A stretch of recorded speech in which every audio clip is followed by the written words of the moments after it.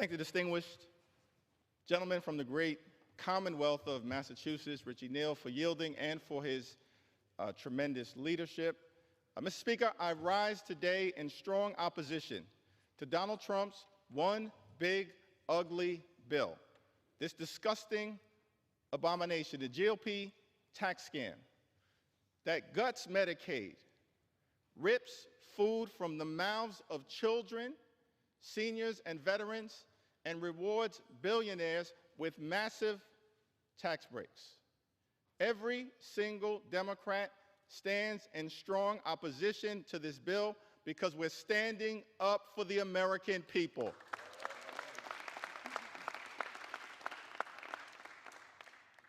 Mr. Speaker, I've heard a lot from my Republican colleagues who've expressed pride in this accomplishment. I ask the question, if Republicans were so proud of this one big, ugly bill, why did debate begin at 3:28 a.m. in the morning? Republicans are once again, which has been the case, Mr. Speaker, through every step of this journey, tried to jam this bill through the House of Representatives under cover of darkness. But I'm here today to make it clear that I'm going to take my time and ensure that the American people fully understand how damaging this bill will be to their quality of life. Now, Republicans and Donald Trump promised that costs would go down on day one. Costs haven't gone down under Donald Trump and House Republicans here in the United States of America. In fact, costs have gone up. We believe that America is too expensive, that the cost of living is too high, that that's a priority that should be worked on in a bipartisan way. But from the very beginning of this Congress, our Republican colleagues have shown no interest in addressing the high cost of living in the United States of America. Not a single executive order has been issued by this administration, Mr. Speaker, to address the high cost of living. Not a single bill has been passed, Mr. Speaker, to address the high cost of living in the United States of America.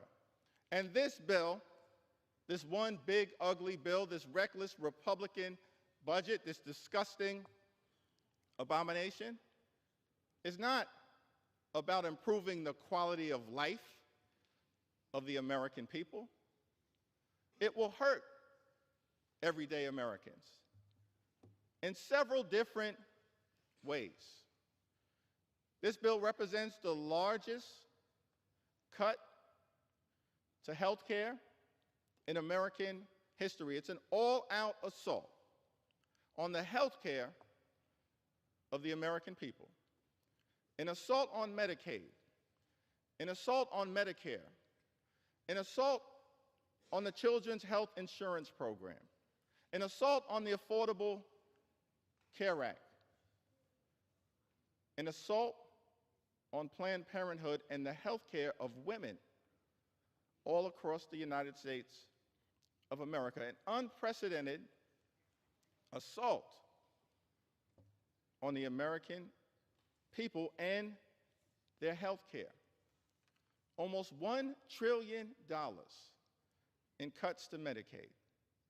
This runs directly contrary to what President Trump indicated in January, which was that he was going to love and cherish Medicaid. Nothing about this bill loves and cherishes Medicaid. It guts Medicaid. It guts Medicaid in a way that's going to hurt children, hurt families, hurt seniors, hurt people with disabilities, hurt women, hurt everyday Americans. Hospitals will close, including all throughout rural America, Mr. Speaker. Nursing homes will shut down. By some estimates, 1 in 4 nursing homes will close as a result of this one big, ugly bill. And community-based health clinics, which are the lifelines in neighborhood after neighborhood all across this country, in urban America, in rural America, in suburban America, in small town America, in the heartland of America, will not be able to operate. And as a result of the lack of health care that will result directly from this one big ugly bill, people in America will die. Unnecessary deaths. That is outrageous. It's disgusting. That is not what we should be doing here in the United States House of Representatives. Not what we should be doing.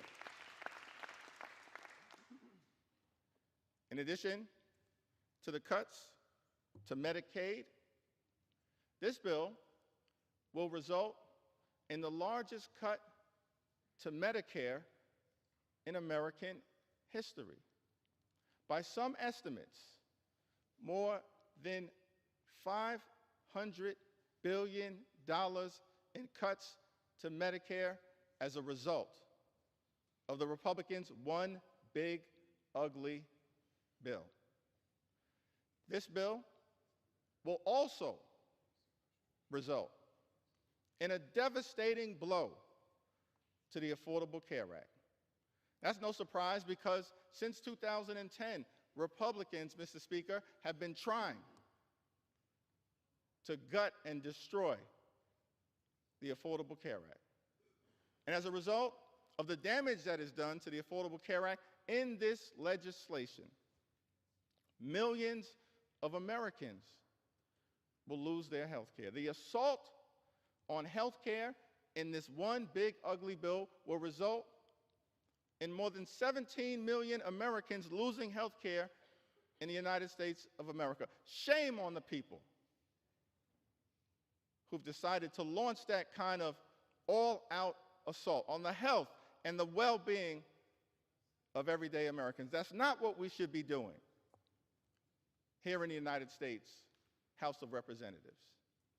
And because of the drastic cuts that are made to health care in this one big ugly bill, people with private insurance all across America are going to experience increases in their premiums, their co-pays, and their deductibles. Millions of Americans in every corner of this country, an all-out assault on health care. That's a very different vision, Mr. Speaker, that Republicans have working hard to take health care away from the American people than our vision, because we believe, as Democrats, that in the United States of America, health care should not simply be a privilege.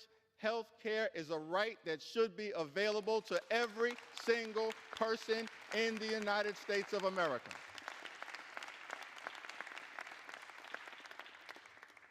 This bill is an all-out assault on the health care of the people of the United States of America, hard-working American taxpayers. These are the people we should be standing up to work hard to lift up.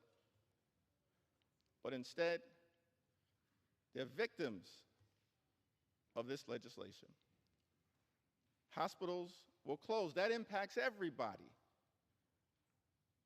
in the United States of America. If your hospital closes, whether you're on Medicaid or not, you will be unable to get the treatment that you or your family needs. That's why we're fighting so hard to stop this bill.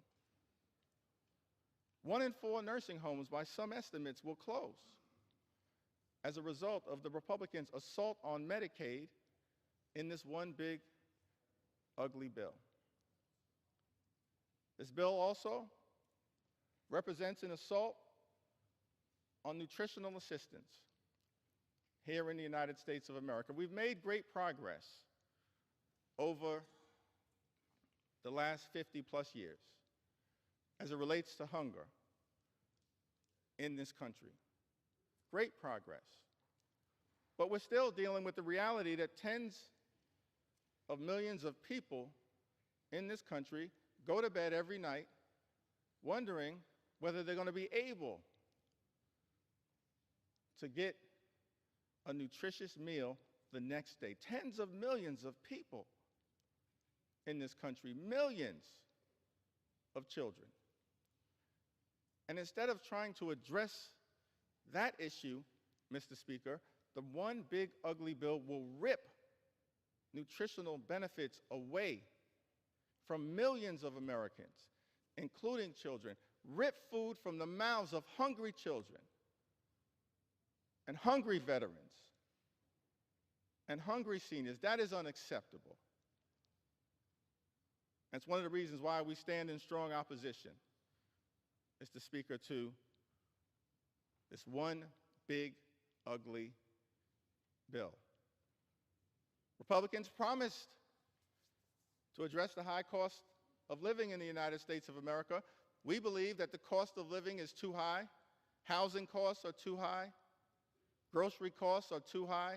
Utility costs are too high. Insurance costs are too high. Child care costs are too high. America is too expensive. There are far too many people in this country struggling to live paycheck to paycheck. That should not be the case in the United States of America. But instead of addressing the high cost of living in this one big ugly bill, Mr. Speaker, Republicans are actually going to increase costs, particularly as it relates to the energy bills that everyday Americans pay. Estimated that energy bills will increase by hundreds of dollars a year. That has nothing to do with lowering the high cost of living, making this country a more affordable place. It does the exact opposite. It's an all-out and unnecessary assault on the clean energy tax credits. The clean energy tax credits that many of my Republican colleagues promised in letter after letter after letter that you would stand behind, but all chose to fold and abandon. Fighting instead for special interests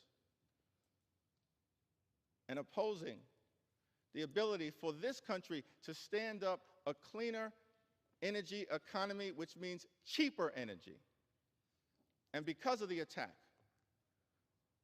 on clean energy jobs, on the clean energy economy, on the economic development that had already been set in motion, often in districts represented by my Republican colleagues and in Republican-led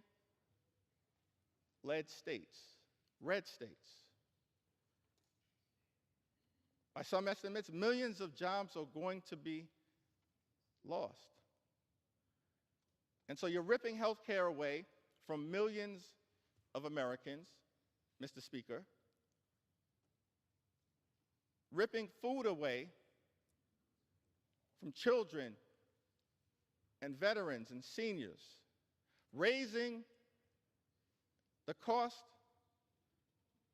of utilities, of paying your energy bill by hundreds of dollars, stripping away millions of jobs all across America. And what is all of this being done for?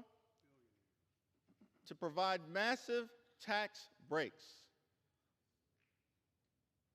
to billionaires all across this country. We are better than that in the United States of America.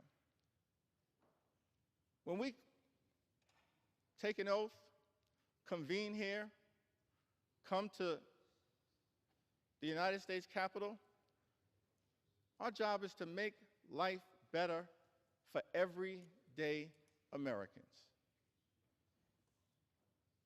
But the genesis of this bill, the focus of this bill, the justification for all of the cuts that will hurt everyday Americans in this bill is to provide massive tax breaks for billionaires. It's extraordinary. Never in my time here in Congress have I experienced legislation that benefits so few people who fall into the category of the wealthy, the well-off, and the well-connected, while at the same time hurting everyday Americans, that we should be fighting hard to help. Now, all of this apparently is being rushed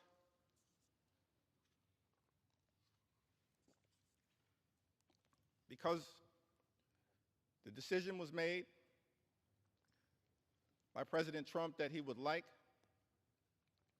to get a bill done by the 4th of July. What does the 4th of July have to do with this one big, ugly bill? What does celebrating American independence, the birth of this exceptional country, the journey that we've been on for 249 years, what does any of that have to do with this one big, ugly bill? I would suggest, Mr. Speaker, that if you actually look at the Declaration of Independence, what we find is that everything about this one big, ugly bill runs in direct contrast with what was set in motion by the framers and the founders of our great country. Of course, the Declaration of Independence, authored by Thomas Jefferson, makes the famous statement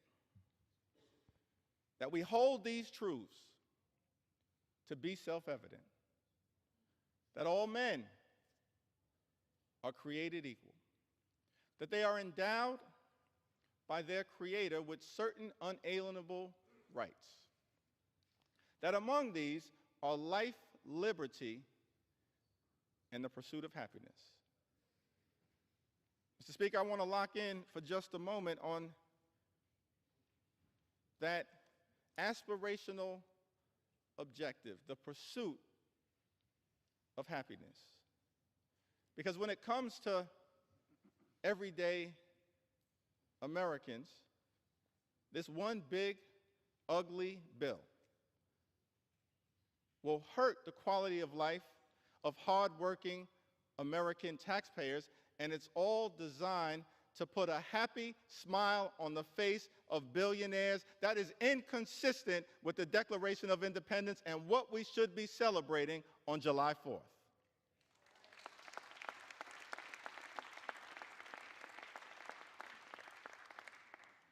I think what Thomas Jefferson and the framers of this country, they set us out on a course of action, a journey, a march toward a more perfect union, in part anchored in the pursuit of happiness, which decade after decade, century after century, leaders who sat at 1600 Pennsylvania Avenue, leaders in this Congress on both sides of the aisle tried to bring about for the greatest number of Americans. But that's not what this one big ugly bill is all about. America is too expensive. There are far too many people who are living paycheck to paycheck here in this great country. That should not be the case. People who are struggling to survive, to make ends meet. Mr. Speaker, imagine a country where everyone can afford to live the good life, work hard, play by the rules, and live the good life. We haven't reached that place in the United States of America. Imagine a country where everyone can work hard, play by the rules, and live the good life. Good paying job, good housing, good health care, good education for your children, and a good retirement. Which means keep your hands off Social Security and Medicare, now and forever.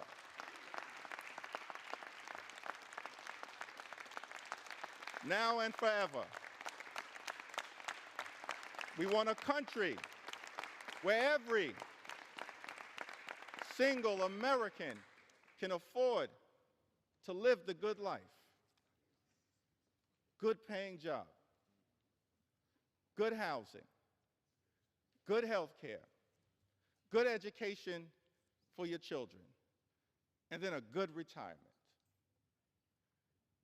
And we know that in the United States of America, to unlock that quintessential American dream, living the good life, you have to work hard and play by the rules. But the challenge that so many Americans have right now in this country is that they're doing those two things. They're working hard and they're playing by the rules, but they're unable to experience the great American dream. They're unable to get to that third leg. They're unable to live the good life. And that's what we should be focusing on here in the United States Congress. Not gutting Medicaid, not ripping food out of the mouths of hungry children, not rewarding billionaires with massive tax breaks.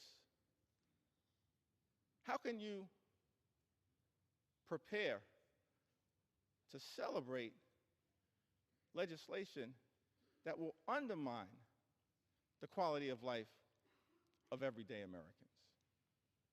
It's not just a hypothetical. It's not just hyperbole. It's not just hype. It will happen. Everyday Americans will be hurt by the one big ugly bill. We're here on the floor of the House of Representatives, debating legislation in the middle of the night, with millions of Americans having gone to sleep, anxious about what would happen. Here on the floor of the House of Representatives, understandably concerned that their voices have not been heard in this debate, that their pleas for compassion have been overlooked.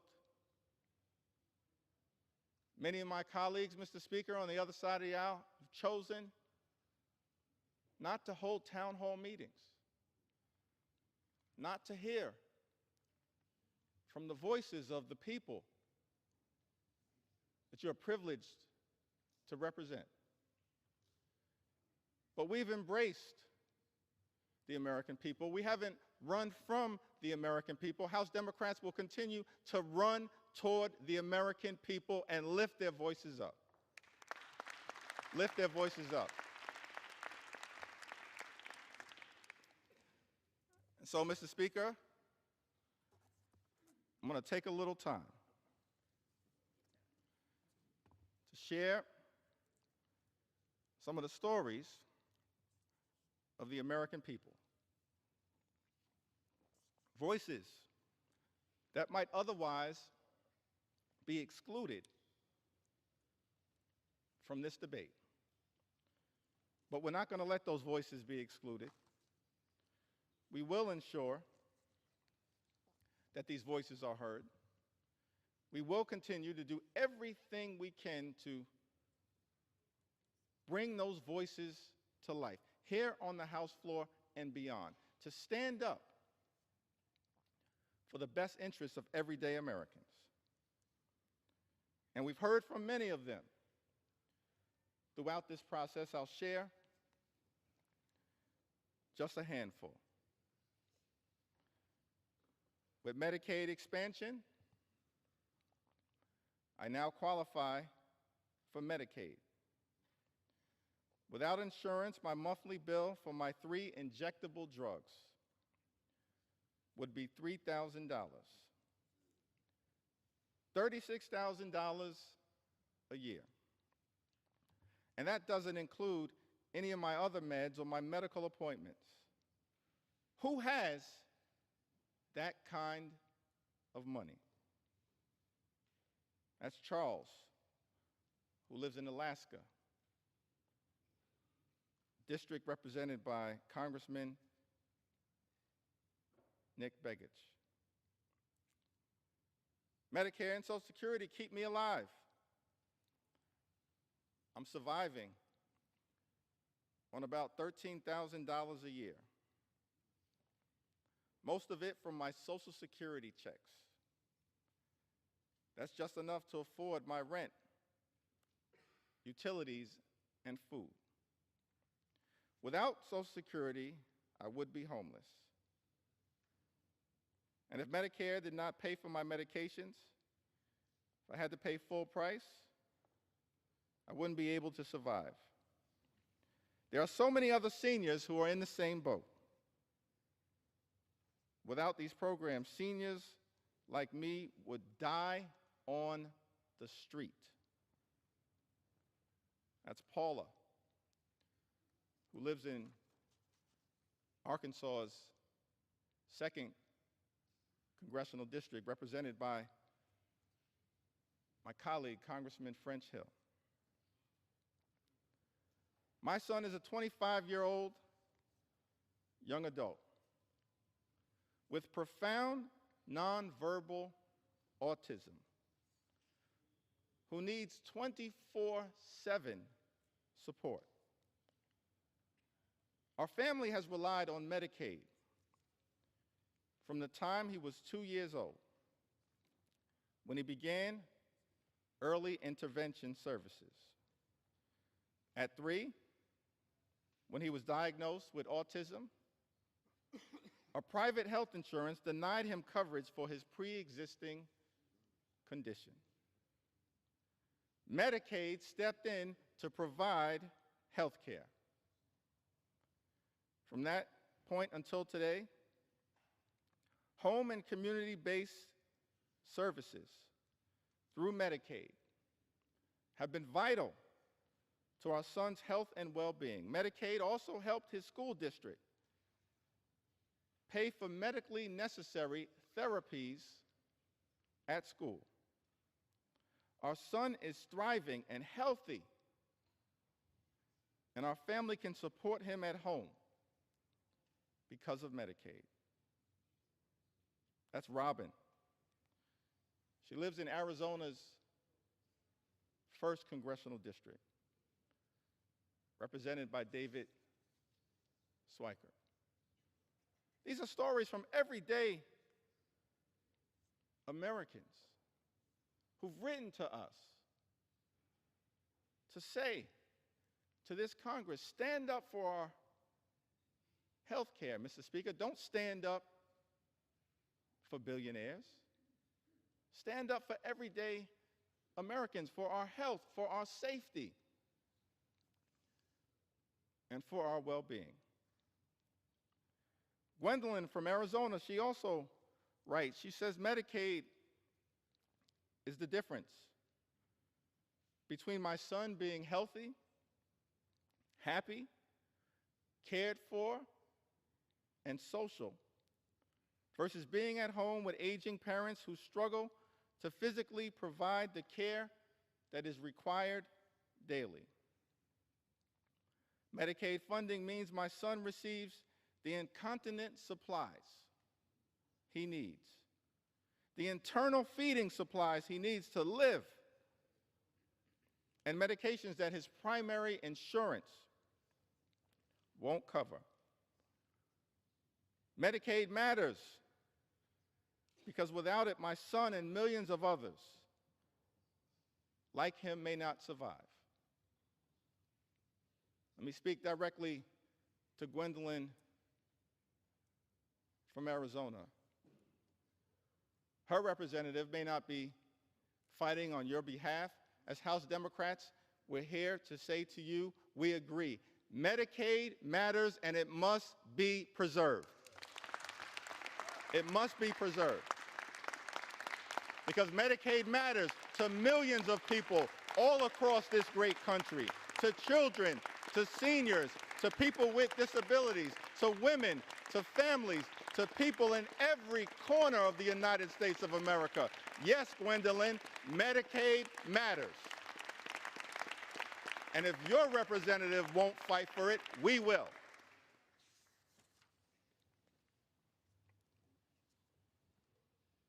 Brenda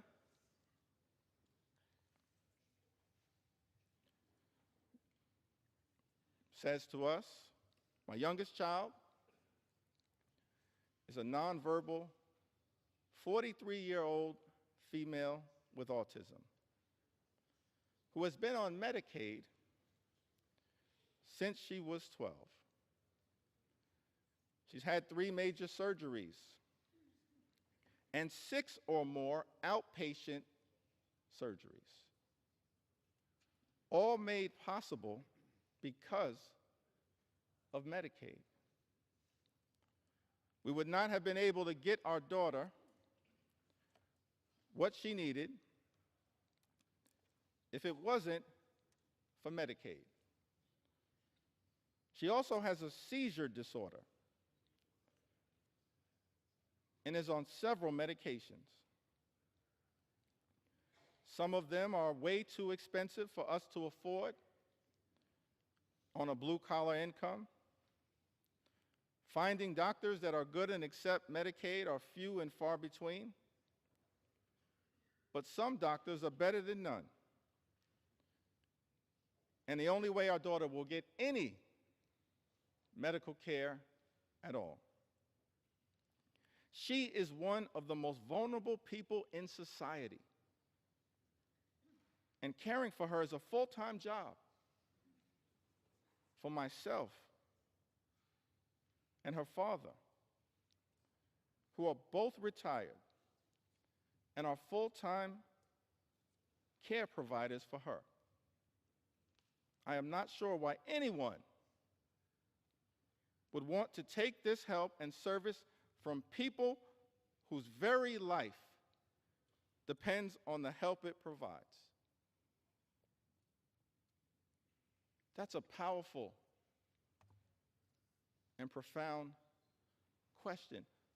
Why would anyone in this House vote to take away Medicaid from the American people amongst the most vulnerable here in the United States of America? Brenda from Arizona lives in Arizona's 6th congressional district,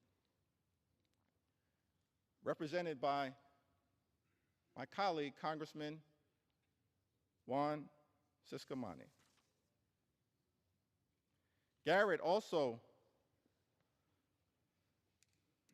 from Arizona.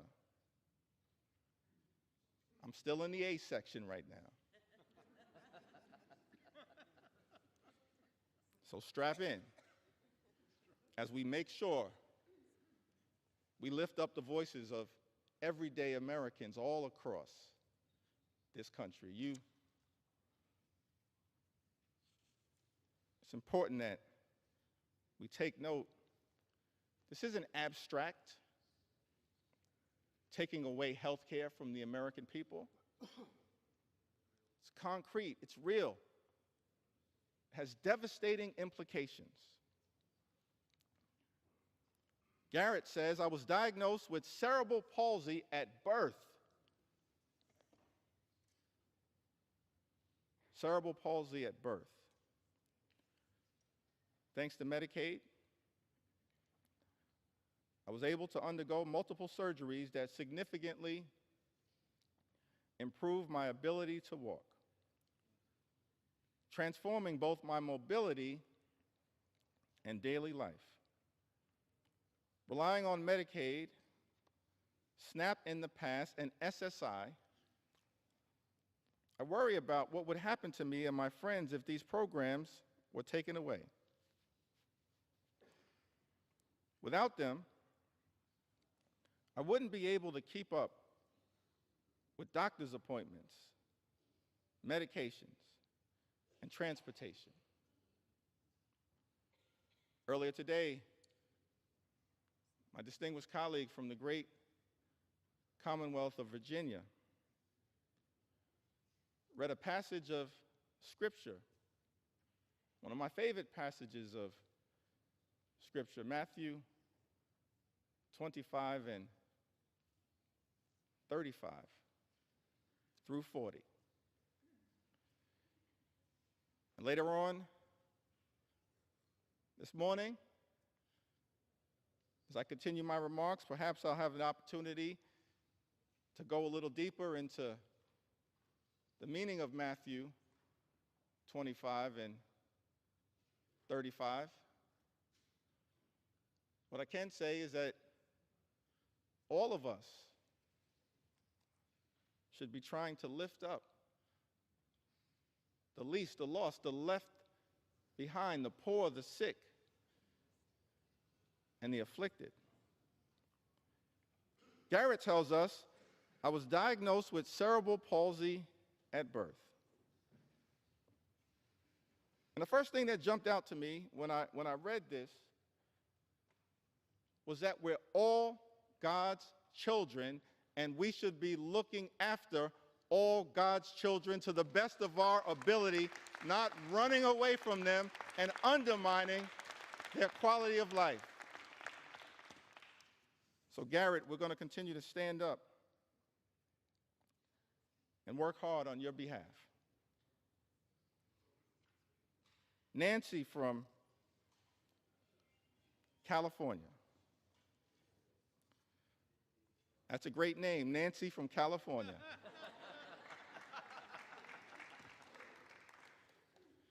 Nancy from California writes, my two special health needs, former foster children, depend on Medicaid for a dizzying array of health services, ranging from over 20 pediatric medical specialists and palliative care to behavioral health and occupational therapies. They both have rare, incurable, disabling diseases that require IEPs to navigate school.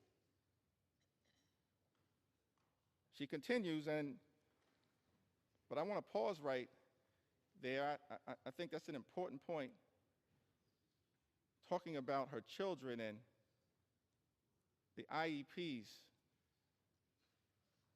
to navigate school. We should be looking out for children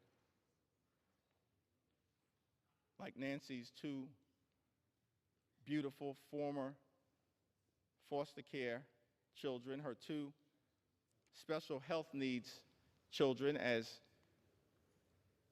she calls them. It's one of the reasons why the Department of Education is important. Public schools are important. Nothing in this bill supports public education. In fact, this one big ugly bill represents an attack on public education. And that is not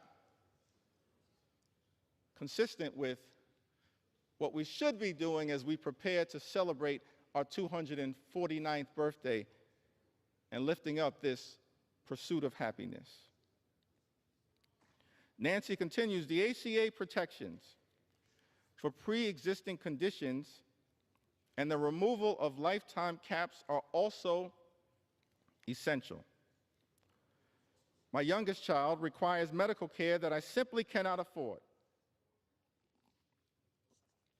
costing between $750,000 and $1 million per year, depending on how stable her health is. I work part-time, but the caregiver burden is too demanding for me to maintain a full-time job. As a single widowed mother, Medicaid has become a lifeline for keeping my kids as well as possible. Nancy lives in California's 1st congressional district, represented by my colleague, Congressman Doug LaMalfa. Laura lives in the Central Valley of California, an area of the country with the highest concentration of Medicaid recipients. The highest concentration of Medicaid recipients. I've been raising my 6 grandchildren for 15 years, and they are coming of age, but not many jobs are available. Also, my 16-year-old grandson depends on Medicaid and EBT to survive. He takes many medications a day.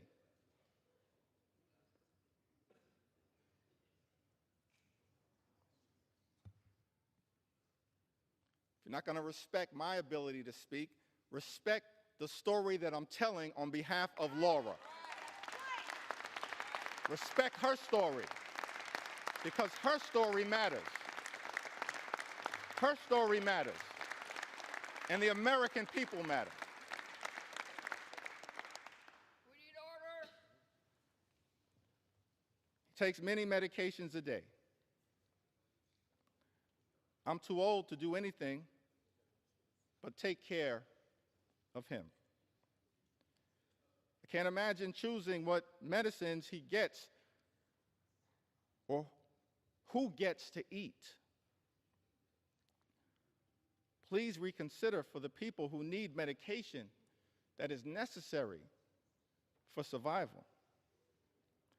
Universal access to food and meds would lighten the worry that we carry. Not having to worry about food and medicines gives me more time to care for my 26-year-old grandson, who is quadriplegic due to a head-on collision last year. Please don't make him suffer anymore. He needs food supplements and many medications every day to survive. Laura lives in California's 22nd congressional district, a district that is represented by my colleague, Congressman David Valadao. Just happens to be the district that has the highest concentration of Medicaid recipients in this country. Laura, I don't know what your Congress member is going to do. Every single House Democrat is fighting hard to protect your Medicaid. We value you, and we're working hard to defend you. Jackie is from the Orange County area of California. My son is 34 years old. He has Down syndrome and autism and lives at home with his aging parents, Dad, 82, and Mom, 71. His biggest joys in life for him are his day program and eating out. How small are his desires? And you want to take that away from him. He requires much care. Bathing, shaving, washing hair, brushing teeth, dressing, etc. His aging parents can do the job required for this 100% of the time. He has great caregivers right now, and they have been with him for many years. Now you want to take that away from us? Please know that Medicaid, Medi-Cal, is what allows us to keep him in a safe and happy environment that he will not get anywhere else, and for a whole lot less money. Why should that change for him? Jackie asked. Please be respectful of families who have high-need family members who need these services. Thank you for allowing me to speak on behalf of my son and everyone who loves him. Jackie lives in California's 40th congressional district, a district represented by my colleague, Congresswoman Young Kim. Kayla writes to us from Colorado. At 26, I was diagnosed with brain cancer, a discovery I was only able to make because of Medicaid. Without it, I wouldn't have been able to get the treatment I need to survive. That diagnosis changed my life. And while I am grateful to be here, I can no longer work. Now I rely on disability benefits, food stamps, just to get by. These programs are the only reason I'm able to live. Without this support, I don't know how I would manage. Kayla lives in Colorado's 2nd congressional district, a district represented by the Assistant Democratic Leader Joe Neguse. Kayla, I can say to you that your Congress member is fighting hard to protect you, just like every single member of the House Democratic Caucus.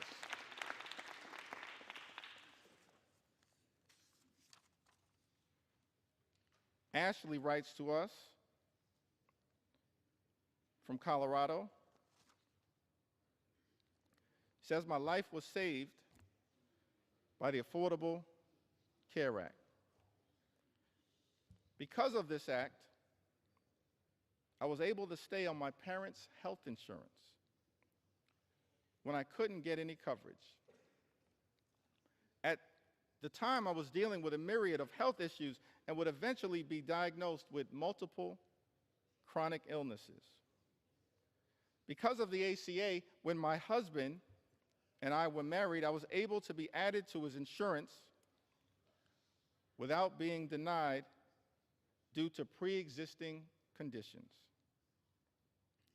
Prior to the act being passed, I was denied coverage and care many times. If I was even approved for coverage, it cost me thousands per month in premiums. I was being penalized, Mr. Speaker,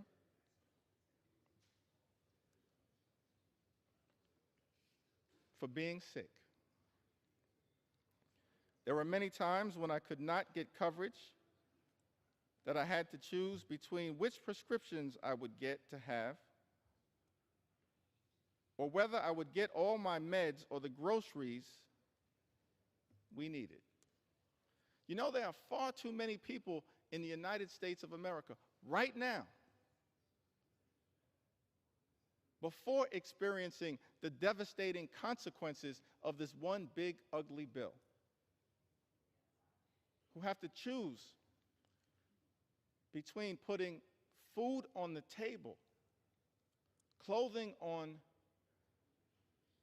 their backs, access to medication, or paying the rent. The United States of America is the wealthiest country in the history of the world. Not a single hard-working American taxpayer should ever have to choose between food or medicine or rent or putting clothing on their back. Not a single hard-working American taxpayer should ever have to make that choice.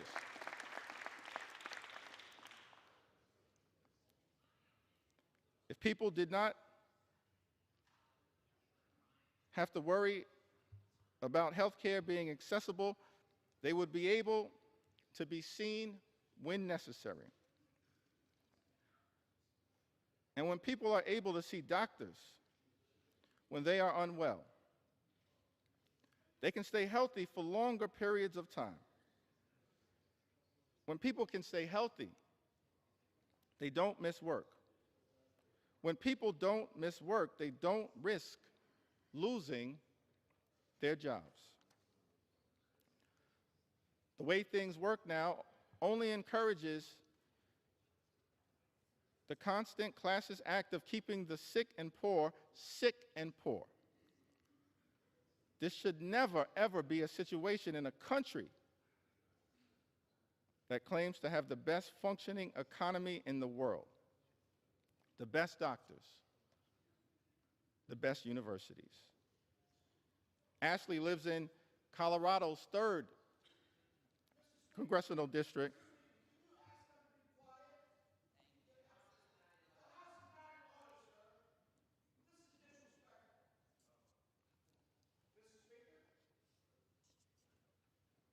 The gentleman is not recognized. The House will be in order. Ashley New York's recognized. Lives in Colorado's 3rd congressional district, represented by my colleague, Congressman Jeff Herald. Ann also writes from Colorado. Through the Medicaid waiver, Scott, Ann's son, was placed in a group living situation that worked out for a while, but was eventually kicked out. After that, he moved back in with me, but ended up homeless once more, before finally being placed back on a Medicaid waiver program. Now he's doing really well. His job, which he loves, also receives funding through Medicaid, so that people with disabilities can be employed and be productive members of the community. Without Medicaid, he probably wouldn't be alive today. Without this assistance, we likely wouldn't be where we are now. And I doubt that there would be a happy ending to this story. Ann lives in Colorado's 6th congressional district, a district represented by our colleague, Congressman Jason Crow, who is also fighting hard to protect your interests, and as every single one of us in the House Democratic Caucus will continue to do. We believe in America, health care is not simply a privilege that should be afforded to the wealthy, the well-off, and the well-connected. It's a right that should be available to everyone. A right that is still imperfect at this moment, that we are working hard to perfect. But this one big ugly bill, the largest attack on health care, Mr. Speaker, in the United States of America, moves us in the opposite direction. Daniela is also from Colorado.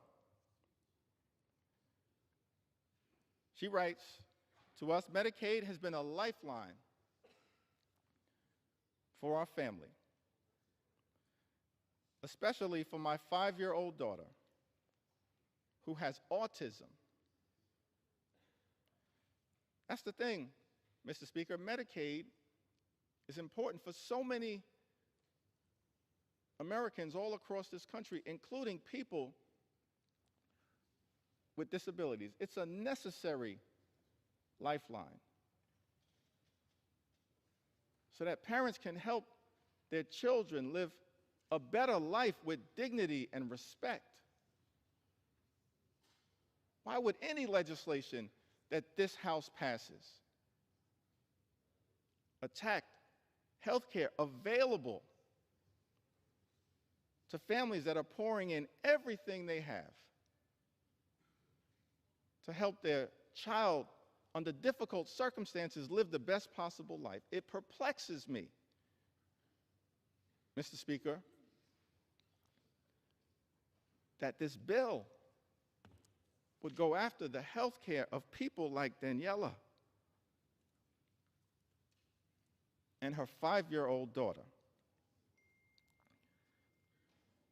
Daniela says that as parents, we've faced many struggles trying to balance full-time work, starting a real estate business, and still being there for our 3 other children. It's been overwhelming at times, and finding the right support for her hasn't always been easy. But Medicaid has provided therapy and services that have made a world of difference in her life. These therapies have helped her make progress, feel seen, and connect with her peers, which means everything to us. It's allowed her to be a part of the world, to feel included, and to overcome obstacles that seemed insurmountable at times. Medicaid has helped us give her the opportunities she deserves, and millions of other children in the United States. Mr. Speaker, Daniela lives in Colorado's 8th Congressional District, a district currently represented by Congressman Gabe Evans. Currently represented.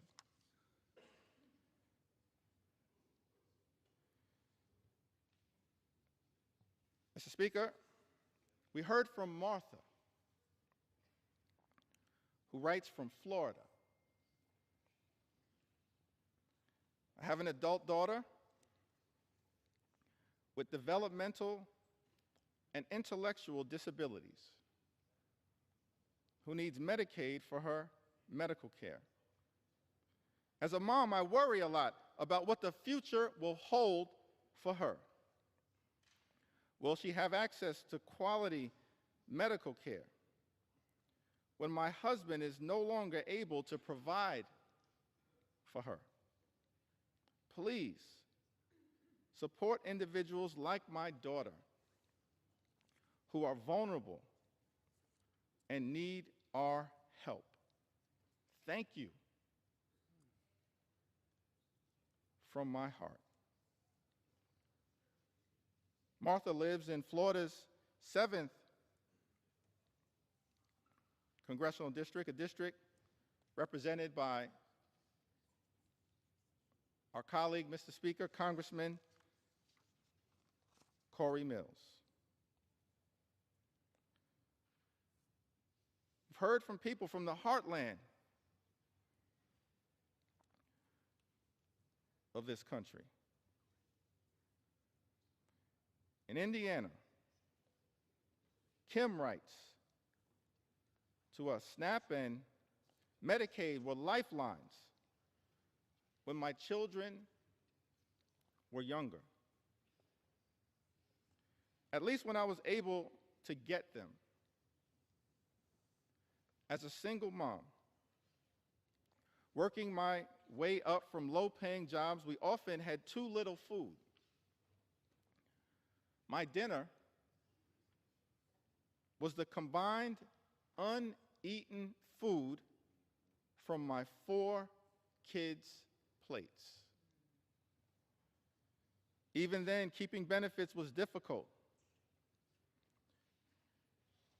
due to missing or late paperwork,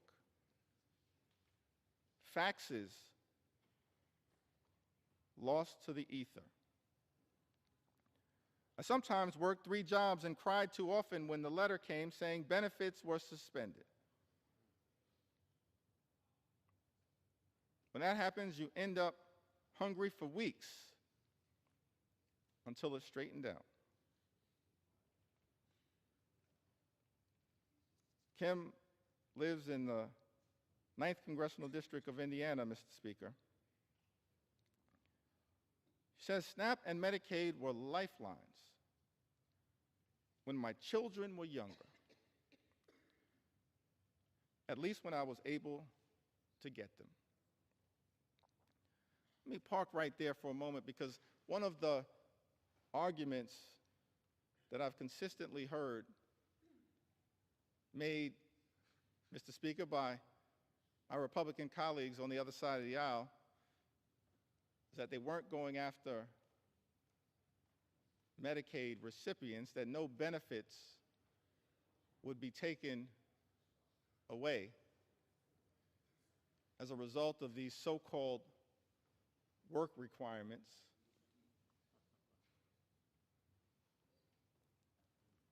Let's fact check that statement. Every independent entity that has looked at this question, including the Congressional Budget Office, has made clear, as a result of the one big ugly bill, millions of Americans will lose their Medicaid benefits. These so-called work requirements are just a smokescreen, because more than 90% of the people who receive Medicaid benefits who can work, do work right now in the United States of America.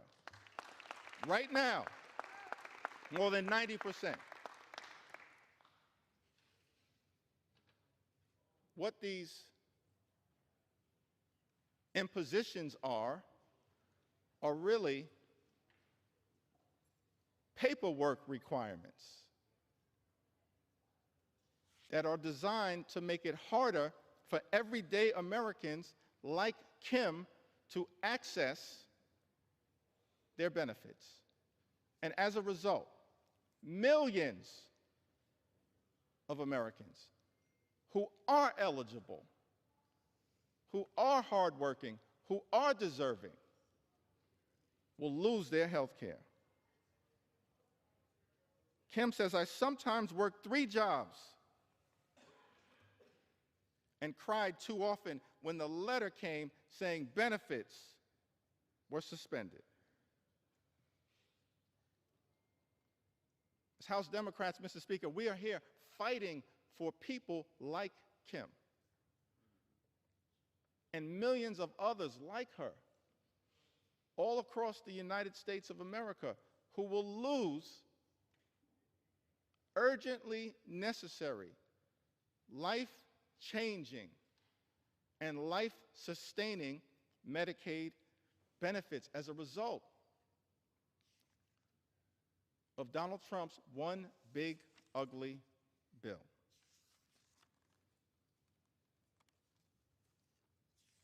We hear from Maria,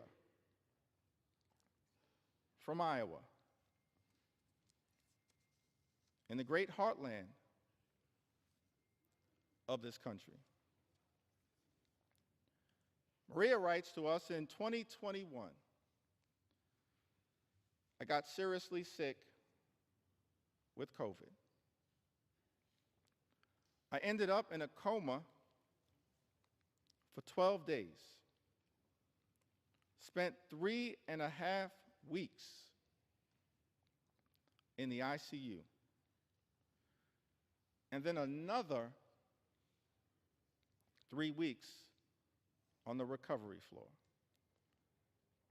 If it wasn't for Medicaid, I wouldn't have received any of the care I needed.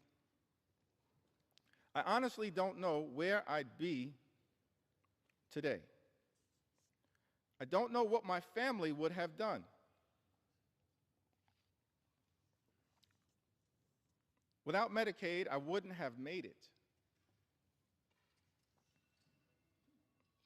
If I lost Medicaid, it would completely change my life. I wouldn't be able to afford my insulin, diabetes medications, blood pressure medications, or see my endocrinologist, all of which are life-sustaining treatments. I also need to see my pulmonary specialist regularly. Without Medicaid, my health would deteriorate rapidly. That's a statement that applies to millions of Americans all across this great country.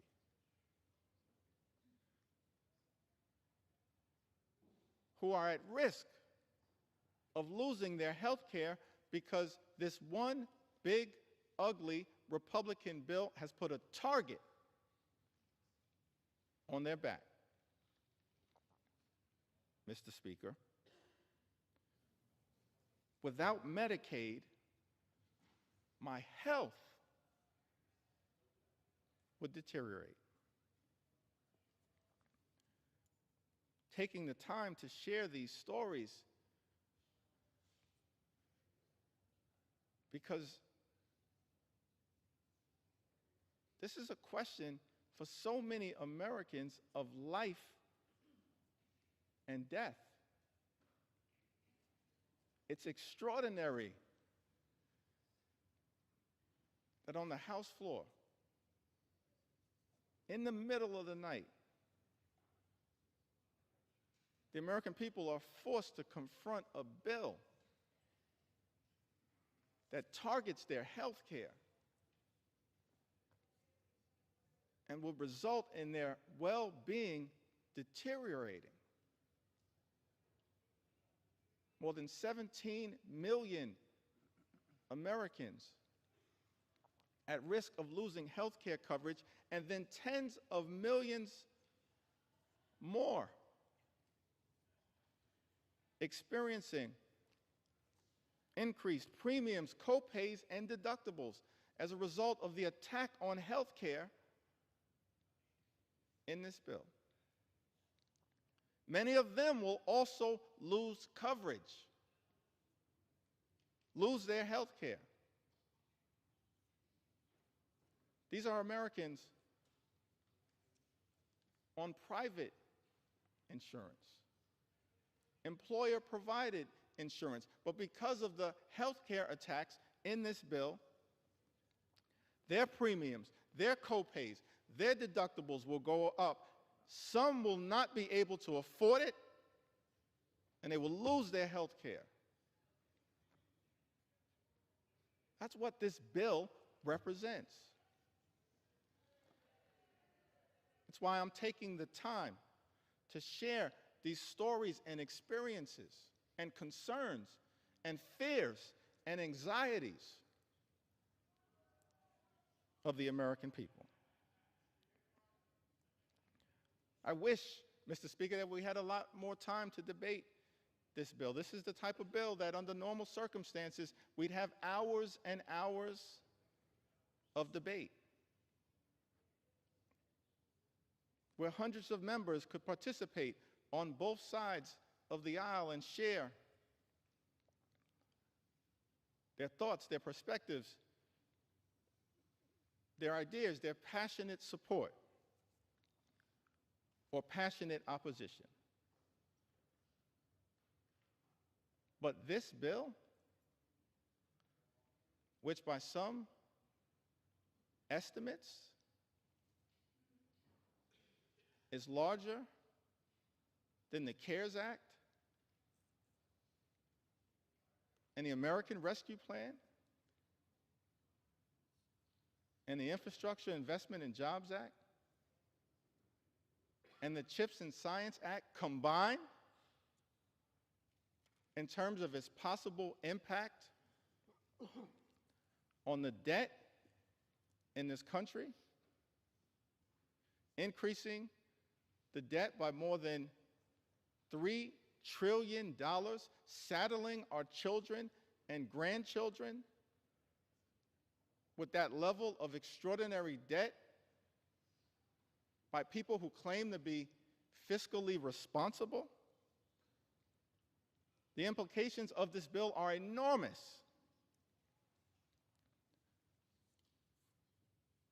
And yet, each side of the Ways and Means Committee was given 15 minutes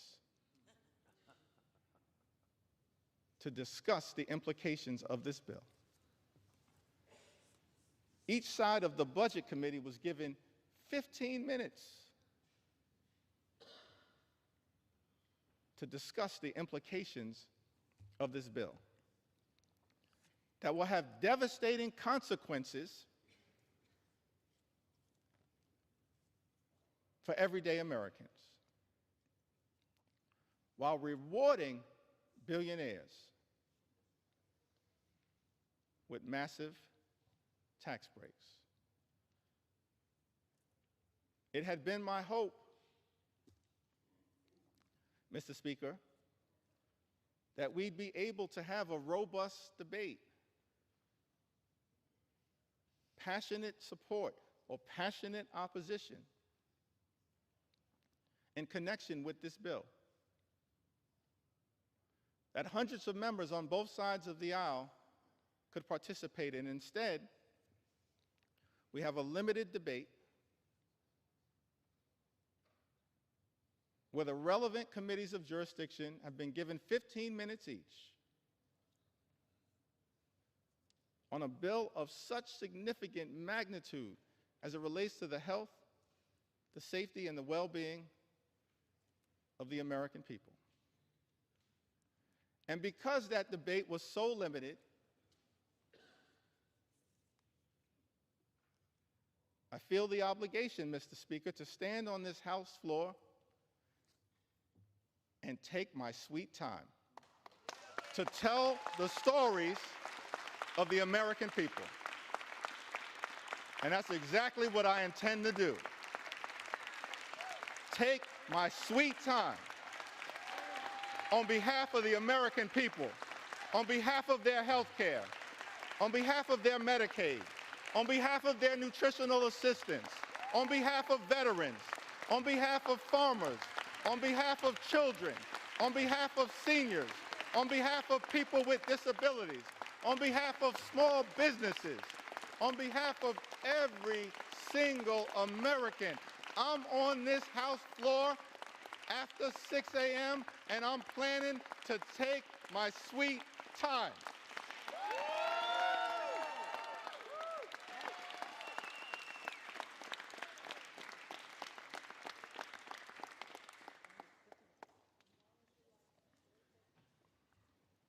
Without Medicaid, I wouldn't have made it. If I lost Medicaid, it would completely change my life. It would also severely affect my husband with epilepsy. Without Medicaid, he wouldn't be able to afford his seizure medications, which means he'd have seizures every week, like he did before.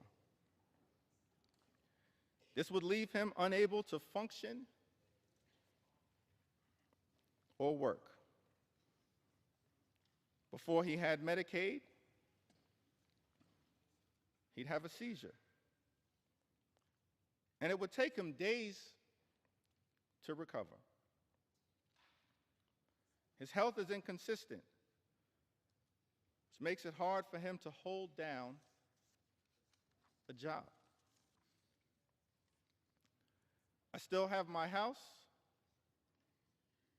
my car, my husband, and my health. Thank God for that.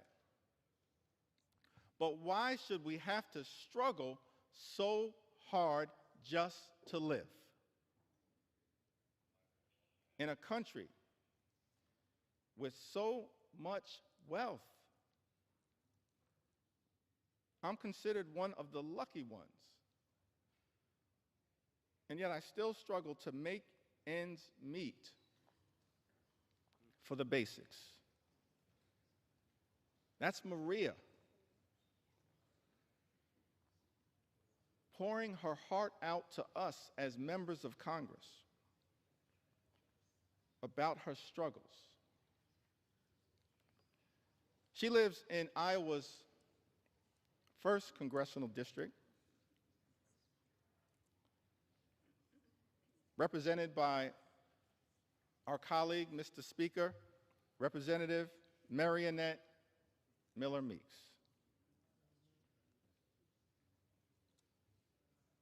In a country with so much wealth, I'm considered one of the lucky ones, and yet I still struggle to make ends meet for the basics. Maria makes this important point as we stand on the threshold of the 4th of July. Thomas Jefferson, having written those immortal words in the Declaration of Independence, we hold these truths to be self-evident, that all men are created equal. They are endowed by their Creator with certain. Gentlemen will suspend. Members are reminded to take their conversations off the floor. Close both sets of cloakroom doors, please. Gentleman's recognized. Thank you, Mr. Speaker.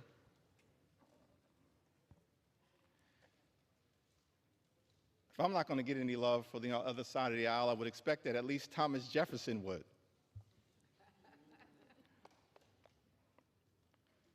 He wrote in the Declaration of Independence that among these are life, liberty, and the pursuit of happiness. What is the pursuit of happiness in the United States of America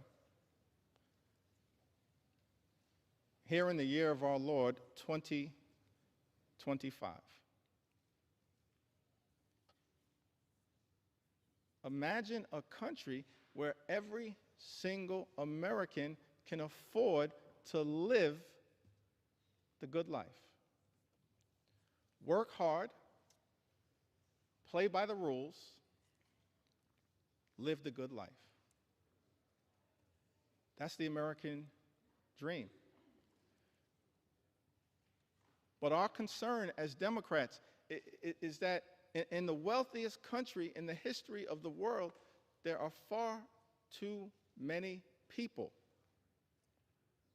like Maria from Iowa who are unable to achieve that American dream, unable despite working hard and playing by the rules, to live the good life, good paying job, good housing, good health care,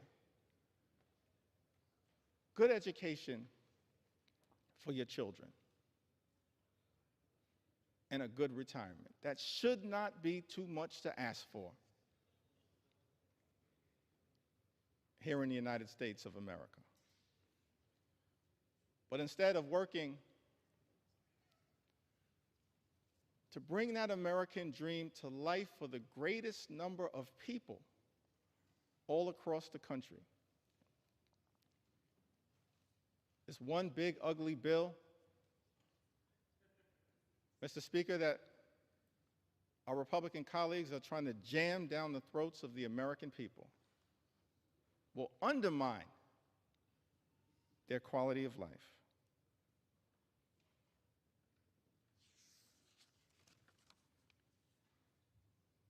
Also hear from Patrick. Lives in the heartland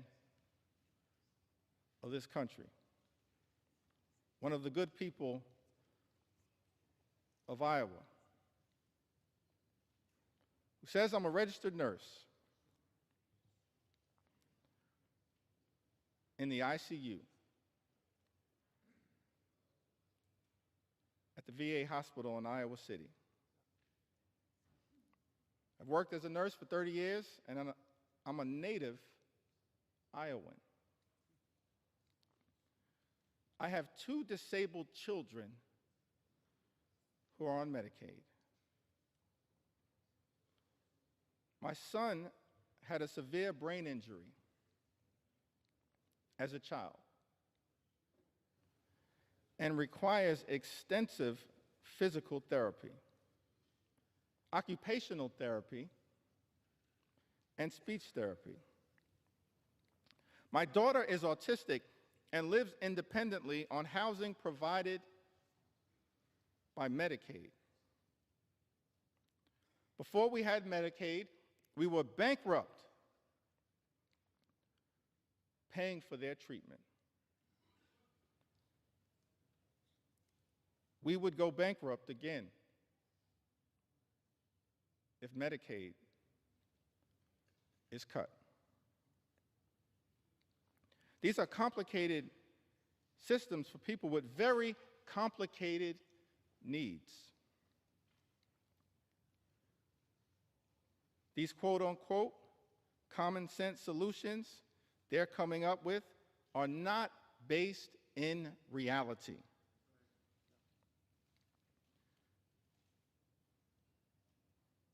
People have tried these work requirements in the past, but even disabled or able-bodied people, we all have barriers. From childcare, transportation, monetary limitations. It's a foolish idea to think that this won't have a negative impact. They're just trying to remove people from the program, and it's cruel. Patrick, you are correct. Thank you for your service as a registered nurse at the VA hospital. And thank you for all that you are doing to love and cherish your 2 disabled children who are on Medicaid. And you're exactly right. What is contemplated in this one big, ugly bill is wrong,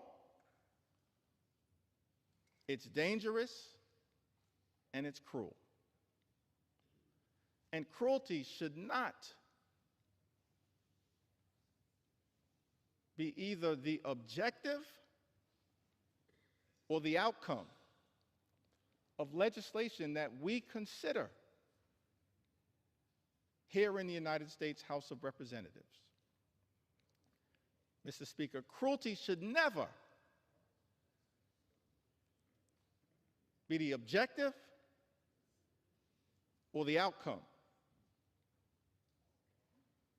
of legislation that we consider here in the House of Representatives. But it is cruel to take away Medicaid from the American people.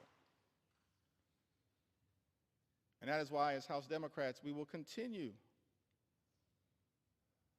to show up and speak up and stand up in defense of the health care of the American people. I'm thankful for all of my colleagues who are here, who throughout this process, a difficult process,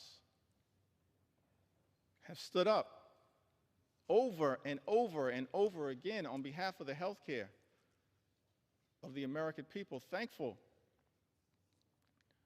for my colleagues in leadership, Whip Catherine Clark and Chair Pete Aguilar, and all of the members of House Democratic leadership. Thankful for the leaders of every single committee who's been battling hard to push back against the cruelty that is in this one big, ugly bill. Thankful for the leadership of Richie Neal. Thankful for the leadership of Frank Pallone. Thankful for the leadership of Brendan Boyle. Thankful for the leadership of Angie Craig. I'm thankful for the leadership, the principal leadership of every single member of the House Democratic Caucus.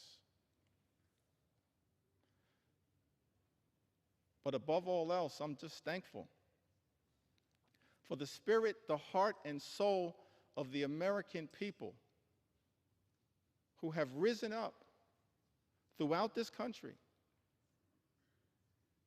to make it clear to all of us in this institution: keep your hands off our Medicaid. Keep your hands off our health care, our Medicaid, the Affordable Care Act. Keep your hands off our Medicaid. That's why, Mr. Speaker, I stand before you today to lift up stories on behalf of the American people. Don't have the great privilege and honor to stand on this House floor, as all of us, Democrats and Republicans alike, do, on behalf of the American people in this great institution, the House of Representatives. But to me, what we are doing with this one big ugly bill, this assault on health care, on veterans, on nutritional assistance,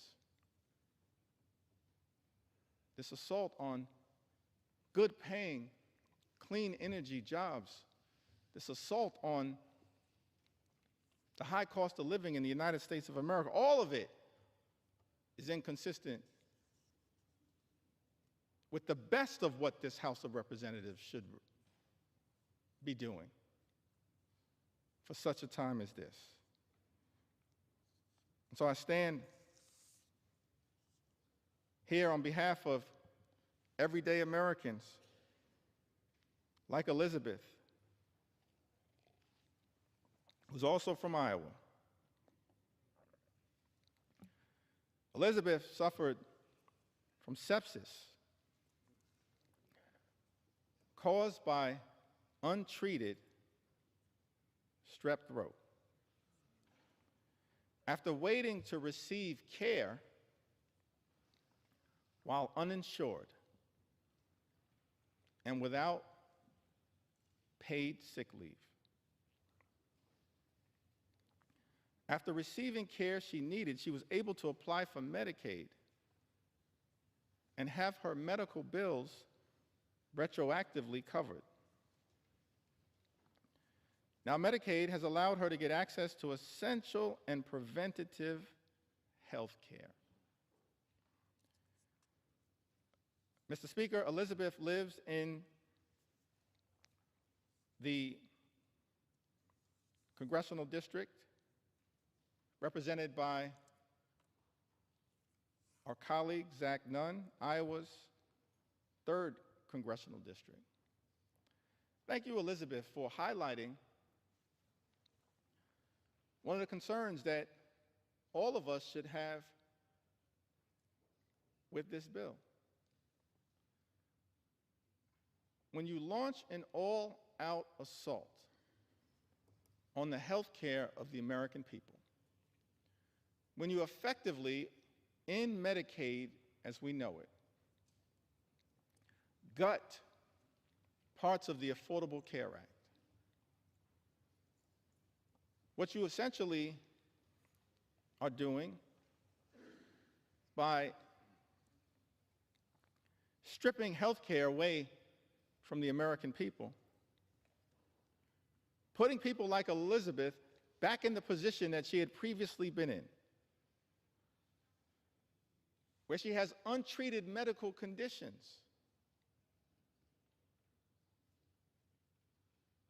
that won't get better on its own, it will likely get worse and lead to further medical complications. Why would we do that to the American people? That is wrong. We should be lifting people up in this country, not tearing them down. We should be lifting up everyday Americans, not tearing them down and putting them at risk of their life, their quality of life, their health, their well-being getting worse.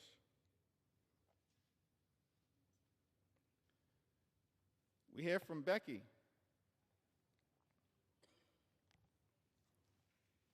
from the great state of Louisiana. By the way, Louisiana is a state with some of the highest percentages of Medicaid recipients of any state in the Union. Any state in the Union. And Louisiana is a state at risk of suffering greatly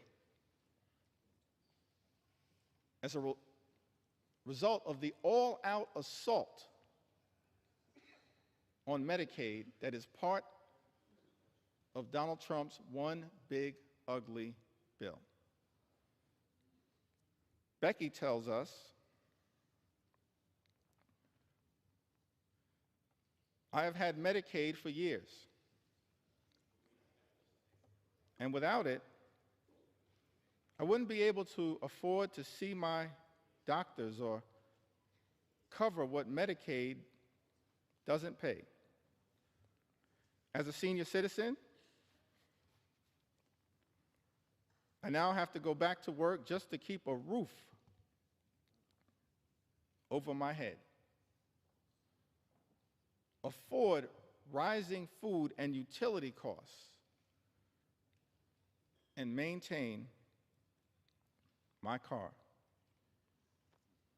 Meanwhile, the government keeps taking more and more out of my Social Security benefits. Money I already paid taxes on while working. Feels like the middle class no longer exists.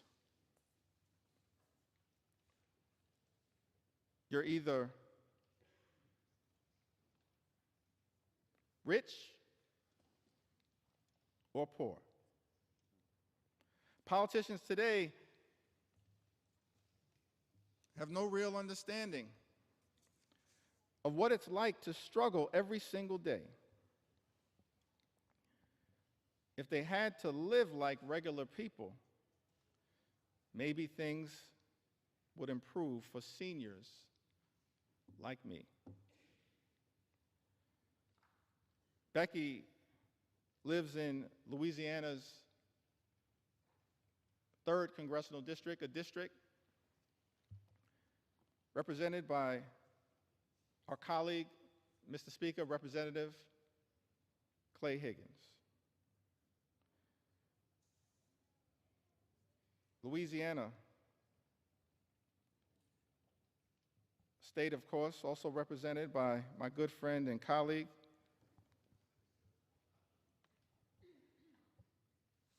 Congressman Troy Carter, who I see is here with us in the chamber also, Cleo Fields, another good friend and colleague. Louisiana, a state that stands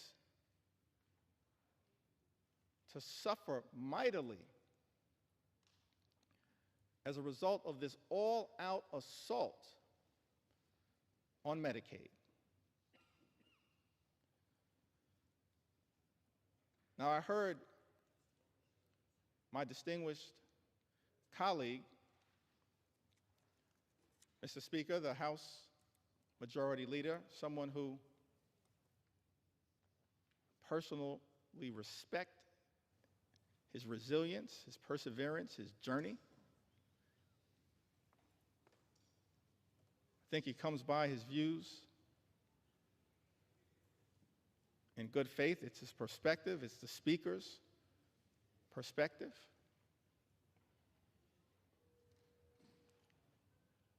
But many of our colleagues on the other side of the aisle have made the representation that as House Democrats, we're not telling the truth to the American people about the devastating impact that Donald Trump's one big ugly bill, a bill being rushed through this chamber, will have on the health and the well-being of people in Louisiana and all across the country. They've accused us of fear-mongering and making misrepresentations.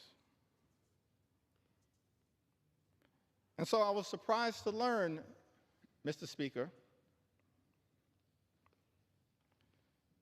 that the Louisiana State Legislature recently voted. The Louisiana State Legislature that has a Republican supermajority.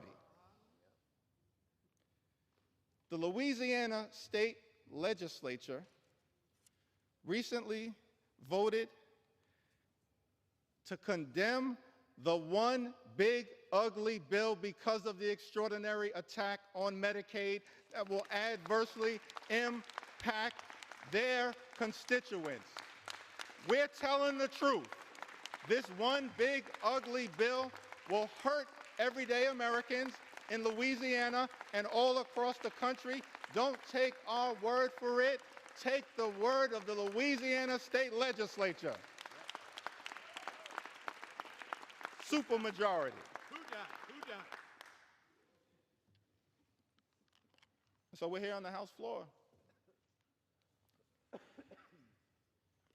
taking our sweet time to tell the stories of the American people and the adverse impact that Trump's one big ugly bill, that my House Republican colleagues, Mr. Speaker, are trying to jam down the throats of the American people, causing great harm to those who we should be working hard to protect, love, and cherish, not adversely impact their ability to live and live life more abundantly.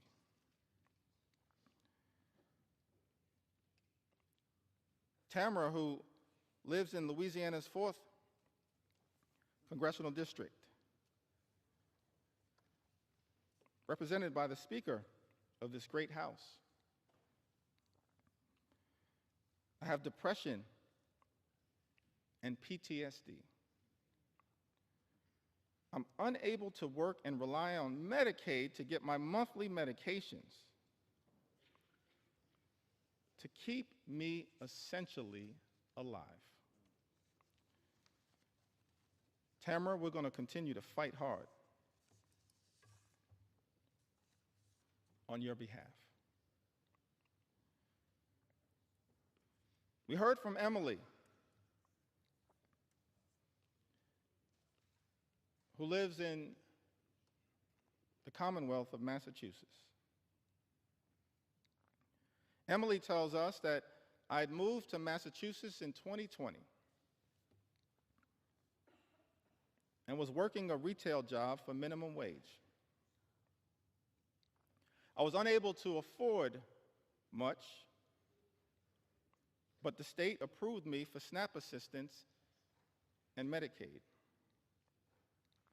Without that jump start, I'm not sure where I would be today. There shouldn't be shame or stigma surrounding these programs. You never know when life will get pulled out from underneath you. The relief when these programs can come to your aid is indescribable. Emily lives in the 5th Congressional District of Massachusetts, a district that is represented by the House Democratic Whip, Catherine Clark, who's a strong champion on your behalf, Emily, powerfully, ethically, principally, fighting hard on your behalf. Casey lives in the 2nd Congressional District of Maine, a district represented by Congressman Jared Golden. Thankful for Congressman Golden's service. He served this nation with distinction overseas and has come back home to serve this nation in the United States Congress. Casey writes, as a single mom of 2 young children and nonprofit professional in rural Maine,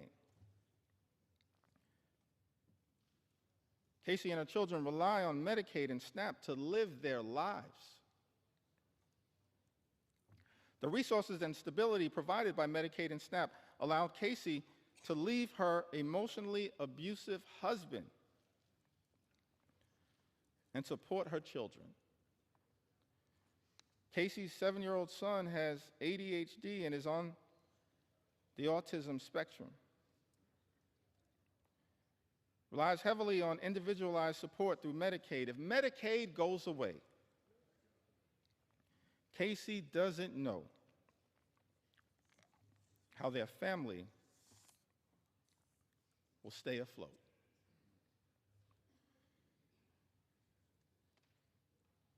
The American people pouring into us,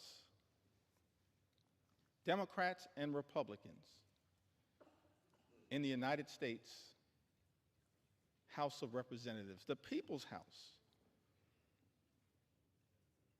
pouring into us with all of their heart, all of their soul, all of their authenticity, pleading that this Congress would find it in our hearts to stand up for them and not stand up for billionaires, which is what this one big ugly bill is designed to accomplish. Sarah writes to us from Michigan's 4th Congressional District. My daughter has a heart condition, and the fact that she's on Medicaid is the only way that we can pay for her doctor visits and medications. I'm a widow, and money is very tight. So the fact that I'm on Medicaid, too, is the only way that I can pay for my own visits and meds. The loss of Medicaid for us would be absolutely devastating. Mr. Speaker, Sarah lives in Michigan's 4th Congressional District, a district currently represented by our colleague, Congressman Bill Huizenga. The loss of Medicaid for us would be absolutely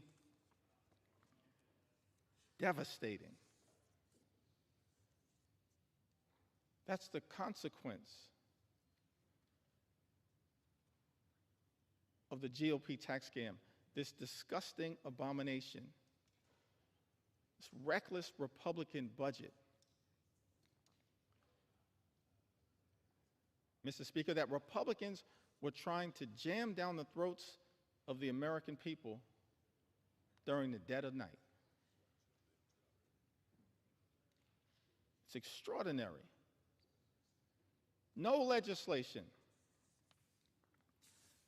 that we consider in the House of Representatives should be devastating for everyday Americans, either in its objective or in its outcome. But as Democrats, we stand here in strong opposition to this one big, ugly bill because of the devastating consequences that will result to everyday Americans all across this great country. Lucy writes to us from the heartland, from the great state of Michigan as well. My brother is a developmentally disabled senior who lives in a group home. Until the age of 59, he was cared for by our mother. He cannot live on his own and has numerous health issues. He depends on Medicaid. Without Medicaid, his brothers and sisters could not support his medical care. We're hearing from families all across the country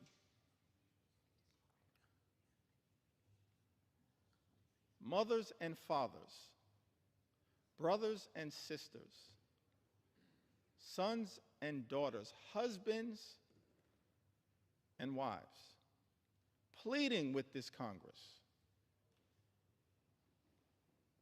pleading with House Republicans to stand up for their loved ones who are on Medicaid, who are at risk of having their health care run over and their lives ruined by the consequences of Donald Trump's one big, ugly bill. Lucy lives in Michigan's 7th Congressional District, a district currently represented, Mr. Speaker, by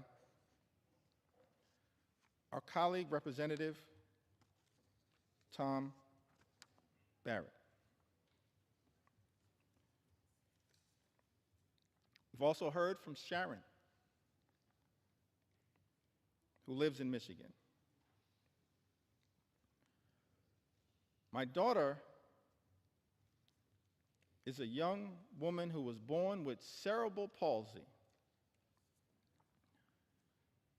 mild cognitive impairments, and autism. She depends on Medicaid services for her health.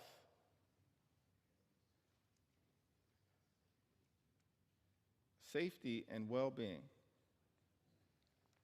She's unable to work or take care of herself.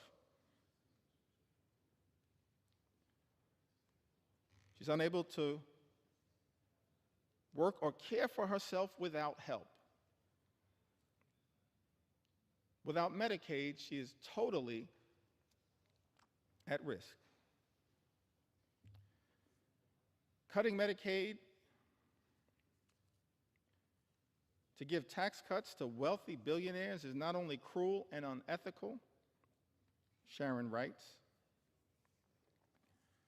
but it puts vulnerable people, including children, at risk of severe mental and physical health problems. Do the right thing and rescind the drastic cuts to Medicaid for vulnerable people with serious physical disabilities and people with serious and persistent mental health problems. Mr. Speaker, Sharon lives in the 10th Congressional District, represented by our colleague, Congressman John James. I don't know how the congressman from the great state of Michigan will vote at the end of the day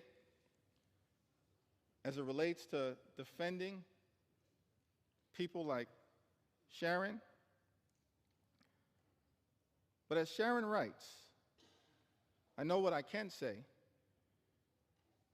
She says, do the right thing and rescind the drastic cuts to Medicaid for vulnerable people with serious physical disabilities and people with serious and persistent mental health problems.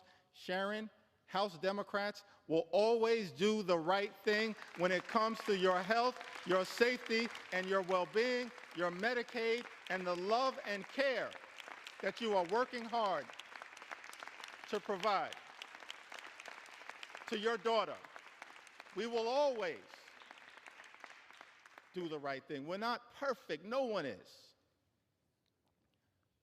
But we will always strive to do the right thing on your behalf.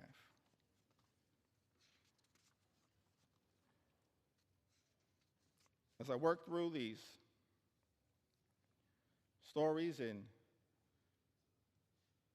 the Midwest, and it appears, Mr. Speaker, that I'm about halfway through the stories as it relates to Medicaid. Medicaid. Medicaid.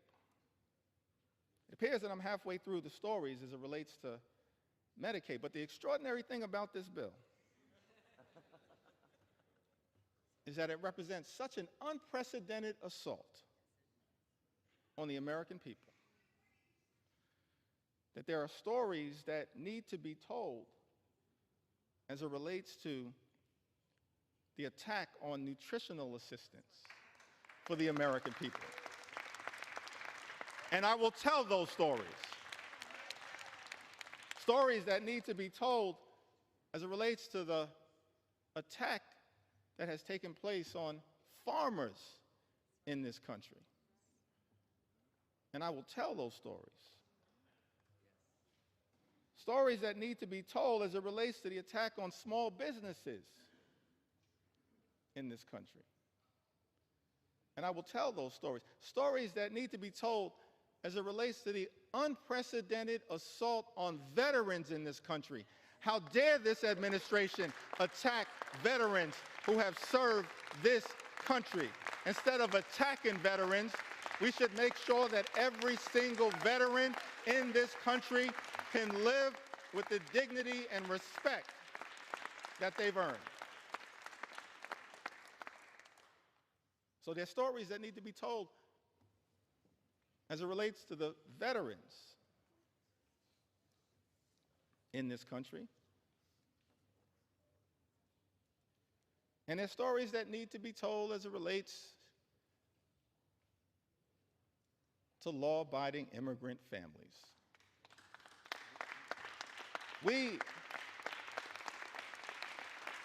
We have to secure our border. We believe that we have a broken immigration system. It should be fixed in a comprehensive and bipartisan way. But we must also stand up for dreamers and farm workers and law-abiding immigrant families in this country. We will not abandon our nation's heritage as a country of immigrants. Not today, not tomorrow, not ever. It's part of what American exceptionalism has been all about.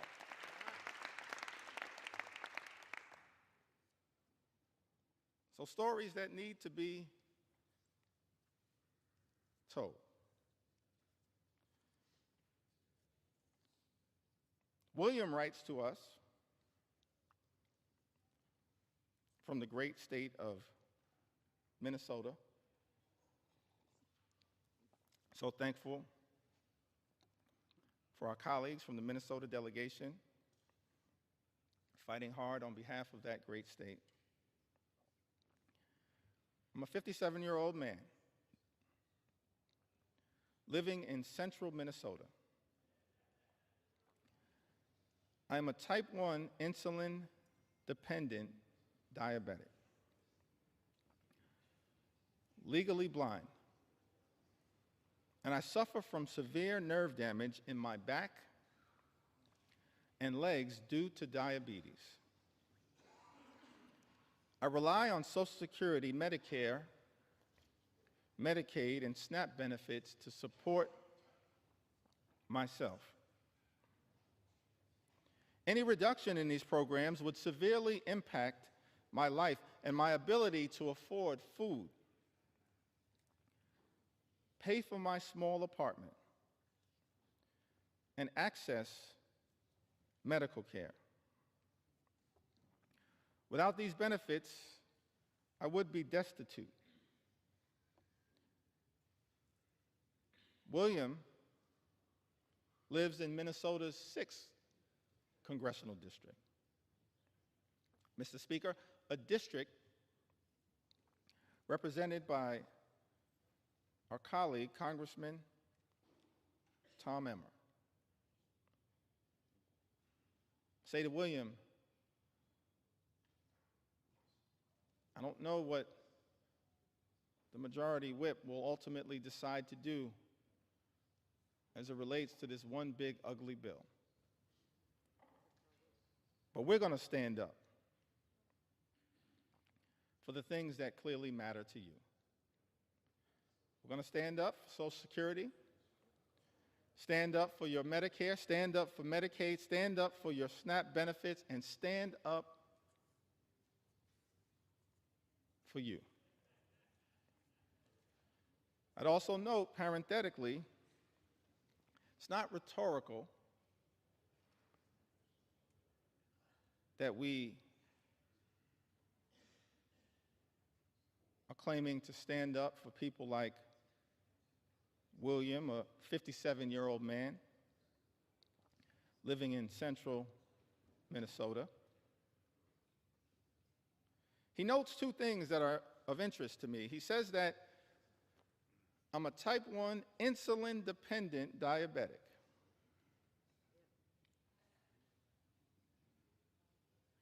And then also says, I rely on Social Security, Medicare, Medicaid, and SNAP benefits to support myself.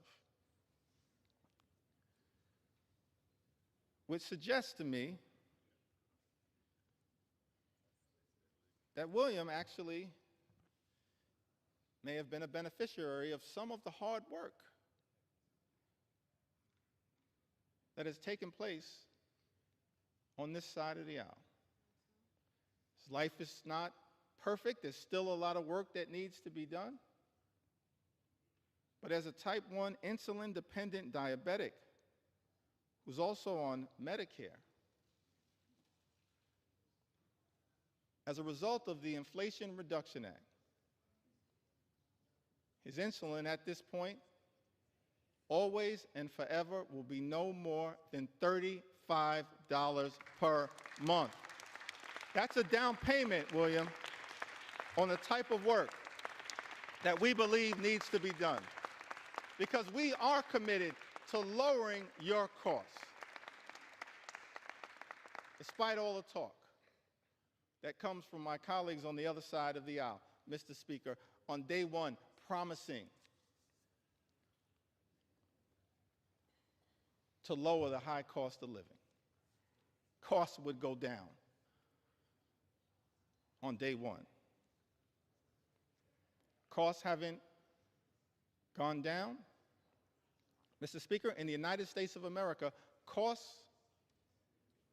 are going up. Life remains far too expensive. And as a result of some of the reckless policies coming out of the Trump administration, including the Trump tariffs, on again, off again, creating so much uncertainty, but certainly will result in thousands of dollars per year in additional costs on everyday Americans. We're committed to lowering the high cost of living. We're committed to making sure that every single person in this country can afford to live the good life. Good paying job, good housing, good health care, good education for their children, and a good retirement. We're committed to working hard to make sure that every single American like William can afford to live the good life. This one big ugly bill does the exact opposite.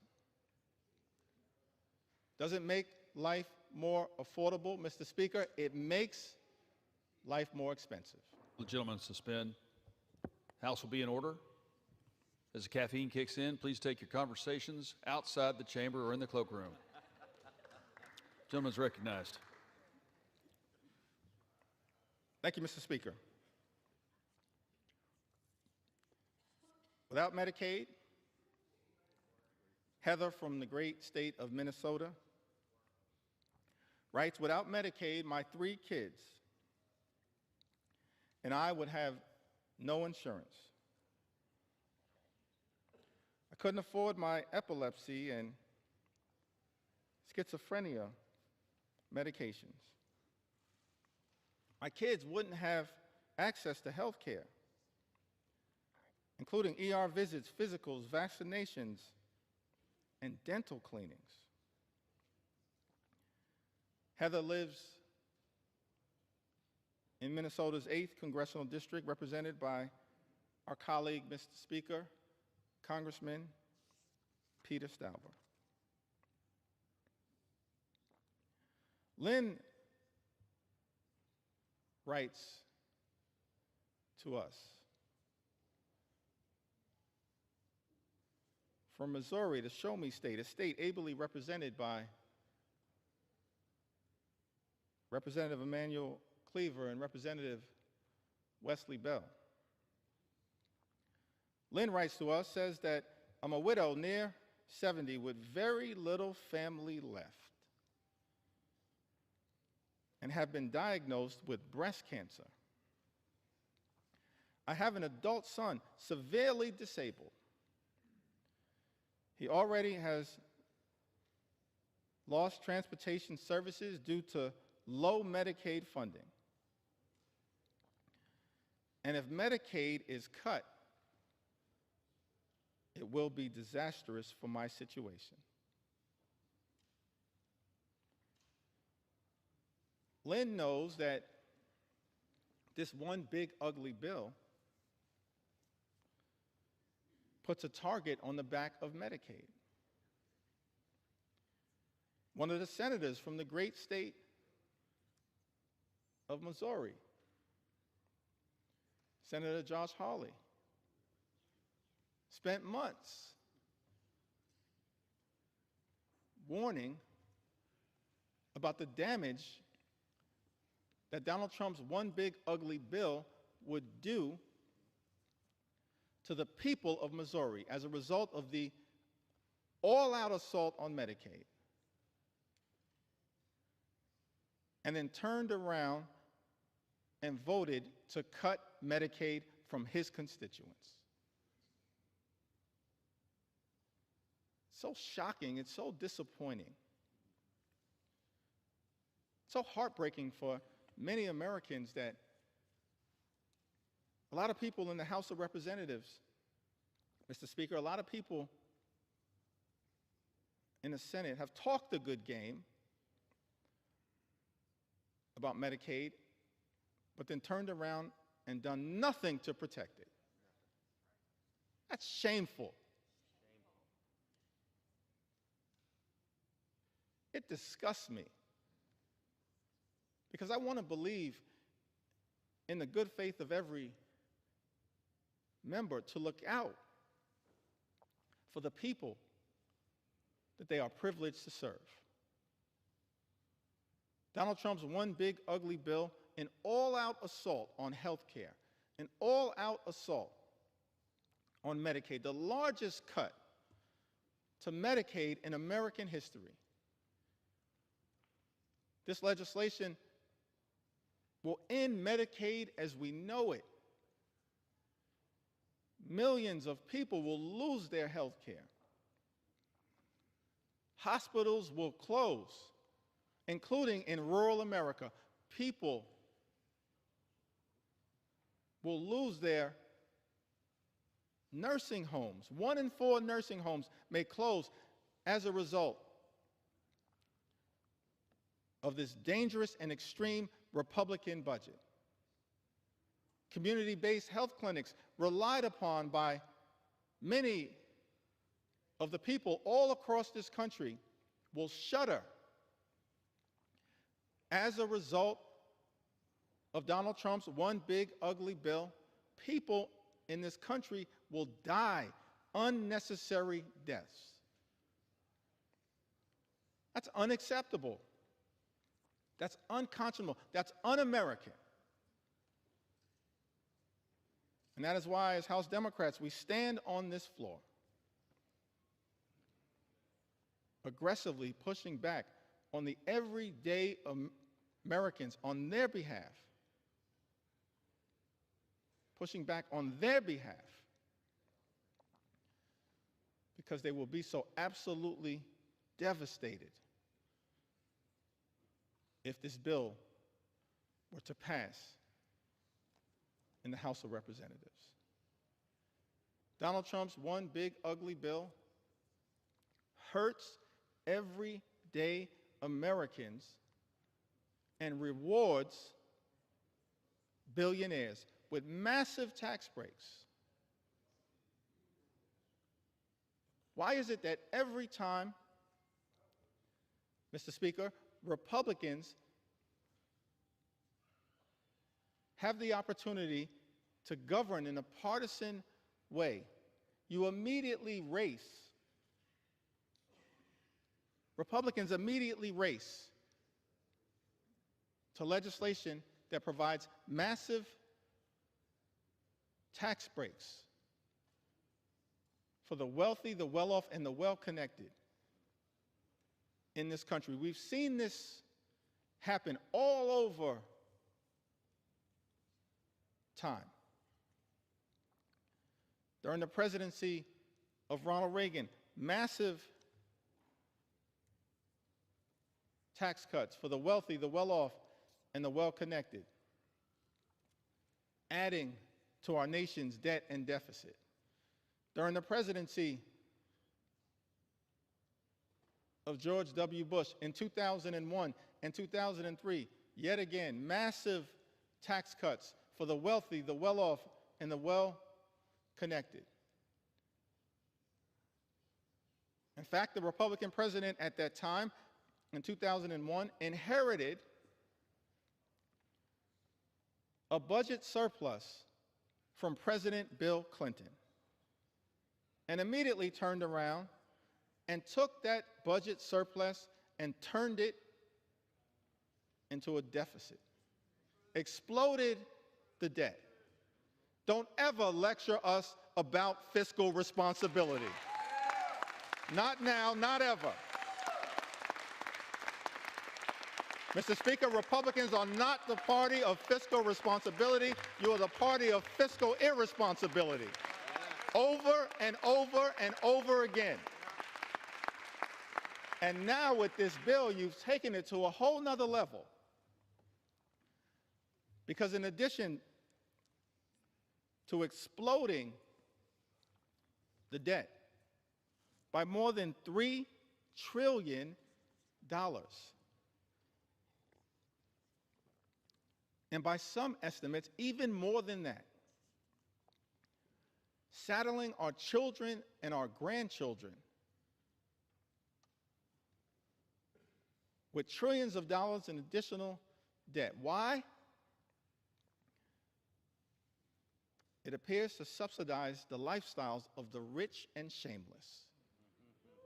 That's extraordinary to me. But shouldn't be surprising, because it's exactly what we saw during the first 4 years of the Trump administration, where the signature legislative accomplishment was the 2017 GOP tax scam, where by some estimates, 83% of the benefits would go to the wealthiest 1% in this country. Saddling at the time our children and grandchildren with more than $2 trillion in additional debt. And yet, Mr. Speaker, many of our Republican colleagues want to lecture America about fiscal responsibility, and then have the nerve to come to the House floor and try to jam a bill down the throats of the American people with a debate that began at 3:28 a.m. in the morning that would saddle them with more than $3 trillion in additional debt to provide massive tax breaks to billionaires in this country, and then pay for some of it by going after working class Americans, everyday Americans, hardworking American taxpayers, middle class Americans, children and veterans and seniors and people with disabilities. Mr. Speaker, Trump's one big ugly bill is obscene in that regard. Seems to me that all of us have a responsibility as leaders to try to make life better for the American people. That's what leaders have done, particularly those who have served in the White House, when it comes to actually lifting up the people who we are entrusted to represent. That's what great leaders do. Leaders like FDR, President Johnson, President Obama, and so many others. That's what the track record says. American people in this country, they deserve real leadership. What we've seen from complete Republican rule in Washington, D.C., Mr. Speaker, is not leadership that lifts up the American people. It's leadership that is tearing them down and tearing us apart. The first 6 months of this administration have been characterized by chaos, cruelty, and corruption. That's not real leadership. We know what real leadership looks like in the United States of America. Real leadership shows courage. Real leadership shows compassion. Real leadership shows commitment. Working with Congress as a separate and co-equal branch of government, not to bend the knee to some extreme agenda, which is what, Mr. Speaker, my House Republican colleagues are doing by supporting this one big ugly bill. Real leadership requires working with Congress as a separate and co-equal branch of government to actually lift people up. President Lincoln, when he addressed the House of Representatives, I believe it was his second annual message to Congress, on December 1st in 1862, in the middle of the Civil War, an existential crisis that we were facing in the United States of America. He showed real leadership when he summoned this Congress to rise to the occasion. In that second annual message to Congress, December 1st, 1862, President Lincoln said, "Fellow citizens, we cannot escape history. We of this Congress and this administration will be remembered in spite of ourselves. No personal significance or insignificance can spare one or another of us. The fiery trial through which we pass will light us down in honor or dishonor to the latest generation. We say we are for the Union. The world will not forget that we say this. We know how to save the Union. The world knows we do know how to save it. Even we here, hold the power and bear the responsibility. In giving freedom to the slave, we assure freedom to the free. Honorable alike in what we give and what we preserve. We shall nobly save or meanly lose the last best hope of earth. That's America. Even to this day, the last best hope on earth. Extraordinary that Abraham Lincoln, in America's infancy, understood the importance of this country, not just for its citizens, but for the world. He urged this Congress, we shall nobly save or meanly lose the last best hope of earth. Other means may succeed, this could not fail. The way is plain, peaceful, generous, just. A way which, if followed, the world will forever applaud.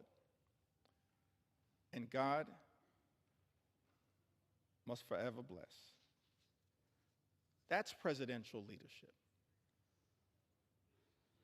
That kind of leadership is missing in the United States of America right now. Exhibit A is the fact that at President Trump's urging, Mr. Speaker, our House Republican colleagues are here ready to rubber stamp, recklessly rubber stamp legislation that will rip health care away from more than 17 million Americans. That's not leadership. That's not the leadership that this country deserves. But that's what the American people are experiencing because of Republican rule here in Washington, D.C. Yet we know, Mr. Speaker, that things can be different.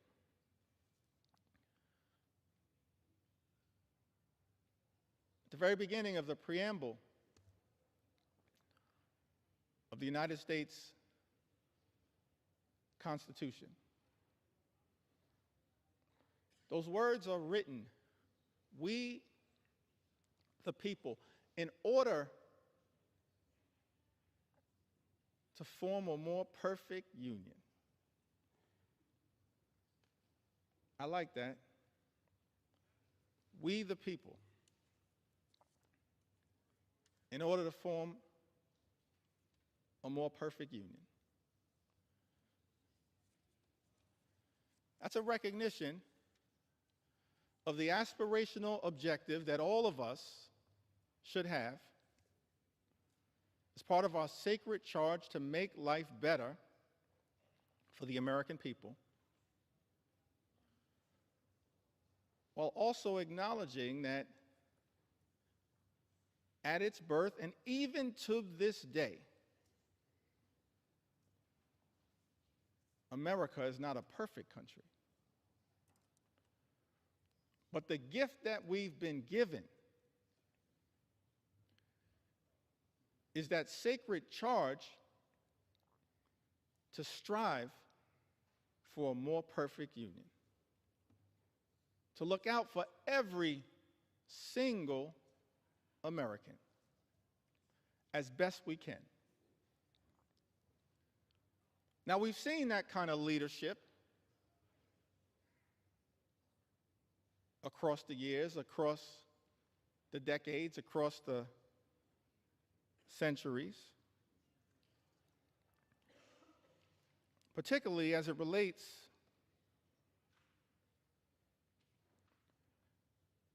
to the social safety net. It's a social safety net that's under extreme assault right now. Donald Trump's one big, ugly bill represents an unprecedented assault on America's social safety net. An unprecedented assault on hardworking American taxpayers. It's the exact opposite of the type of leadership that we've seen in this country that is designed to march us toward a more perfect union. It's one of the reasons why we can't forget American history. We need to learn from and lift up American history. All types of history, and I'll address that issue later, but let me also parenthetically pause and make it clear, Black history is American history. We will never let anyone erase it. We need to learn from it, not erase it. And we will never let that happen. Our history teaches us that what leadership actually does is set us on a course toward a more perfect union. And leaders have recognized that part of doing that is to make sure we are there for everyday Americans who would otherwise find themselves in an incredibly vulnerable situation. President Franklin D. Roosevelt, reflecting upon Social Security, which he championed, uttered these words: long before the economic blight of the Depression descended on the nation, millions of our people were living in wastelands of want and fear. Men and women too old and infirm to work either depended on those who had but little to share, or spent their remaining years within the walls of a poorhouse. Fatherless children early learned the meaning of being a burden to relatives or to the community. Men and women still strong, still young, but discarded as gainful workers, were drained of self-confidence and self-respect. The millions of today want and have a right to the same security their forefathers sought. The assurance that with the health and the willingness to work, they will find a place for themselves in the social and economic system of the time. Because it has become increasingly difficult for individuals to build their own security single-handed, government must now step in and help them lay the foundation stones. Just as government in the past has helped lay the foundation of business and industry. We must face the fact that in this country we have a rich man's security and a poor man's security, and that the government owes equal obligations to both. National security is not a half and half manner, it's all or none. President Roosevelt further went on to say that the Social Security Act offers to all our citizens a workable and working method of meeting urgent present needs and of forestalling future need. It utilizes the familiar machinery of our federal state government to promote the common welfare and the economic stability of the nation. The act does not offer anyone, either individually or collectively, an easy life, nor was it ever intended so to do. None of the sums of money paid out to individuals in assistance or in insurance will spell anything approaching abundance. But they will furnish that minimum necessity to keep a foothold. And that is the kind of protection Americans want. Truer words could never have been spoken. That is the type of protection that we should be building upon here in the United States Congress, not undermining. President Franklin D. Roosevelt went on to say, what we are doing is good, but it is not good enough. To be truly national, a Social Security program must include all those who need its protection. Today, many of our citizens are still excluded from old age insurance and unemployment compensation because of the nature of their employment. This must be set aright, and it will be. FDR continues to say to the American people, "I am hopeful that on the basis of studies and investigations now underway, the Congress will improve and extend the law. I'm also confident that each year will bring further development in federal and state Social Security legislation.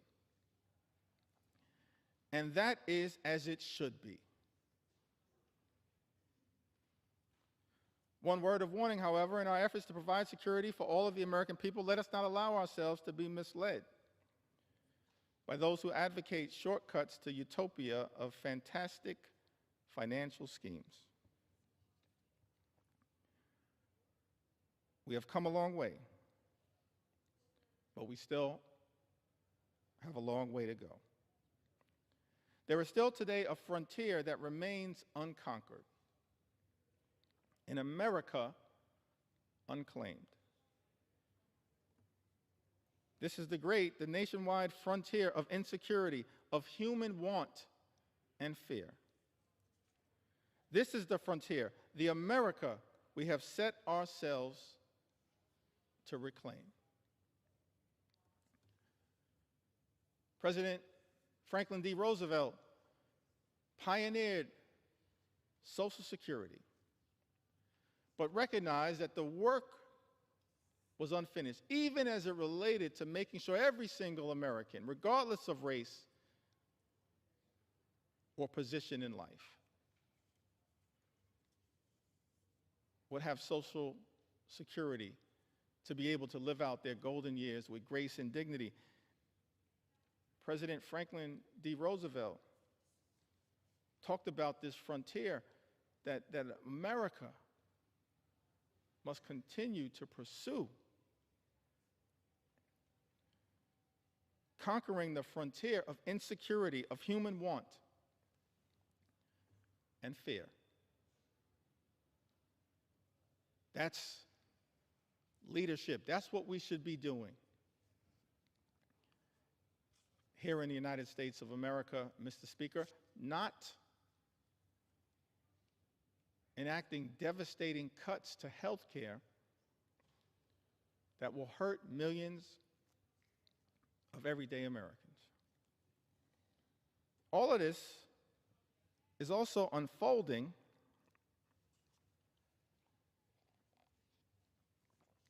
in an environment where Social Security is now under attack. That's extraordinary to me.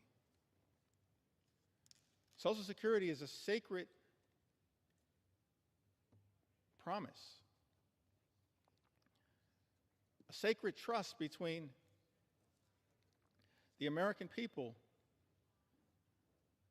and its stewards, her stewards in government.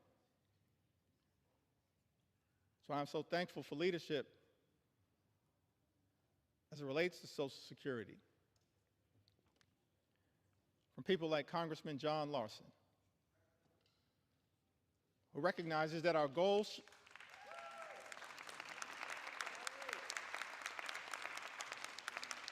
recognizes that leadership is not attacking Social Security. We as House Democrats, led by John Larson, are determined to protect and strengthen Social Security for the American people. Keeping FDR's promise of conquering that frontier of financial insecurity. That's what we should be doing here in the United States Congress, not attacking the social safety net, Mr. Speaker. Many of my colleagues on the other side of the aisle, they constantly call things like Social Security and Medicare entitlement programs. I think they label Social Security and Medicare entitlement programs, and by the way, as a result of this one big ugly bill, Medicare will be cut potentially by more than $500 billion, the largest cut to Medicare in American history, set in motion by Donald Trump's one big ugly bill, and now co-signed, it appears, by House Republicans. Mr. Speaker, House Republicans who've also co-signed this extraordinary assault on Social Security, closing offices,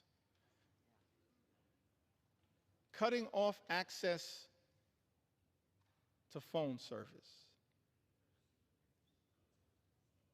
making it harder for seniors to access their hard-earned benefits. Social Security is not an entitlement program. Medicare is not an entitlement program, Mr. Speaker. I learned this very early on in life. When I was 15 years old, I secured my first job. I was a messenger traveling from office to office in Midtown Manhattan, delivering mail, delivering packages. I was just a sophomore at Midwood High School in Brooklyn, my first job, earning minimum wage, $3.35 an hour. Thankful for that money, having been raised by my mom and dad in a working class neighborhood in central Brooklyn, $3.35 an hour, coming of age in the middle of the crack cocaine epidemic in central Brooklyn. And I couldn't wait to get my first check. And I was told that because I was working part-time and I was a high school student, that the money that I made would not be taxed. And so as I was anticipating that first check, I multiplied the amount that I was making, $3.35 per hour, by the number of hours that I expected to work during that pay period. I calculated the total, and Mr. Speaker, that money was already spent. I couldn't wait to go to Albee Square Mall in Brooklyn and get some new sneakers so I could look fresh like Run DMC. Money was already spent,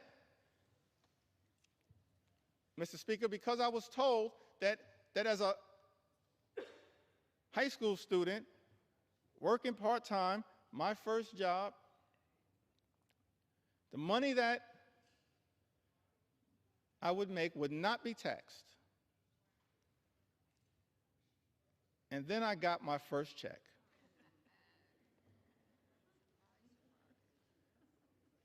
And I had two questions, Mr. Speaker. Who is FICA? And why is he taking my money? You see, Mr. Speaker, what I learned is that every single American,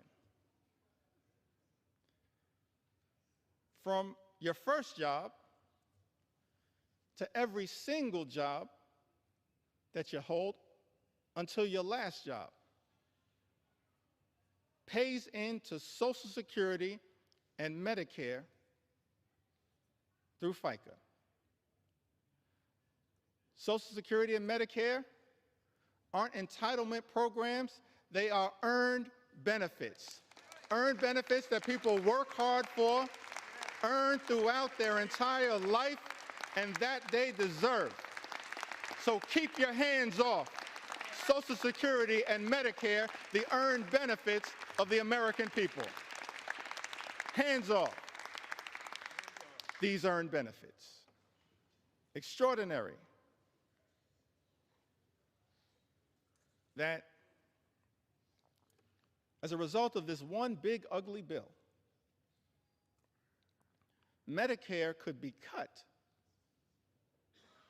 by more than $500 billion, and these earned benefits of the American people could be jeopardized. Others have noted that because of Donald Trump's one big ugly bill, the insolvency of Social Security and Medicare could be accelerated. This is the exact opposite of that sacred charge that President Franklin D. Roosevelt articulated to the nation as he reflected upon the important first step that was taken with the establishment of Social Security. He's not the only one. This is a great country, an exceptional country. So many examples of what leadership actually looks like. Leadership that we are not seeing right now from the majority in the House of Representatives. Leadership that we did not see on the Republican side of the aisle in the United States Senate in passing this disgusting abomination, and certainly we're not seeing this level of leadership coming out of 1600 Pennsylvania Avenue. But I'm thankful that we have examples of leadership echoing throughout our history that we can reflect upon and be inspired by as we navigate our way through these challenging times. President Truman, from the great state of Missouri, Emanuel Cleaver State, the good Reverend Dr. Emanuel Cleaver, my friend and my mentor, President Truman, shortly after ending World War II, we're so thankful for the sacrifice and the bravery and the courage of the greatest generation.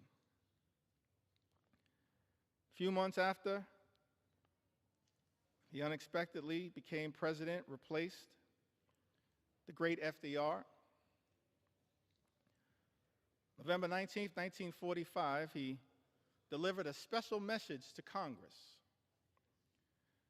recommending a comprehensive health program. I want to read just a few of those words because it shows us what leadership actually looks like, what it sounds like, what it feels like to have presidential leadership that we in Congress should aspire to working with, as opposed to bending the knee to an extreme agenda reflected in this one big ugly bill.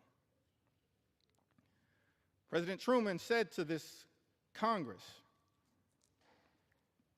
in a statement recommending a comprehensive health program, millions of our citizens do not now have a full measure of opportunity to achieve and enjoy good health.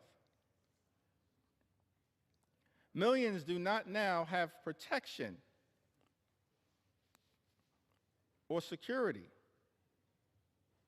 against the economic effects of sickness. The time has arrived for action to help them obtain that opportunity and that protection. Truman goes on to say, President Truman goes on to say, our new Economic Bill of Rights should mean health security for all, regardless of residence, station, or race, everywhere in the United States of America. He says, regardless of residence, station, or race. That's presidential leadership. That brings people together, doesn't seek to divide us, which is what unfortunately is happening in the United States of America right now.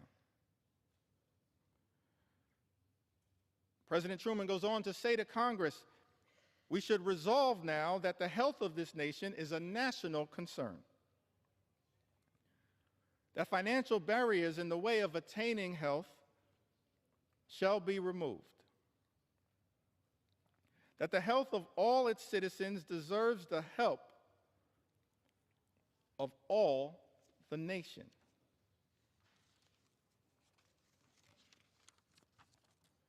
Truman goes on to articulate the challenges that exist in America as it relates to illnesses. He articulates several of them, talks about the deficiencies in health care that existed across America, and the fact that in the aftermath of World War II, it was clear that so many people without coverage were medically infirm. And he made clear that's unacceptable in the United States of America. He articulated a forward-looking vision for universal health care, aspirational vision, a vision designed to lift the American people up, not rip health care away from them, which is what this one big, ugly bill will do, ripping health care away for more than 17 million Americans. That's shameful. It disgusts me that we're on the floor of the House of Representatives right now having to push back so aggressively against an all-out assault on the health care of the American people when we should be trying to lift them up in a manner consistent, Mr. Speaker, with what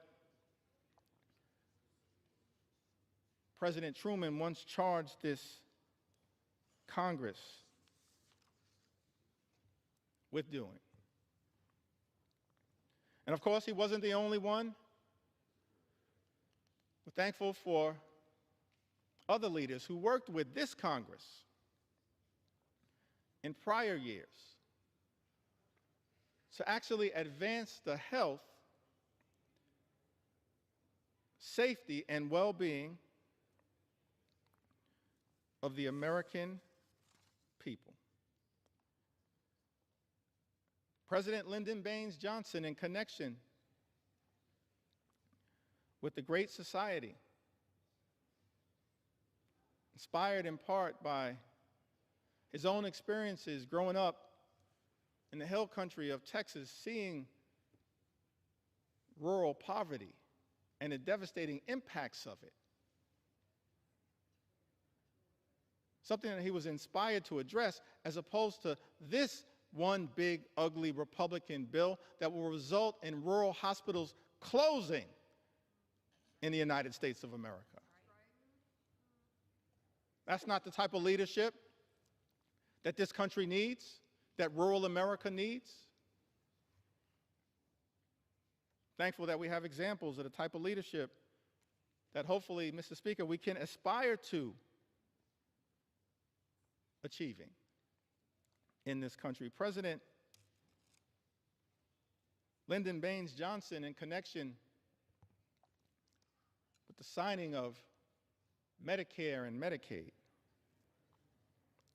spoke to the American people. He said, because the need for this action is plain, and it is so clear indeed that we marvel not simply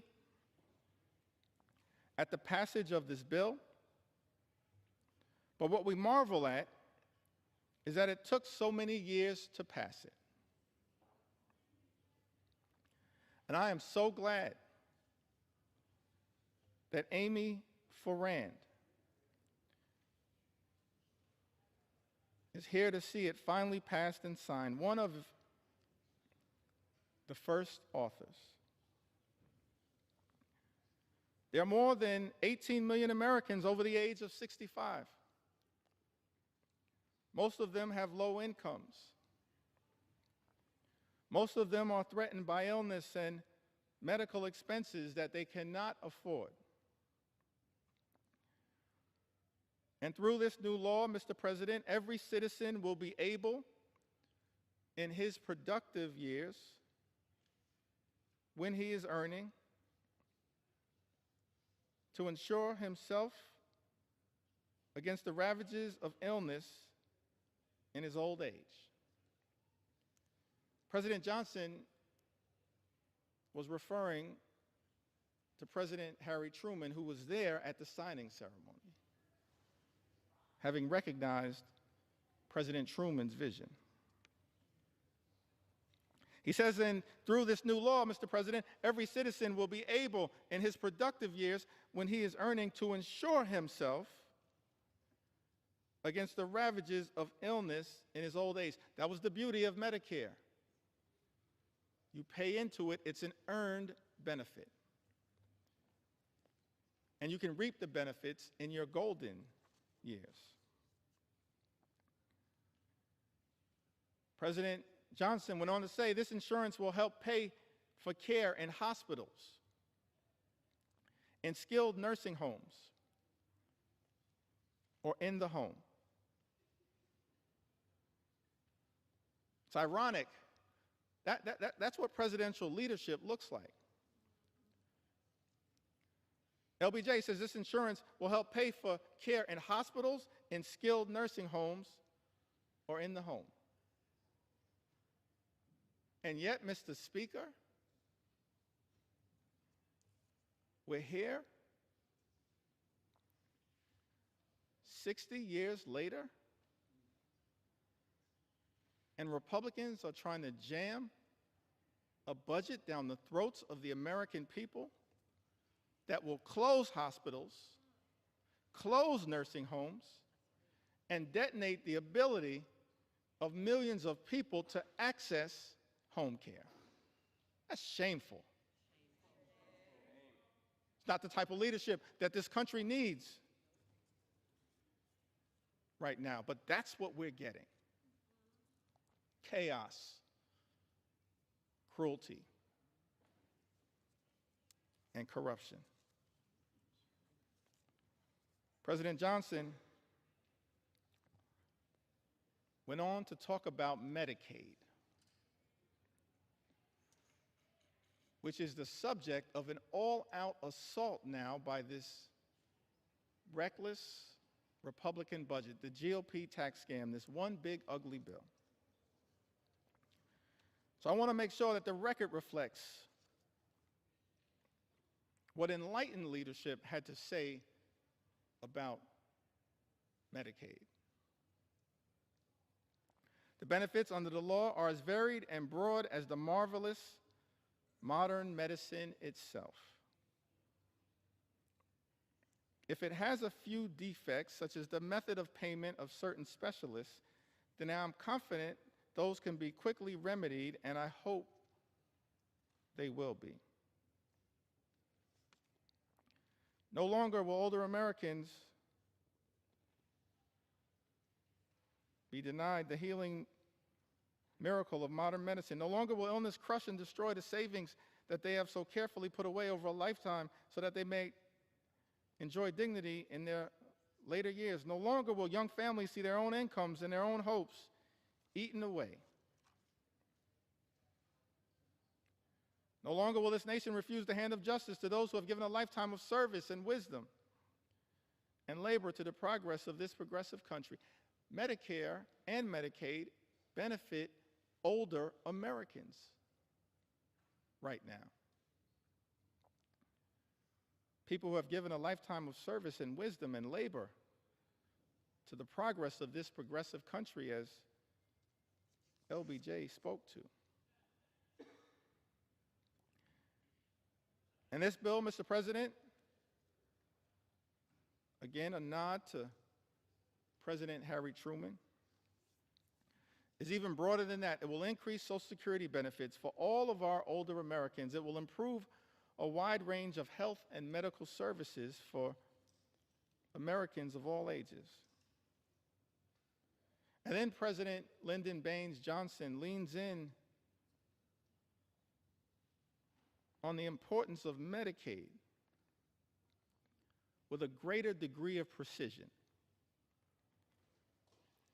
He says, but there is another tradition that we share today. Calls upon us never to be indifferent toward despair,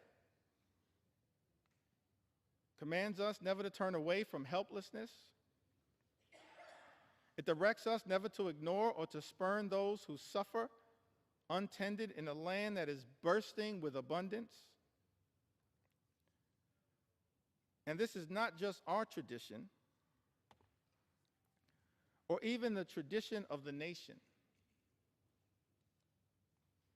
It is as old as the day it was first commanded.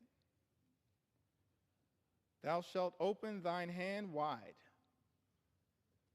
unto thy brother, to thy poor, to thy needy in thy land. Is that what we're doing here today in the United States Congress? Opening our hands of grace and compassion and responsibility to our fellow Americans, our fellow citizens? No, that's not what Donald Trump's one big ugly bill is all about. It's an assault on everyday Americans to reward billionaires with massive tax breaks. That's extraordinary. President Clinton in the 1990s talked about the Children's Health Insurance Program. Program designed to make sure that children in this country would have access to the medical care they needed to live a life of dignity and respect. And it's extraordinary to me, Mr. Speaker, that in Donald Trump's one big ugly bill, the eligibility for the Children's Health Insurance Program will also be diminished as part of an all-out assault on the health care of the American people. So I thought it not robbery in the time that I have that we lift up the original spirit of the Children's Health Insurance Program. President Clinton said to the nation, because we have acted millions of children across this country will be able to get medicine and have their sight and hearing tested and see dentists and doctors for the first time. Millions of young Americans will be able to go on to college.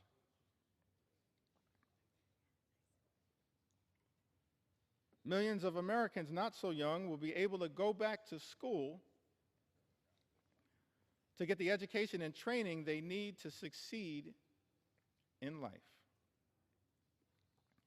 Millions of families will have more to spend on their own children's needs and upbringing. This budget is an investment in their future and in America's. You see, budgets are moral documents. And in our view, Mr. Speaker, budgets should be designed to lift people up.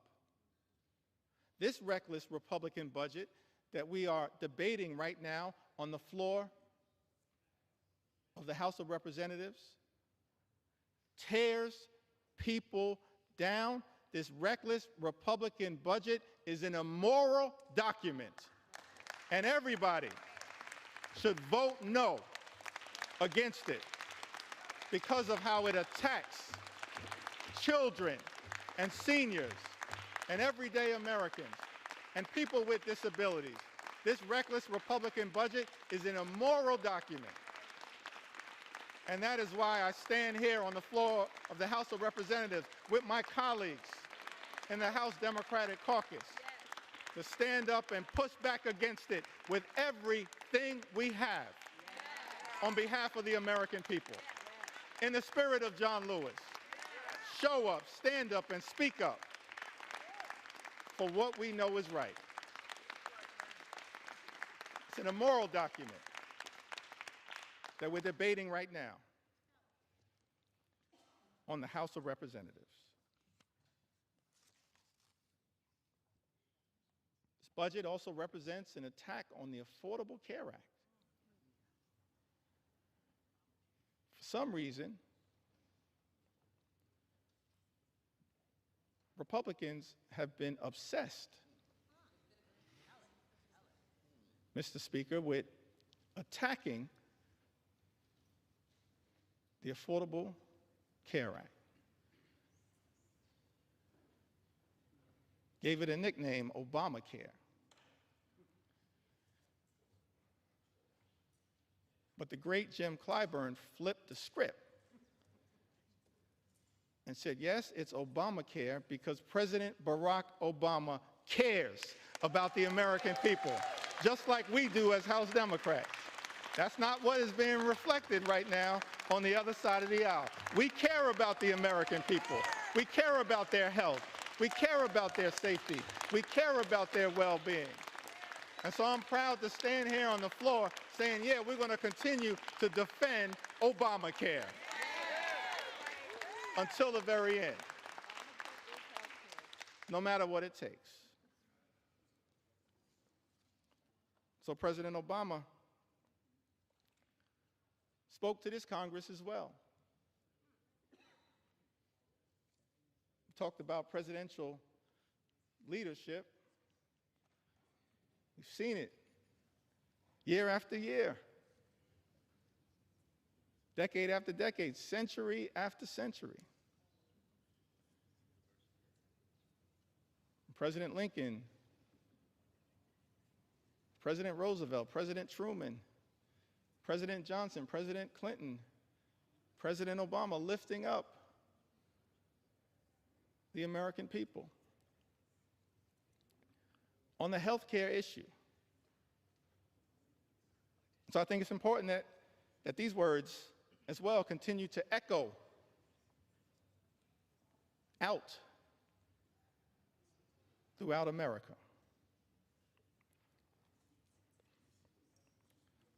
President Obama said that there's still tremendous hardship all across the country. But there is a sense that we are making progress because of you. But even before this crisis, he, of course, speaks about the Great Recession. Even before this crisis, each and every one of us knew that there were millions of Americans across America, millions of people across America who are living their own quiet crises. Maybe because they had a child who had a pre-existing condition. And no matter how desperate they were, no matter what insurance company they called, they couldn't get coverage for that child. Maybe it was somebody who had been forced into early retirement in their 50s, not yet eligible for Medicare. And they couldn't find a job. And they couldn't find health insurance. Despite the fact that they had some sort of chronic condition that had to be tended to. And now we're on the threshold of doing something about it, he said to the United States Congress, Speaker Nancy D'Alessandro Pelosi and others who were great partners in this effort. He said, and now we're on the threshold of doing something about it. We're a day away. This is aspirational leadership. After a year of debate, after every argument has been made by just about everybody, we're 24 hours away.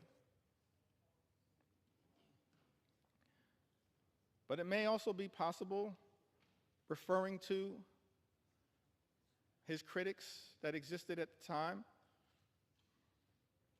who sat on the other side of the aisle. He said, but it may also be possible that they realize after health reform passes and I sign that legislation into law, that it's going to be a little harder to mischaracterize what this effort has been all about. Because this year, small businesses will start getting tax credits so that they can offer health insurance to employees who currently don't have it. Because this year, those same parents who are worried about getting coverage for their children with pre-existing conditions now are assured that insurance companies have to give them coverage this year. Because this year, insurance companies won't suddenly be able to drop your coverage when you get sick, or impose lifetime limits or restrictive limits on the coverage that you have. President Obama went on to say, maybe they know that this year, for the first time, young people will be able to stay on their parents' health insurance until they're 26 years old.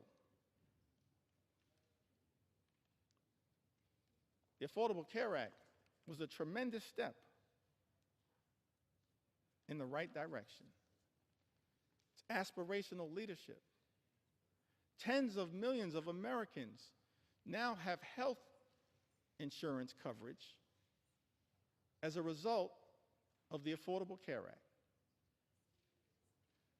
But this reckless Republican budget, this one big, ugly bill that President Donald Trump has directed my Republican colleagues, has directed my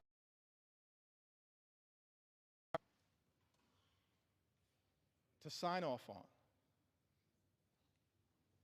to recklessly rubber stamp, and to bend the knee to, even though this bill and its assault on health care, on Medicaid, on the Children's Health Insurance Program, on Medicare, and on Obamacare will rip away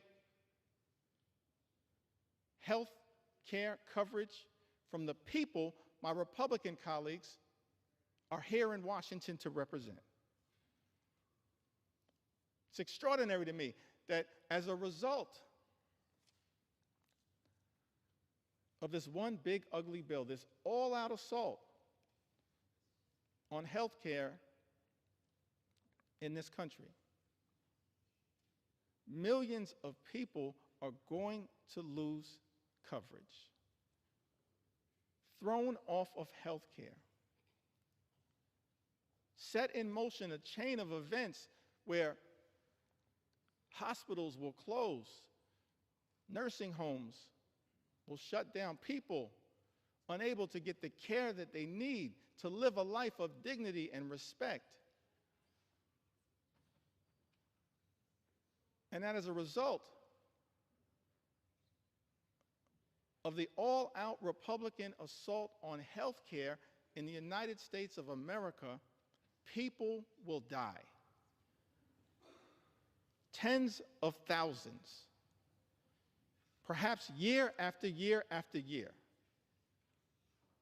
as a result of the Republican assault on the health care of the American people. I'm sad. I never thought that I'd be on the House floor saying that this is a crime scene.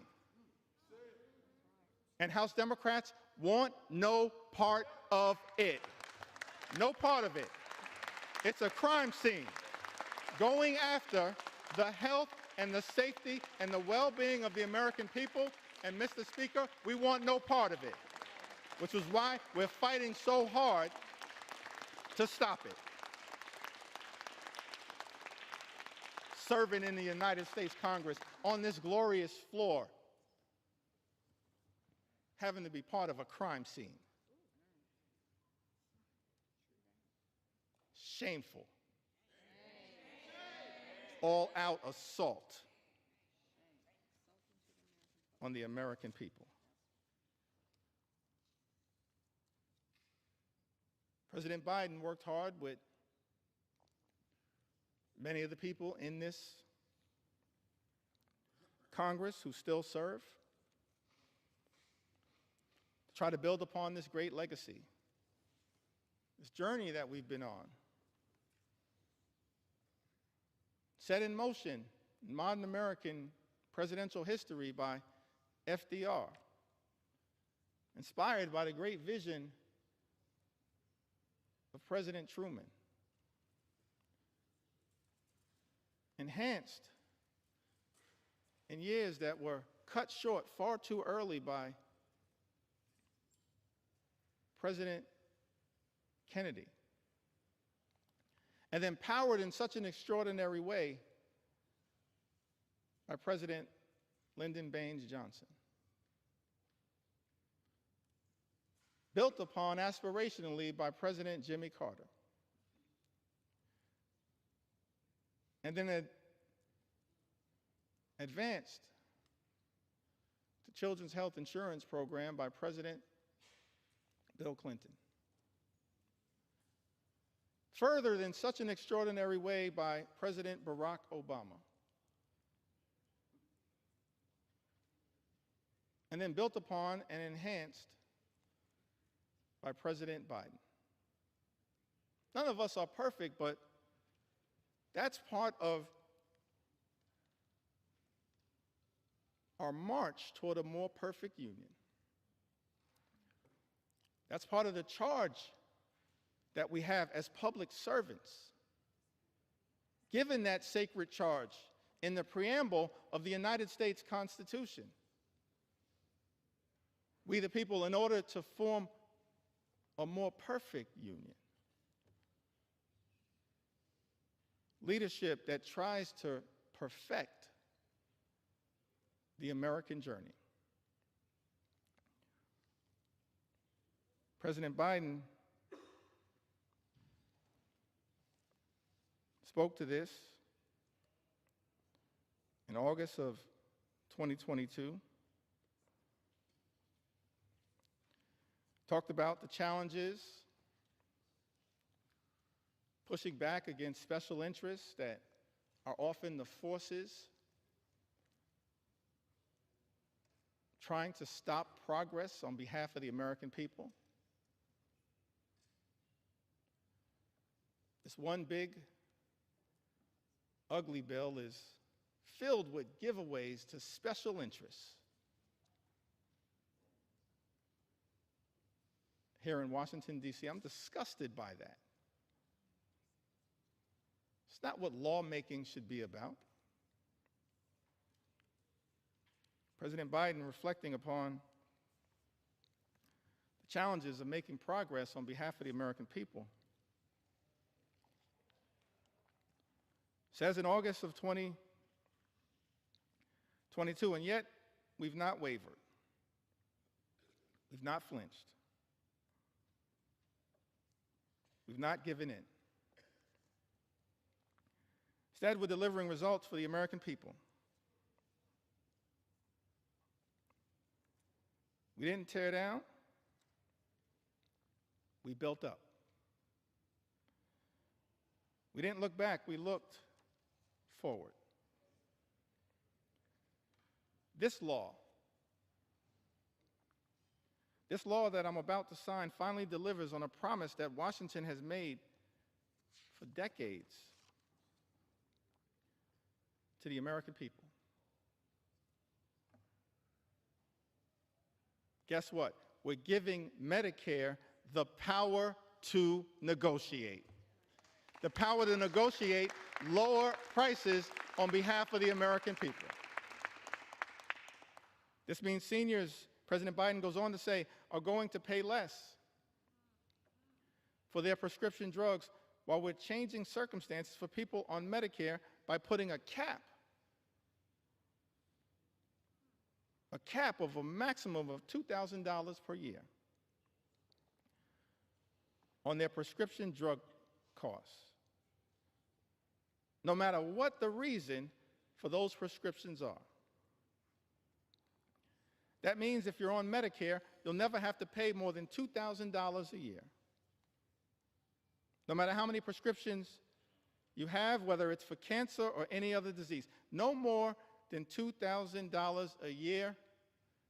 I don't care who in this town is trying to take credit for something accomplished by others.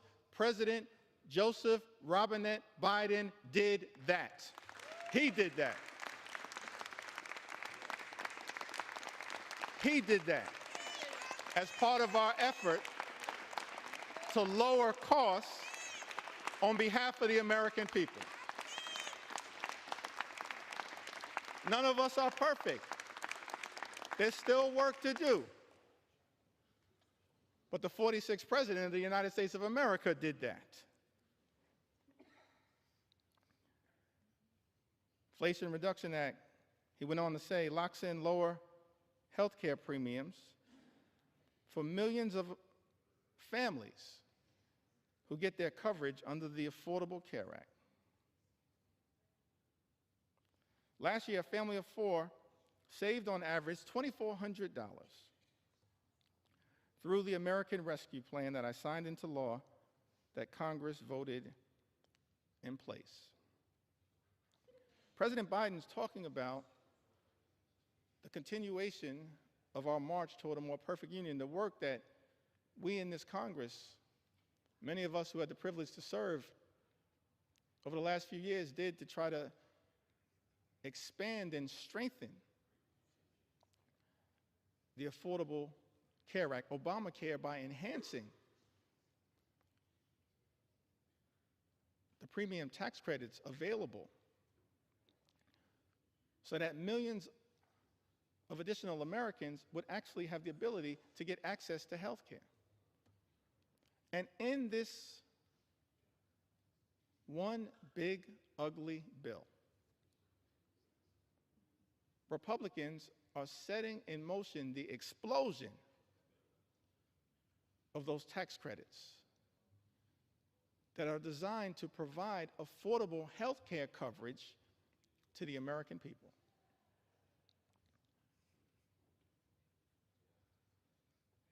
Leadership requires courage, conviction, compassion.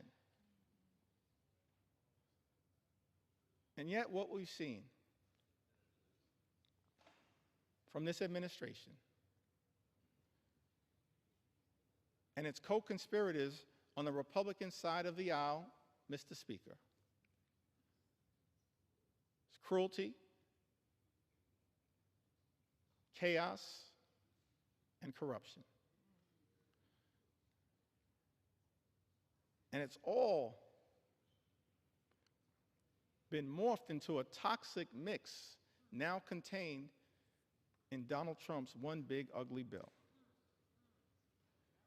An extraordinary assault on the health care of the American people. I mentioned earlier, Mr. Speaker, that taken to the House floor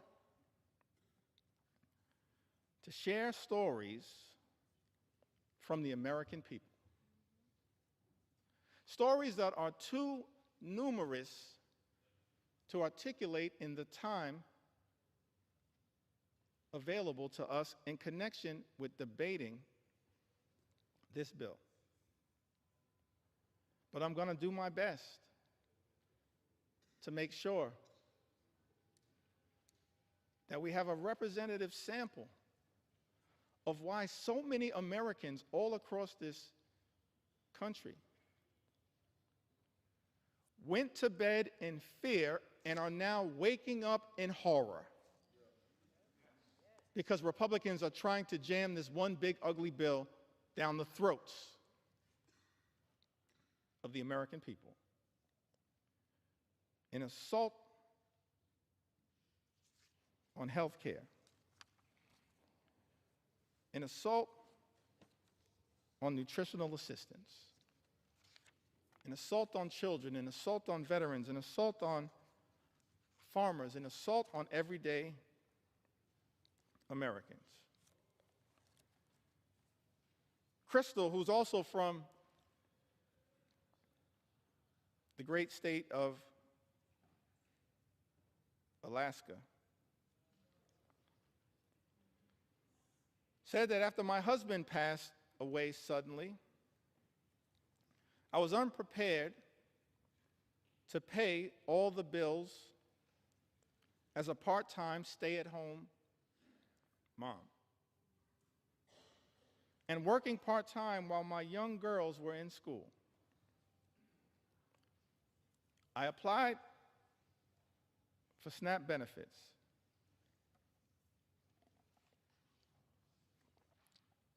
And was so thankful I received them, for it helped me so much. And I was so thankful it put food on our table. I didn't have to worry about how I was going to buy groceries while paying the other bills I had to take care of. The SNAP program has helped me many times, and through those times, I was struggling financially. And so I'm so thankful it was there when I needed it most. I am no longer on the program, but it was one of the biggest blessings in my life. During those hard years after my loss. Thank you to the government for helping me. We all need help at times in life. And I think this program should remain available to those who really need it, who are struggling. Thank you, Crystal, for sharing your story with us. Mr. Speaker, Talise wrote to us, lives in Alabama's 5th Congressional District, a district currently represented by Dale Strong, so thankful for the representation of my good friends Terry Sewell and Shamari Figures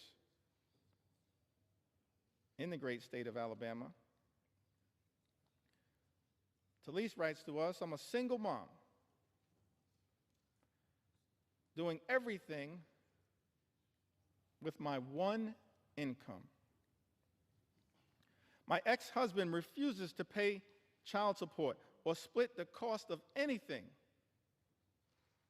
related to my daughter. If it wasn't for SNAP, we'd probably have very little in terms of food because I am always running on E.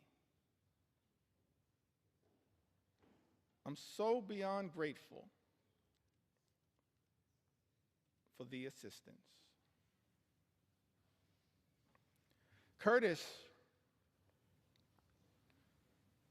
writes to us, Mr. Speaker, from the great state of Arizona, in my disabled senior status, I would be in a dire nutritional status, if not mostly for the SNAP nutritional assistance, a godsend.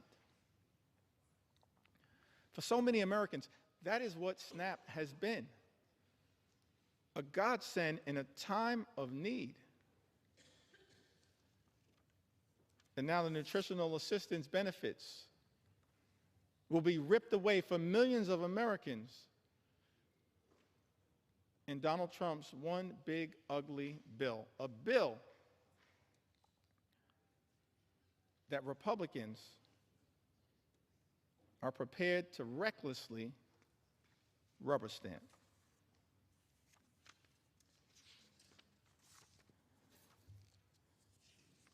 You also heard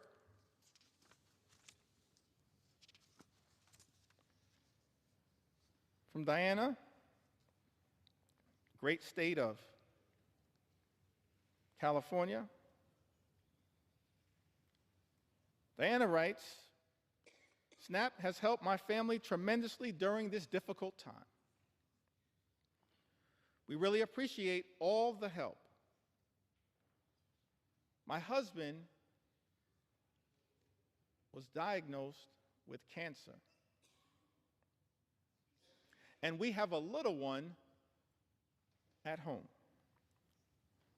It's been difficult taking care of everything. Please keep this benefit to help people get on their feet. Diana lives in the Inland Empire, California's 33rd Congressional District, represented by the chairman of the House Democratic Caucus, Pete Aguilar. Diana, Pete Aguilar is fighting hard for you. Just like every single House Democrat are fighting hard for the American people to protect you as best we can from this cruel assault on nutritional assistance. We're going to continue to fight hard for you.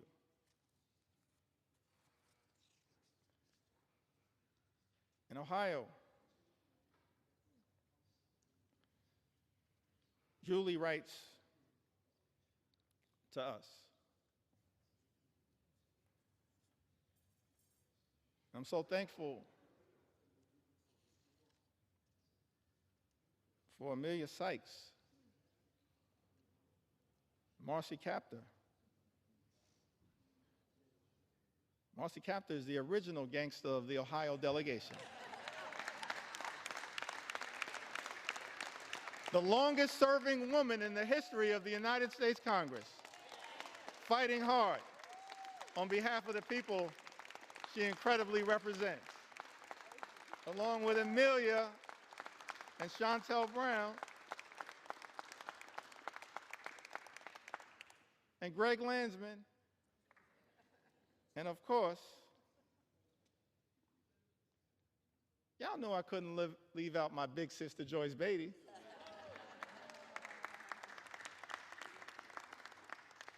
I wanted to mention Joyce because this is part of the resilience of what we've seen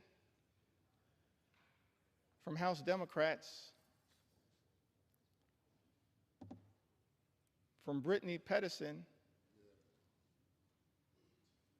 distinguished gentlelady from the great state of Colorado, who gave birth to a beautiful baby boy, Sam, at the beginning of this year. But because House Republicans, Mr. Speaker, have refused to allow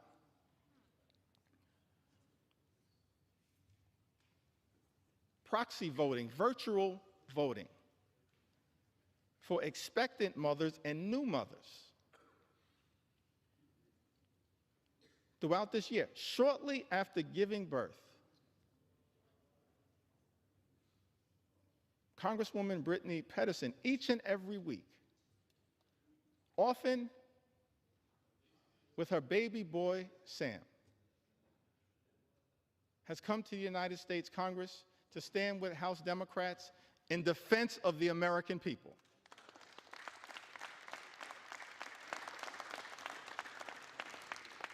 And she did it in connection with that first vote that set this whole disgusting abomination into motion in February. That same day,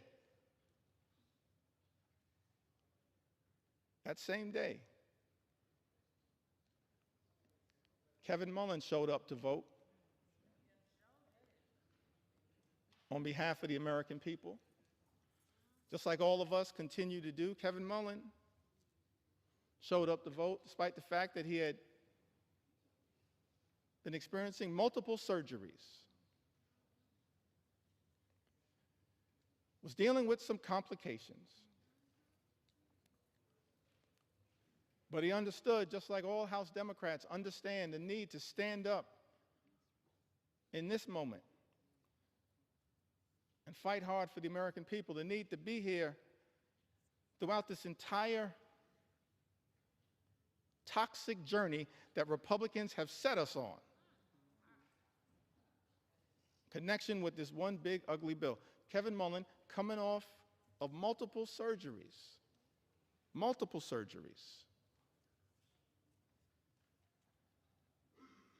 rolled out of his hospital bed, got on a plane from Northern California, took his wife with him so that she could change his IV on the plane across the country to be here and stand with his sisters and brothers in the House Democratic Caucus family to push back against this one big ugly bill. And I was so thankful, so appreciative to see the great Joyce Beatty, who's been battling some issues, working her way through them, putting off surgeries for as long as she could.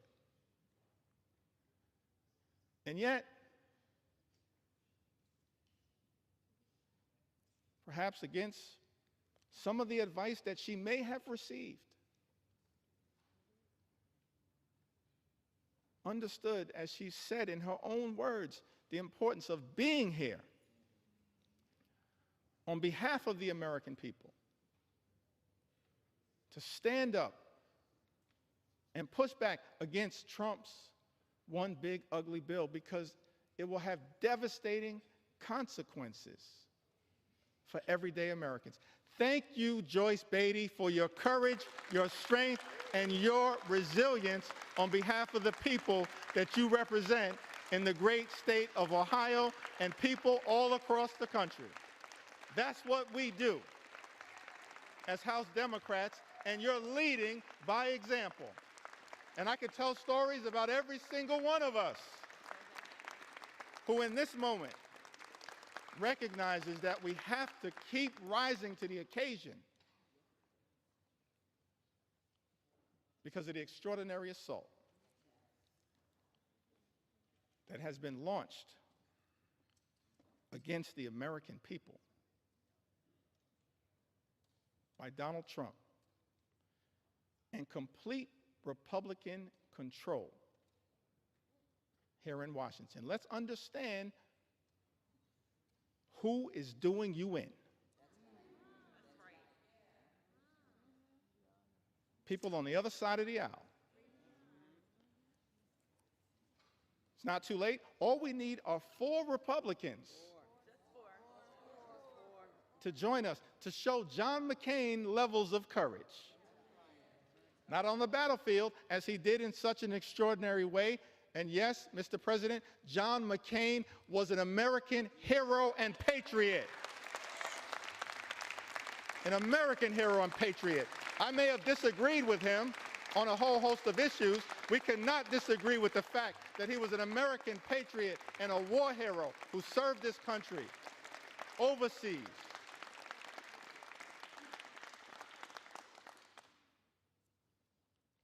And then he came back home after being a POW year after year after year.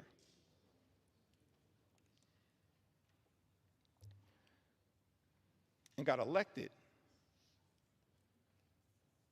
to the United States House of Representatives.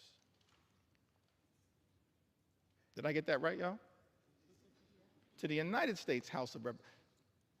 Just making sure y'all are paying attention. All good things start in the United States House of Representatives, as far as we're concerned. And then he went over to the Senate. And then in one of his final acts of courage,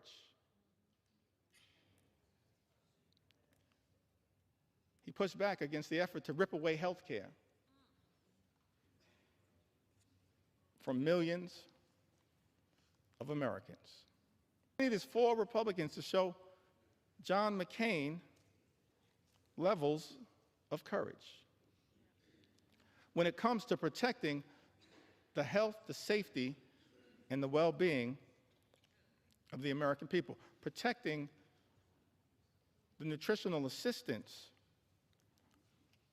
of the American people. I think earlier today,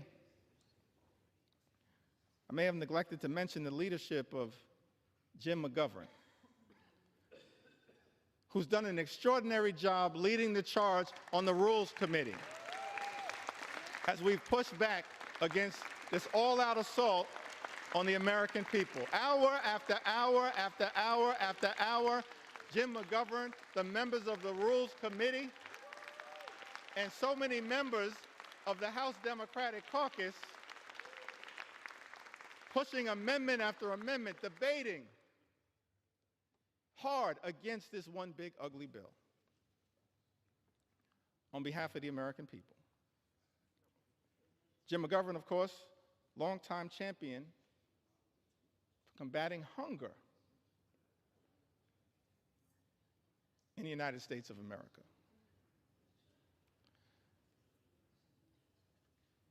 So thankful for Jim's resilience and his strength, even in the face of great tragedy. Continues to battle hard on behalf of the American people. Julie writes, SNAP has been an amazing help to my family. Very grateful to receive it. I'm a single mom of twin 13-year-old girls. I've been on my own with my girls since they were 1 and have never received child support. I do work. People who receive Medicaid work. People who receive SNAP work. So some people in this town need to stop lying to the American people.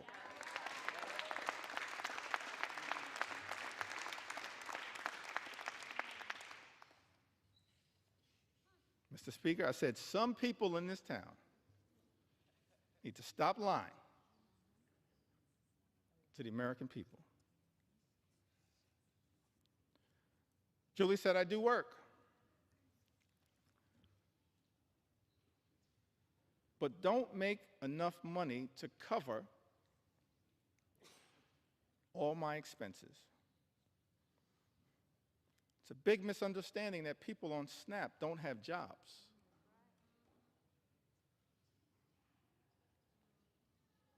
My children would eat very poorly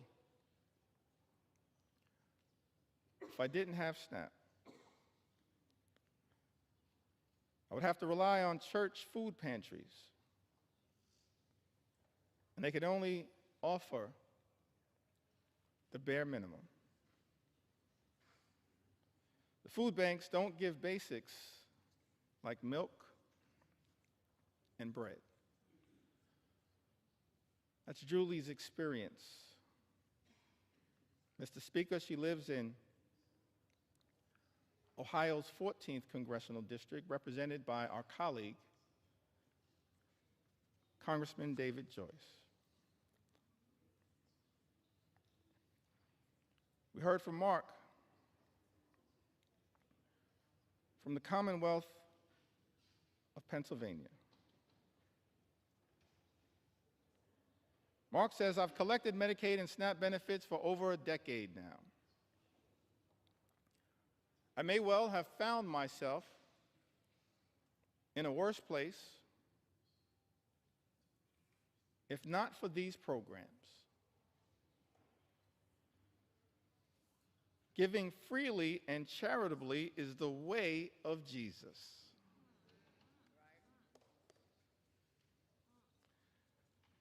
Reverend Cleaver, some people in this chamber need to hear those words again.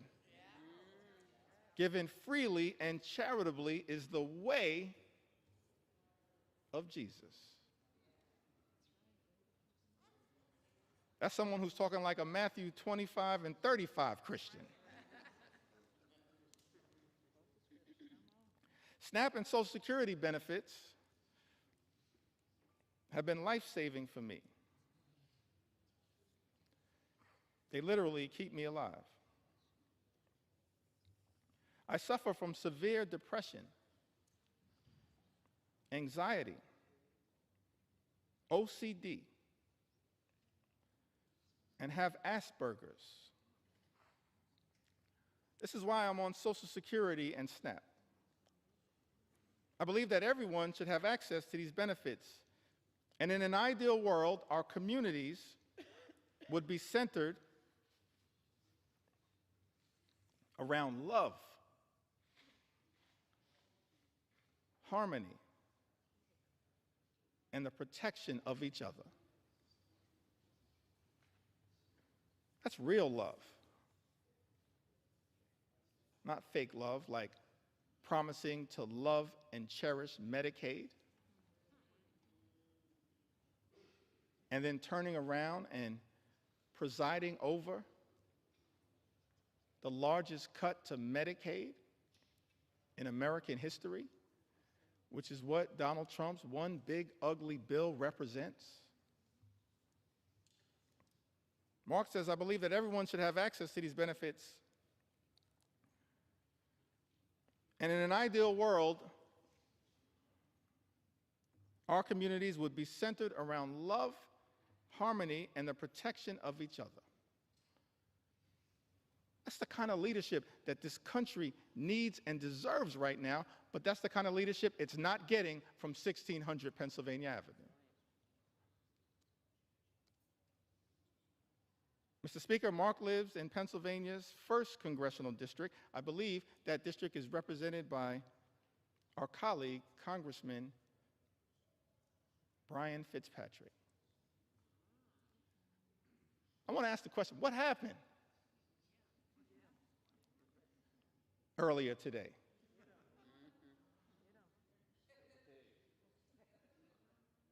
How was it that a few hours ago, several of my Republican colleagues had principled opposition to Donald Trump's one big, ugly bill? Several hours ago, how is it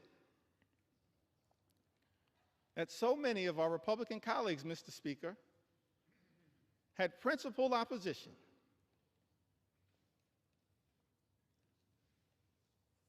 to Donald Trump's one big ugly bill, either because of the devastating assault on Medicaid, health care, supplemental nutritional assistance, assault on veterans, assault on clean energy jobs, assault on the cost of living, which is represented in this bill, or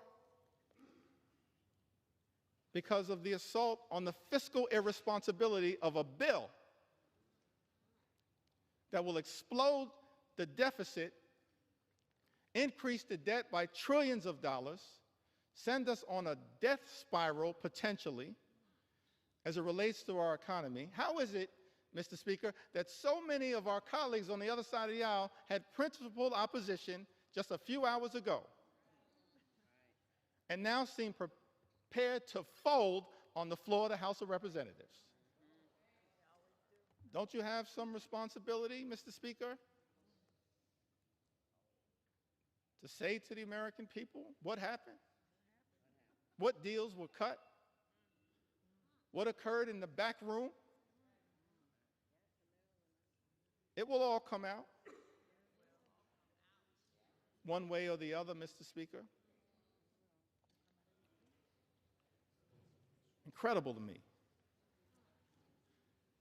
that this Congress is on the verge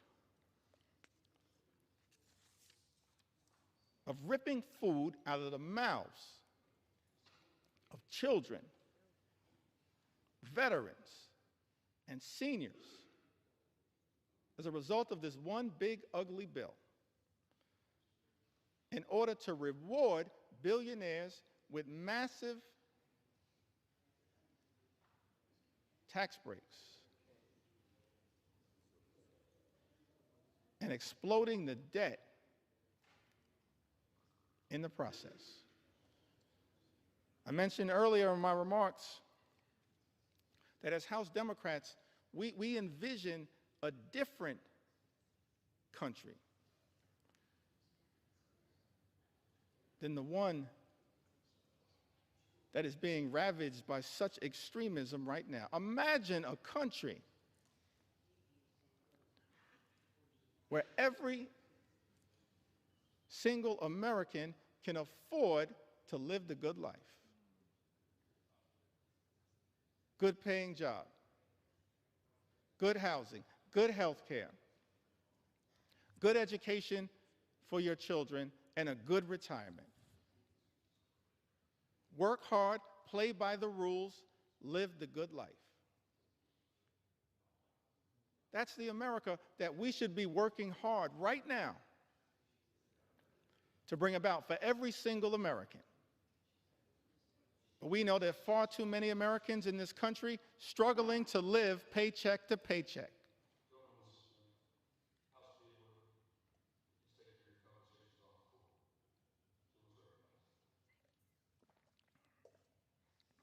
Thank you, Mr. Speaker. That should not be the case in this great country. The wealthiest country in the history of the world, a country that has become far too expensive for far too many people. Donald Trump promised to lower the high cost of living on day one. He made that promise to the American people. Made that promise, hadn't happened on day one, hasn't happened on month 1, month 2, month 3, month 4, month 5, month 6. It's not happening. Mr. Speaker, costs aren't going down.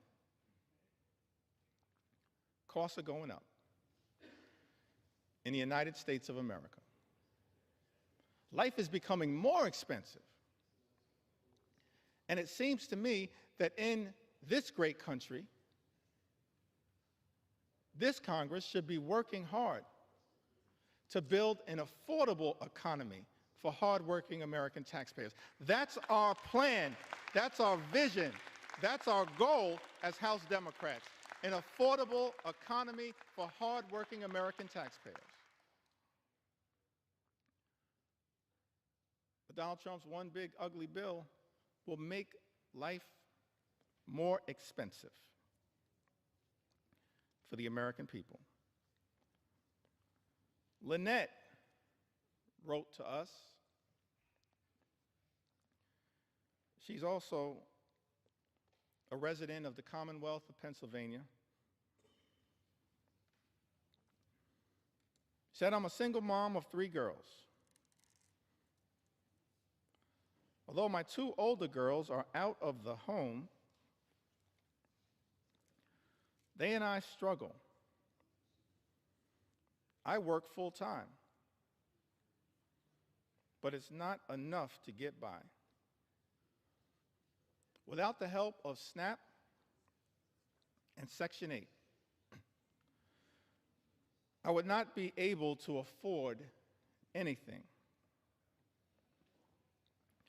I sacrifice every day so my daughters can have food and a place to come home and call home. I get $124 a month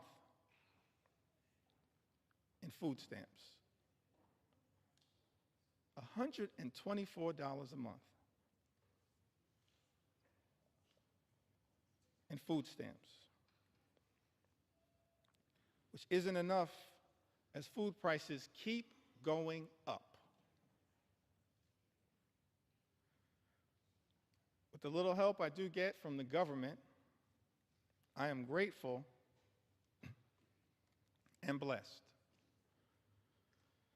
Last year, I passed out after a church service and was rushed to the hospital.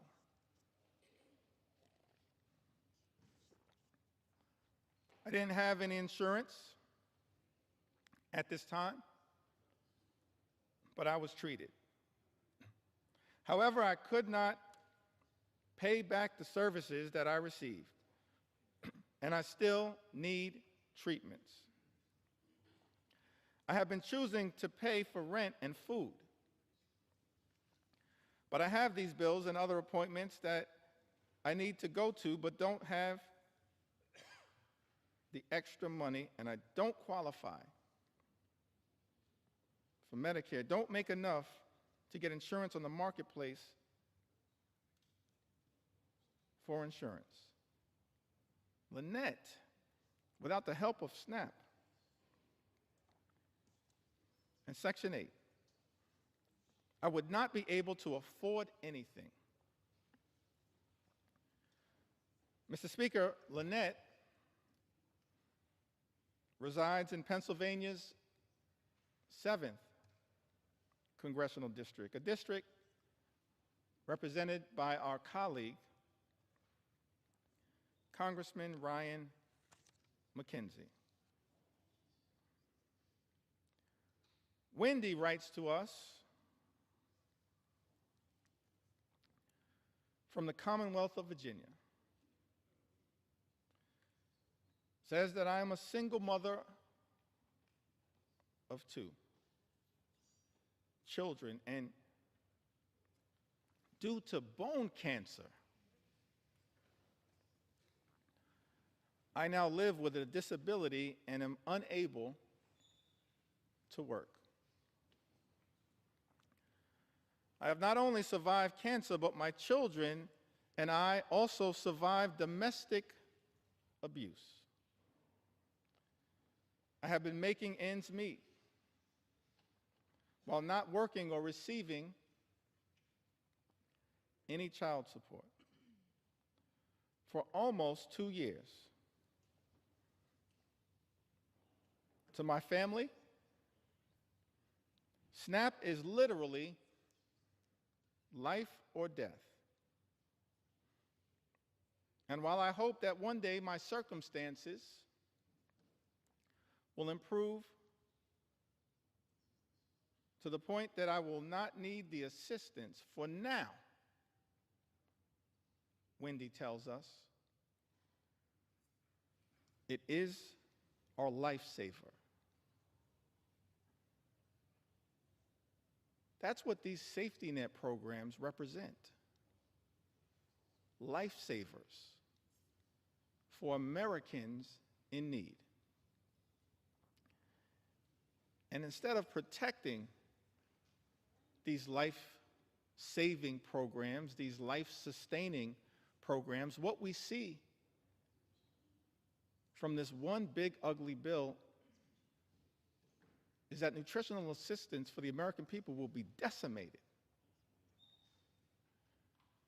And as a result, millions of Americans, our fellow Americans, are at risk of going hungry. That is not right in the United States of America. It's not right. And that is why we're fighting hard for people like Wendy, who, Mr. Speaker, lives in Virginia's 5th Congressional District, a district represented by Congressman John McGuire. Jamie,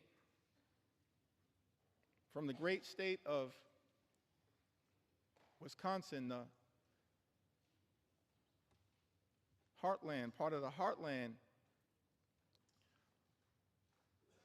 of the United States of America, the magical Midwest, the hardworking people of the great state of Wisconsin. I was privileged to just be there this past weekend.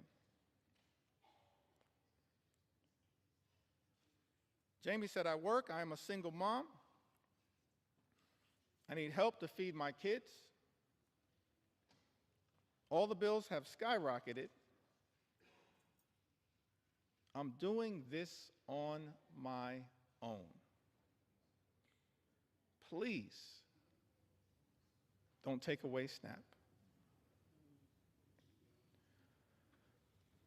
That's a plea that I think is being heard all across this land. Please don't take away SNAP. It's a lifesaver. It's being ripped away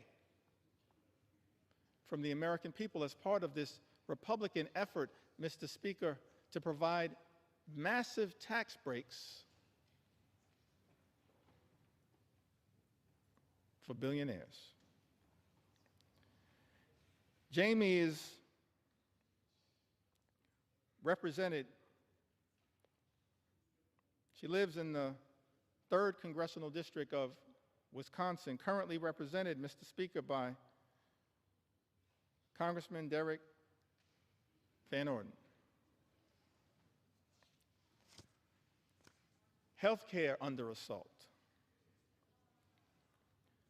Nutritional assistance under assault. Farmers in this country have also been under assault. And one of the reasons why so many Americans are cynical about our politics of the moment is that there are people who run for office, they say one thing and then they do the exact opposite. And many of the policies that we've seen come out of the Trump administration are inconsistent with the rhetorical promises that were made on the campaign trail. Donald Trump and House Republicans promising to look out for people in farm country, and then supporting policies that do the exact opposite. April is from Iowa. Says that 4th-generation farmer on land her family has worked for almost 125 years in north-central Iowa. And then says, if there's all this uncertainty out there, how can we plan? We need a path forward. It's like changing a tire while we're still driving down the road. That's what our farmers are being asked to do, change a tire, while they're still driving down the road because of the uncertainty that has been unleashed by an administration far too focused on chaos, cruelty, and corruption. Those are my words. April goes on to say, we're kind of holding our breath for this fall. That's when it will hurt the most farmers. We need trade with Mexico and Canada too. That's why I think the reciprocal tariffs are going to hurt us more.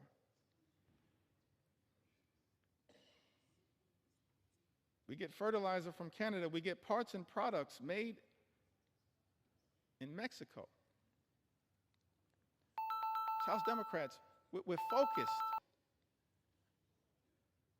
on creating more good-paying jobs, on economic strategies that make sense, that are designed to lift up the American people. But I can't find anything in this 900-plus page bill that is actually designed to permanently sustain a positive trajectory for farmers in this country and for everyday Americans. In fact, the chaotic uncertainty of the economic policies that have been unleashed by the Trump administration and complete Republican rule in Washington, D.C., will have devastating consequences for the American people and for farmers like April. John writes to us from the great state of North Carolina. He says to us, not many families can say this, black families that is, but we've been here for over 100 years. My great-grandfather, my grandfather on both sides, and my father were all farmers.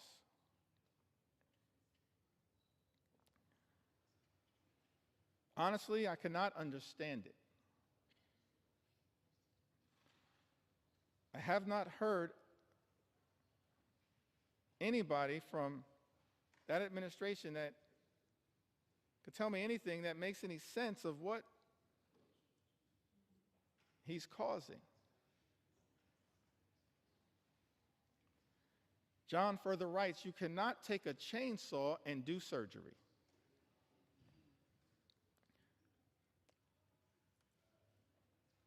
I'm going to plant about 50% less than I would normally because I don't know what the price is going to be. I don't want to take the risk of putting even more out there.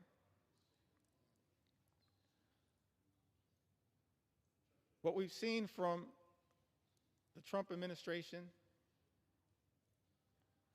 from this so-called DOGE effort, and from our Republican colleagues, Mr. Speaker,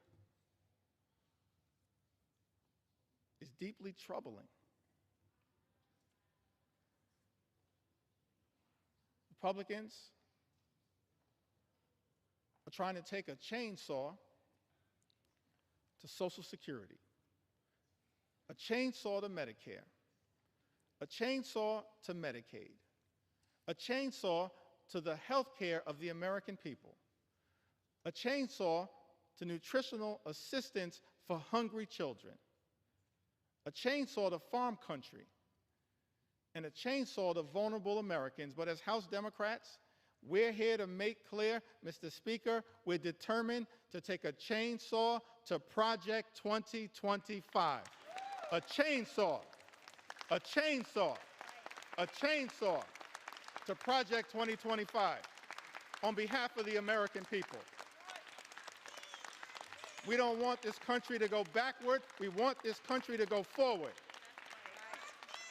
And so no matter what it takes, no matter how long it takes, we're going to take a chainsaw to your Project 2025. That's what we're prepared to do.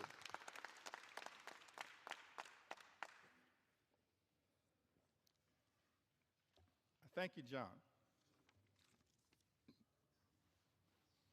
from North Carolina. One last farmer whose voice I want to elevate at this moment. And then I'd like to have a discussion about, anchored around some of the things that our Republican colleagues, Mr. Speaker, have said during this entire process. Correspondence that has been written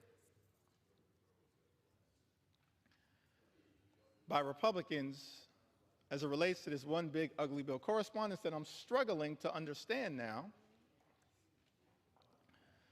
because it appears that almost every single House Republican is prepared to recklessly rubber stamp Donald Trump's extreme agenda and sign off on this one big ugly bill. So I'm going to go through some of the correspondence momentarily that maybe at some point our Republican colleagues can help us figure out. But I want to enter into the record one last story from a farmer. Can we respect the farmers in the United States of America? Can we respect them?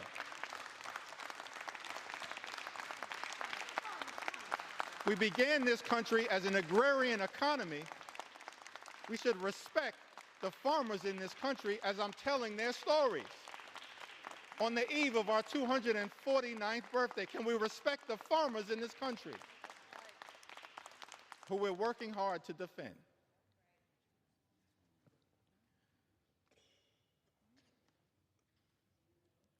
Susie is from Missouri. In a district, Mr. Speaker, represented by Ways and Means Chairman, our colleague, Jason Smith. She writes to us, she says that Susie and her husband, they moved back to her family farm over 2 decades ago, where they raised their children, including a son with complex medical needs who relies on Medicaid for essential therapies and care. Over the years, Susie has seen firsthand how Medicaid has been a lifeline for families like hers, especially in rural communities. A proud mother and daughter of hardworking Missourians, Susie apparently has voted for both Democrats and Republicans, and her husband is a registered Republican. But as farmers, they both believe that access to health care should never be a partisan issue.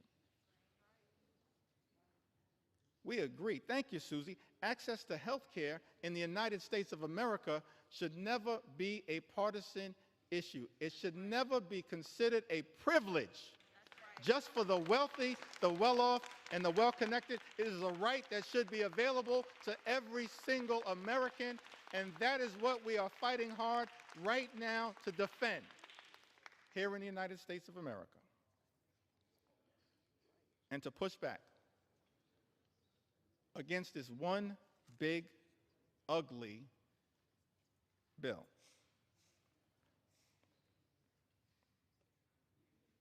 As I mentioned earlier,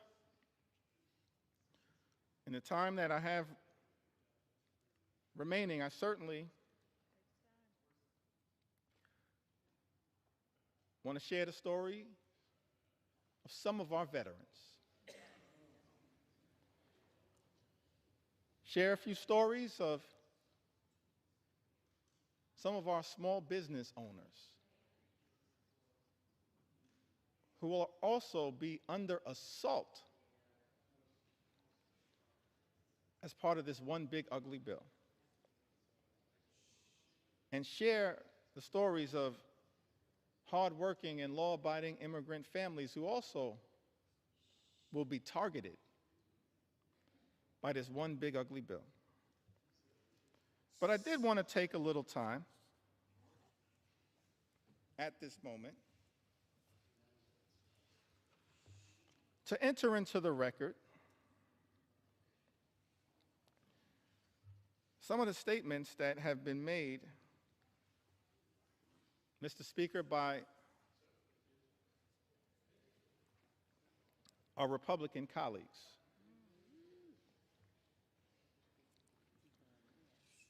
That I just don't understand. I mean, I am flummoxed by some of these statements. I've always wanted to use that word, y'all. Will suspend. House will be in order. Please take your conversations outside the chamber. Please take your conversations outside the chamber. Gentleman's recognized. Thank you, Mr. Speaker. I was hoping to seek some clarification at some point after I'm able to yield the floor.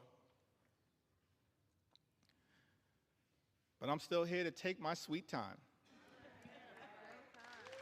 on behalf of the American people.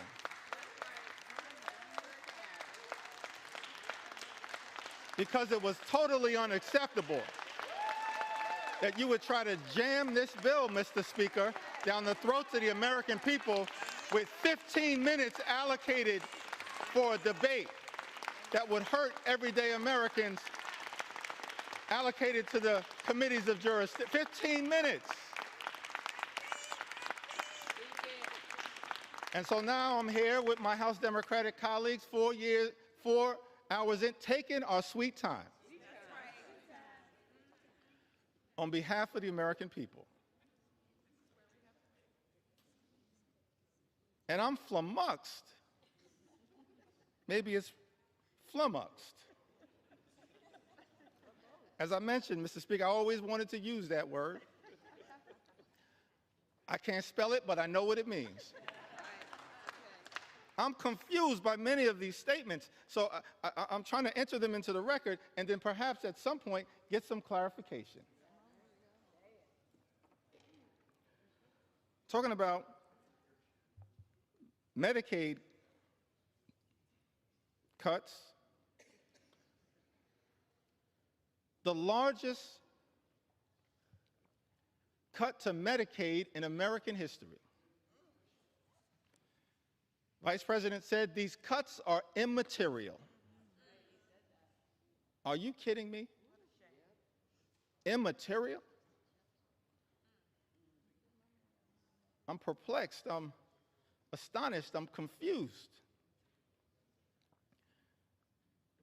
that someone who sits in the second highest office in the land would say that Medicaid cuts, $1 trillion or so of Medicaid cuts that are in Donald Trump's one big ugly bill are immaterial.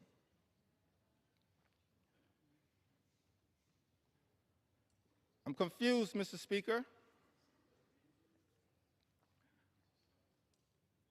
by the statement that was made by the former Senate Majority Leader, Mitch McConnell, who, when talking about the Medicaid cuts that millions of Americans have been reaching out to us, pouring into us their heartfelt concerns at the devastating impact that these Medicaid cuts will have on their health, their safety, and their well-being. I'm confused, Mr. Speaker, by the statement that Mitch McConnell made. He said, people will get over it.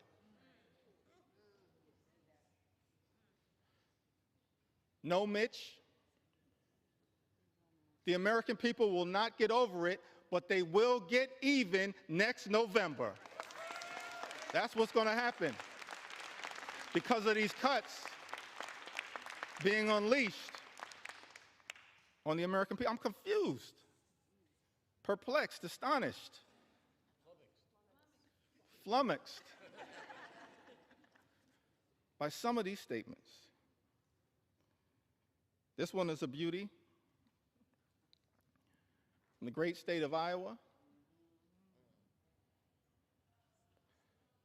Senator Joni Ernst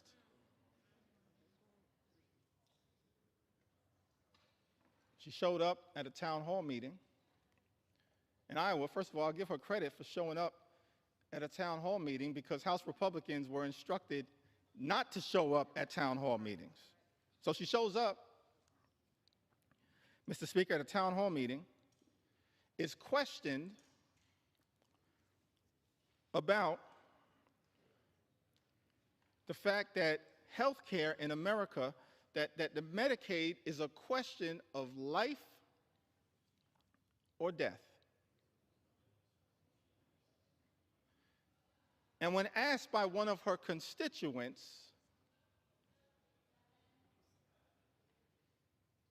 about the concern that was had, the fact that people will die as a result of the devastating cuts to Medicaid and health care that are in Donald Trump's one big ugly bill, Senator Ernst says, we're all going to die anyway.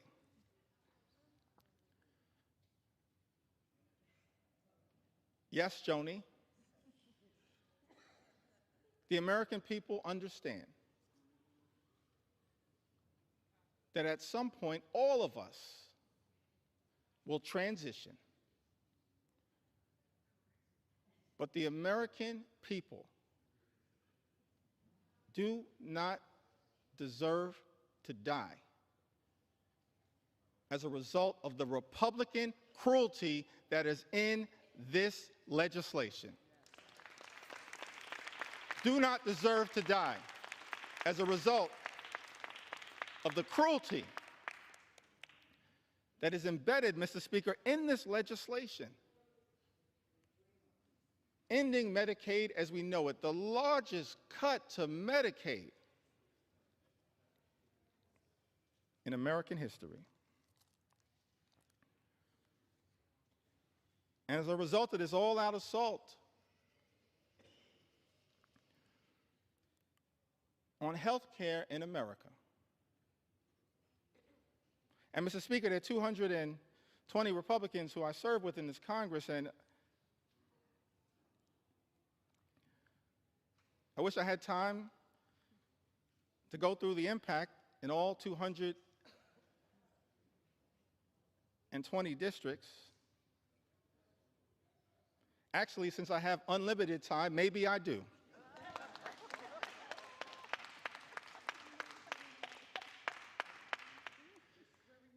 But, Mr. Speaker, I figured that, I'll start in my home state of New York.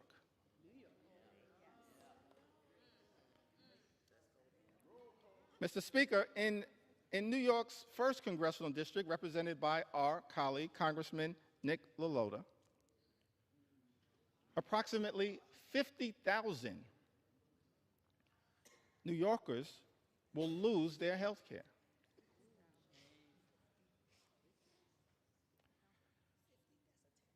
In New York's 24th Congressional District, Mr. Speaker, represented by our colleague, Congresswoman Claudia Tenney, over 30,000 New Yorkers will lose their health care.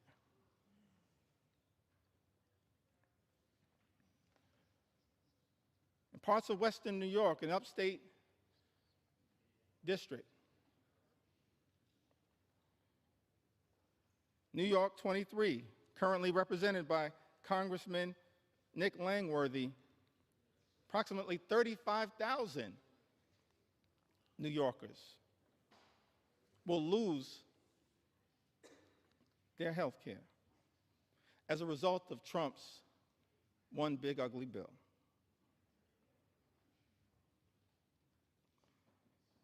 In New York 17, currently represented by Congressman Mike Lawler, more than 30,000 New Yorkers will lose their health care. In New York 21, the North Country,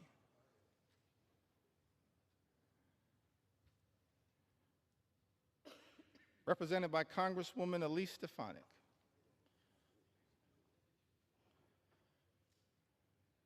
welcome back to Congress. I'm sorry it did not work out for you.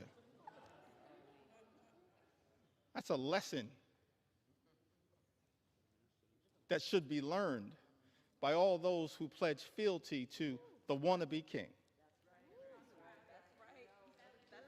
But I digress.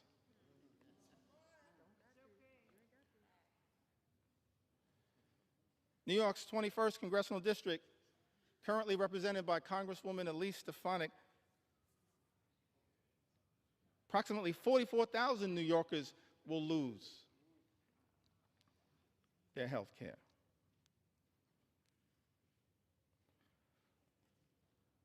In Long Island, Suffolk County, part of Long Island, currently represented in Nassau County by two amazing colleagues, Tom Swazi and Laura Gillen.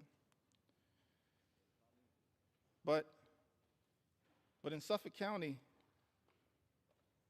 New York's 2nd Congressional District, currently represented by Congressman Andrew Garbarino, 48,000 New Yorkers will lose their health care.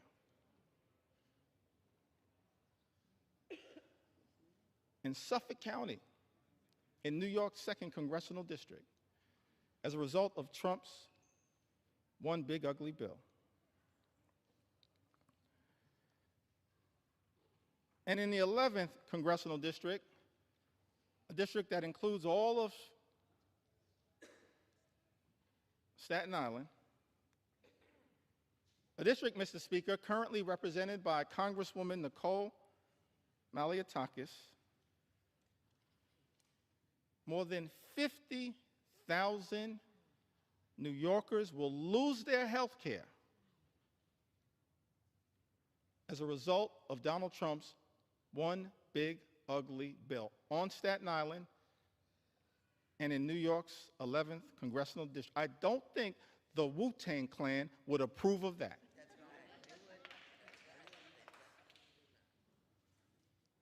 It's incredible to me. In district after district after district, Mr. Speaker, represented by my Republican colleagues, so many Americans will stand to lose their health care as a result of Donald Trump's one big ugly bill. Now, this is not just a Democratic perspective. We stand by that perspective. We'll continue to articulate that view and forcefully defend the health care of the American people, but it's not just a Democratic perspective. And so I thought that it was important that we enter into the record some of the words, Mr. Speaker, of members of the House Republican Conference who wrote directly to you, Mr. Speaker, in their own words, talking about the challenges of this one big ugly bill. February 19th of this year, in a letter written to the Honorable Mike Johnson, Speaker of the United States House of Representatives, the subject line was, "Protecting American Communities in the Budget Reconciliation Process." For all of the American people who may be watching the floor of the House of Representatives right now, that's the process that we're in. This one big ugly bill. Mr. Speaker, Republicans chose to go down this road because Republicans are uninterested in actually trying to find bipartisan solutions to solving problems on behalf of the American people. And so we're in this budget reconciliation process that can avoid the filibuster in the United States Senate. And Republicans, Mr. Speaker, have been uninterested in trying to actually find bipartisan common ground. We're the party of common sense. Let's be clear about that. I'm going to be spending some time on the road talking about what common sense really is all about. Common sense certainly is not taking health care away from the American people. And so in this letter on February 19th, and I got a lot of statements that have been entered into the record, but I figured we'd start with this one. February 19th, Dear Speaker Johnson, as members of the Congressional Hispanic Conference, that's different than the Congressional Hispanic Caucus. The Congressional Hispanic Caucus right now is fighting hard on behalf of the health care of the American people. On the Democratic side, I call that the real CHC. The Congressional Hispanic Caucus is fighting hard on behalf of the American people. But this is a letter as members of the Congressional Hispanic Conference. Mr. Speaker, as you know, these are Republicans here in the House of Representatives. And those who represent sizable Hispanic populations. We are writing to express our concerns regarding possible funding decisions stemming from the House Budget Resolutions Committee instructions advanced on February 13, 2025. Those budget instructions, by the way, were what set this whole toxic process in motion that has resulted in this moment that we find ourselves in right now on the floor of the House of Representatives, connected to this one big ugly bill.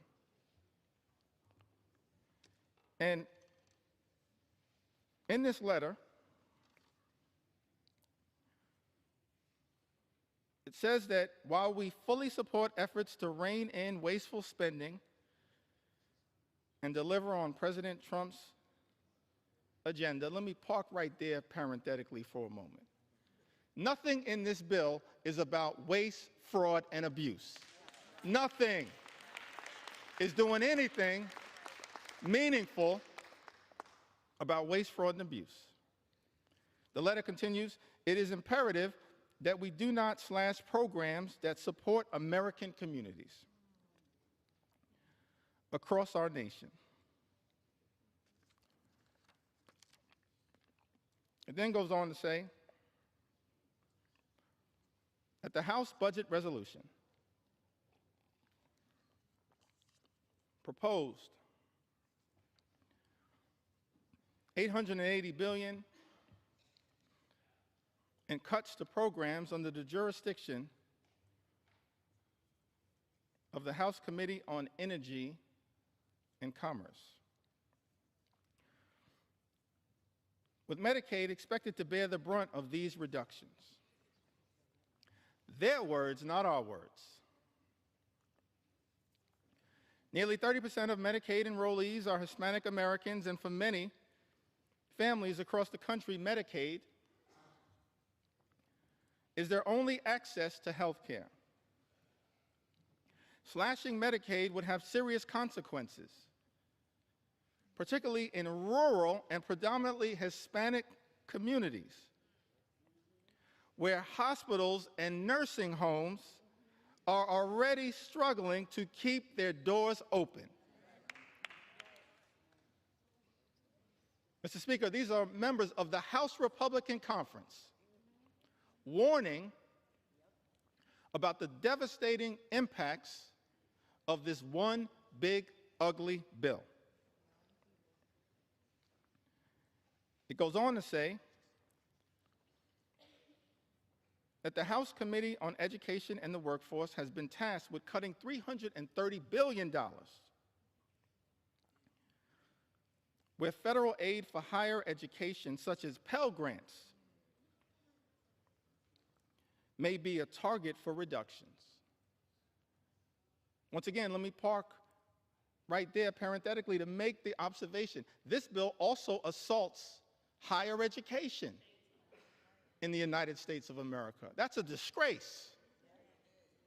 And Mr. Speaker, members of the House Republican Conference predicted that that would occur. Their words, not our words. House Committee on Education and the Workforce has been tasked with cutting $330 billion, where federal aid for higher education, such as Pell Grants, may be a target for reductions. Hispanic students make up a significant share of Pell Grant recipients, many of whom are first-generation college students, striving for a better future for themselves, their families, and our nation. If we are serious about empowering the next generation and strengthening our workforce, we must facilitate and not undermine opportunities that help students succeed. Finally, the House Committee on Agriculture has been directed to cut $230 billion. And then, Mr. Speaker, our Republican colleagues go on to write, while we fully support efforts to eliminate fraud, waste, and abuse, by the way, that's all fake, we support a federal government that's effective, that's efficient, that's equitable, that eliminates waste, fraud, and abuse. That's not what this bill is all about. But it goes on to say, while we fully support efforts to eliminate fraud, waste, and abuse, we must ensure that assistance programs such as SNAP remain protected. I mean, I'm just confused. Remain protected as nearly 22% of Hispanic families rely on this critical program as a temporary safety net during difficult times. And then this letter concludes, written to you, Mr. Speaker, by the Congressional Hispanic Conference. Hispanic Americans are the future of the Republican Party. I'll reserve judgment on that statement. As House Democrats, we're going to fight for every single community in the United States of America, including the Hispanic community. Every single community. We want every single community to experience the good life, to afford to be able to live the good life. That's what we want.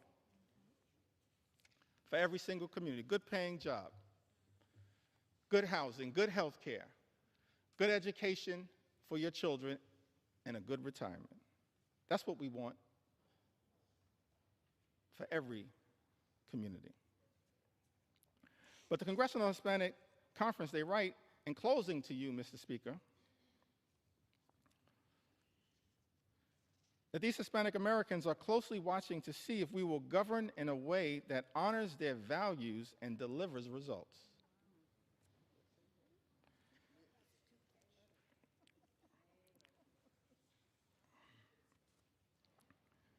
Just to make sure that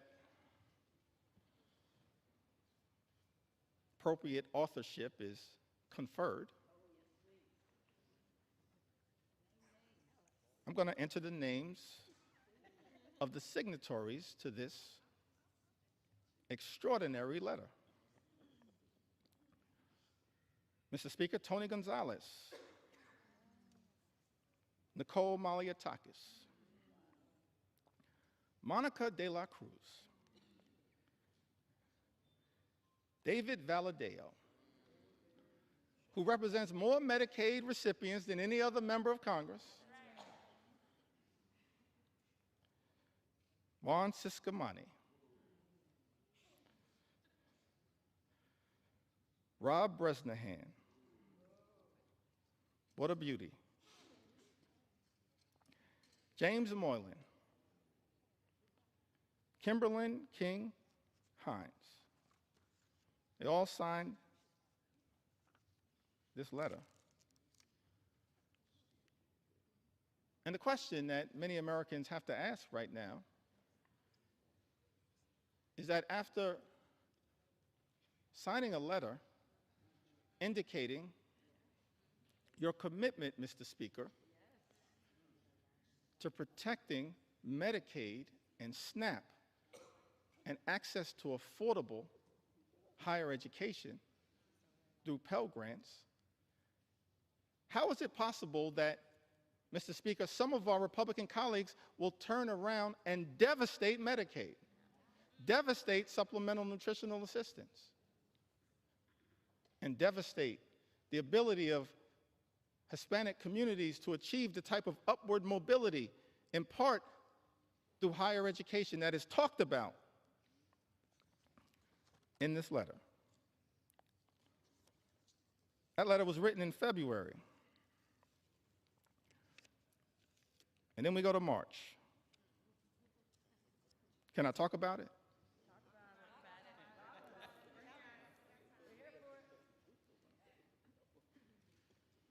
I mentioned, Mr. Speaker, I'm here to take my sweet time on behalf of the American people.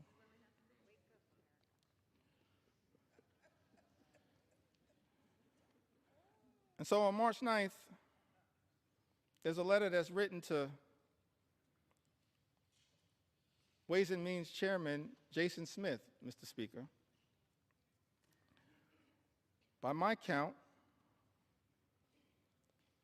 21 Republicans signed this letter. And it's about the importance of the clean energy economy in the United States of America. I would assume, based on this letter, that all of the signatories to this particular piece of correspondence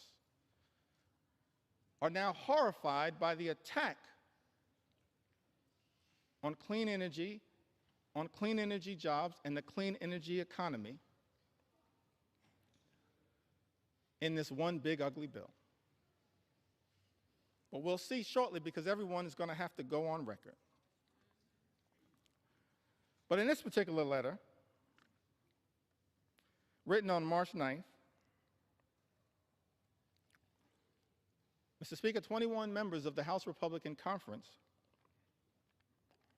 write to Chairman Jason Smith. Countless American companies are utilizing sector-wide energy tax credits, many of which have enjoyed broad support in Congress to make major investments in domestic energy production and infrastructure for traditional and renewable energy sources alike.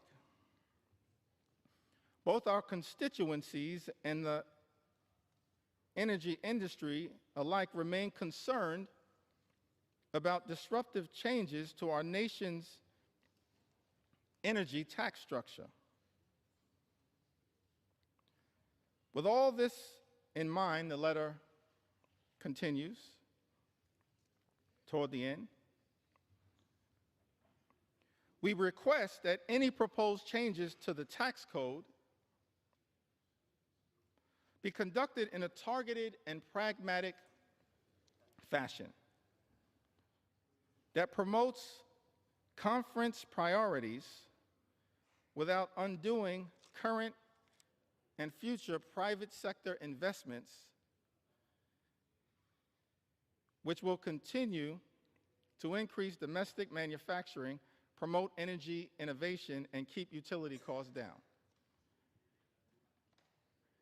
I mean, the language that was chosen there is pretty interesting, but the translation is protect the clean energy economy.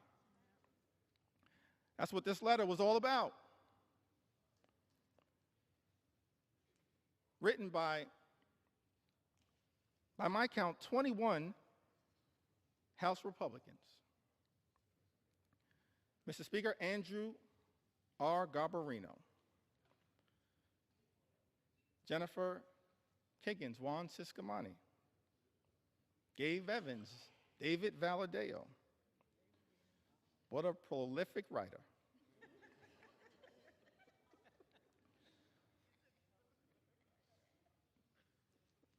Mark Amadei, Michael Lawler, Young Kim, Don Bacon, Vince Fong, Jeff Hurd, Tom H. Kane Jr., Nick LaLota,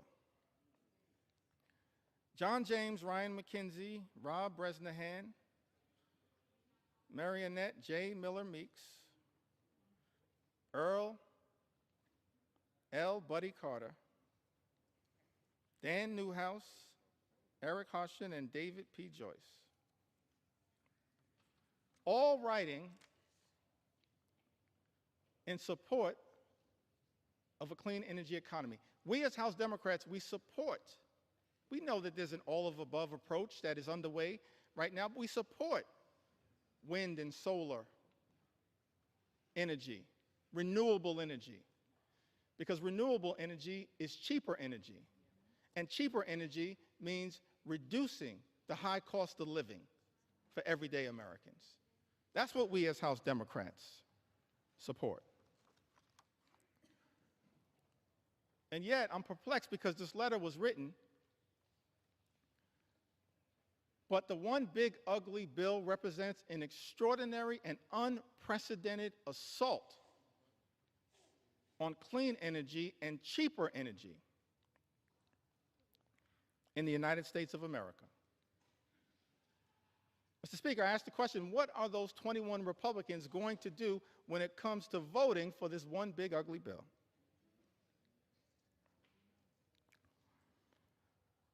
And then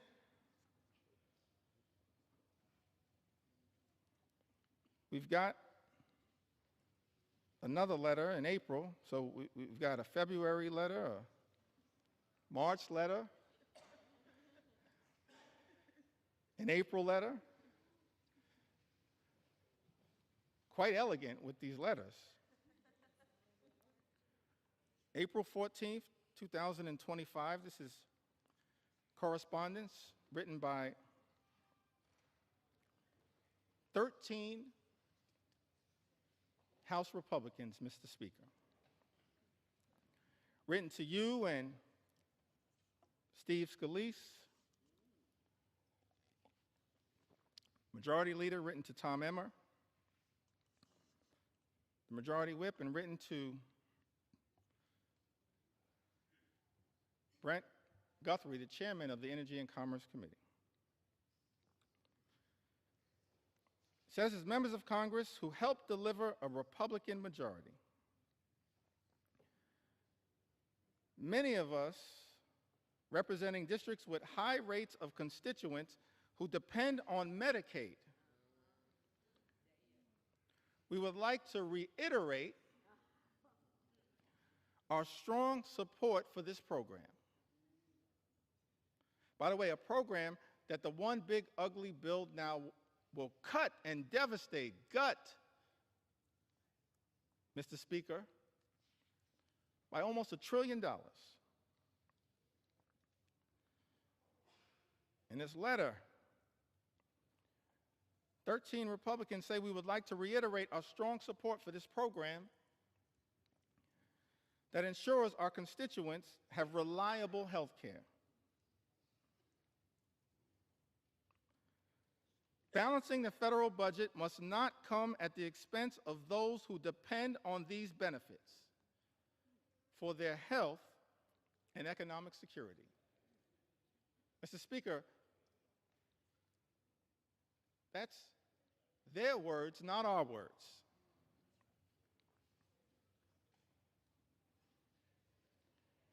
And then this bill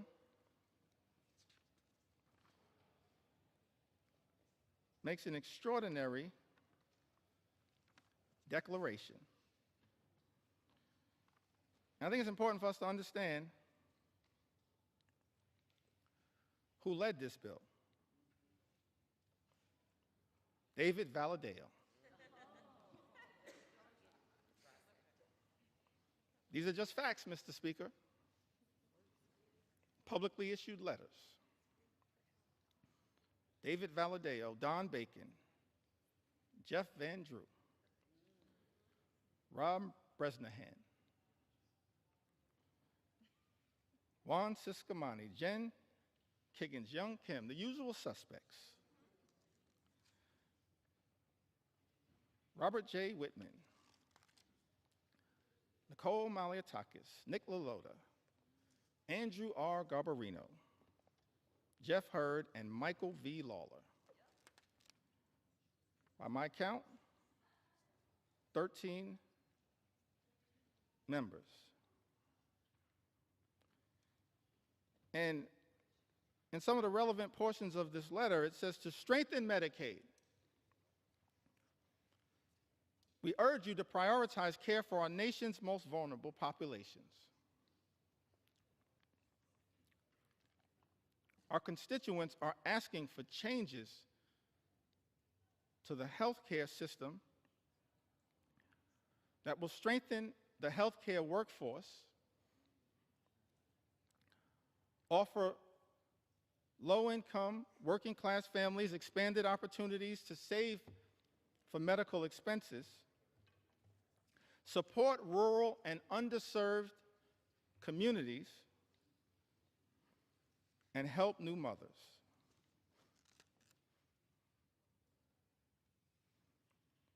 And in the second paragraph of this letter dated April 14, 2025, Mr. Speaker, these 13 members of the House Republican Conference make this extraordinary representation. It says, however, we cannot and will not support a final reconciliation bill that includes any reduction in Medicaid coverage for vulnerable populations. This bill represents the largest cut to Medicaid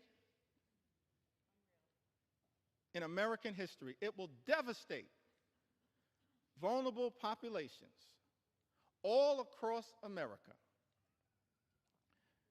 And so the reality is, all 212 House Democrats are going to stand up and protect the health care of the American people. We're going to protect the Medicaid of the American people against this assault on vulnerable communities. And I'm looking forward to all 13 of you joining us to protect the health care of the American people that you represent. That's the promise, Mr. Speaker, that your Republican colleagues made in this April letter. What's changed? We're looking forward to all 13 Republicans in this letter joining us to protect the Medicaid of the American people.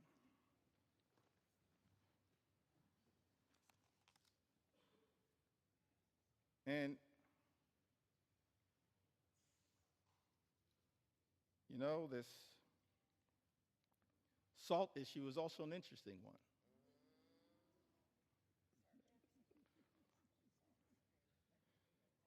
Statement was issued on May 8th from my colleagues in the New York delegation, Elise Stefanik, Andrew Garbarino, Nick LaLota, Mike Lawler. Just facts right now. Big talk about standing up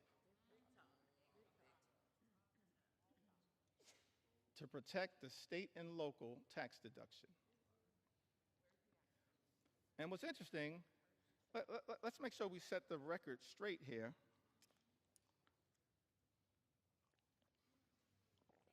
As to what happened to the state and local tax deduction, which impacts millions of hardworking American taxpayers all across the country, including in the districts represented by the individuals that I just named. The state and local tax deduction was decimated,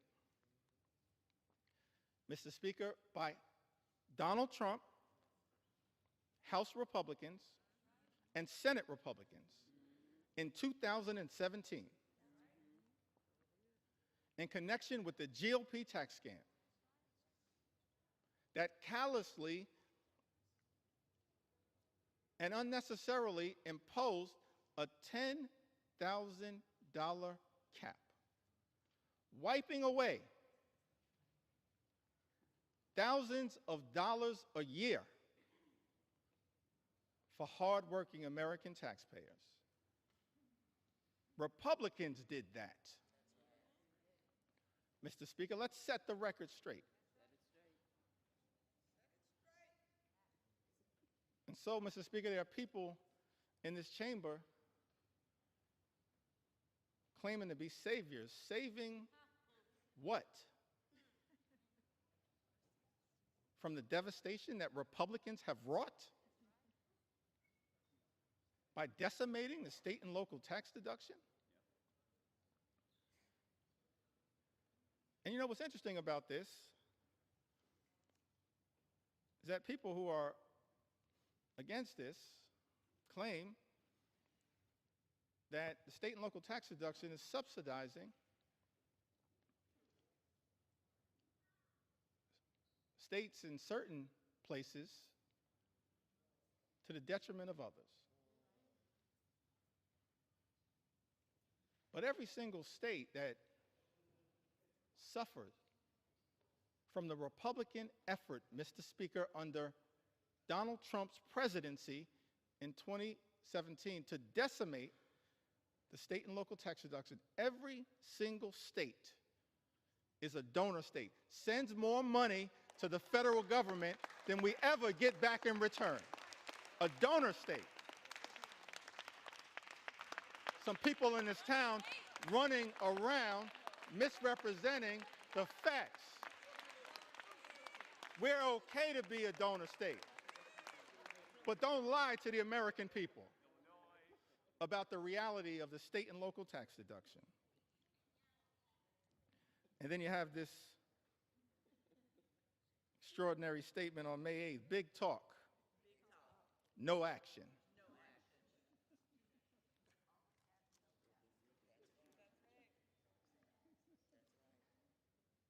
I guess in Texas they say all hat, no cattle.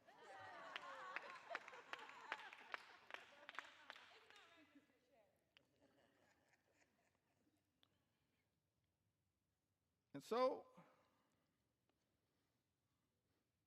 that brings us to this letter that was written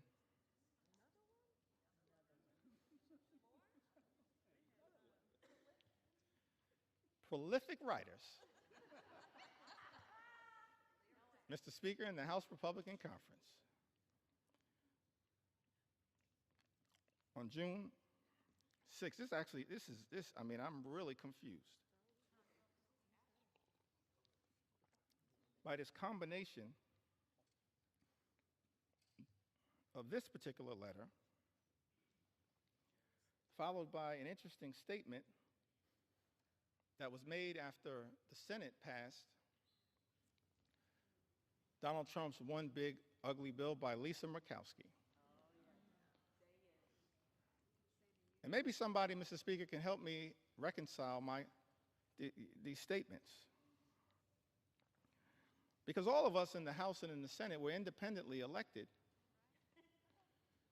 to stand up on behalf of our constituents in the chambers that we serve in. I'm going to get back to that point momentarily. So in the House, we passed this one big ugly bill initially in late May, a devastated Medicaid, devastated nutritional assistance, devastated the clean energy economy that actually is benefiting red state after red state after red state in the United States of America. And so,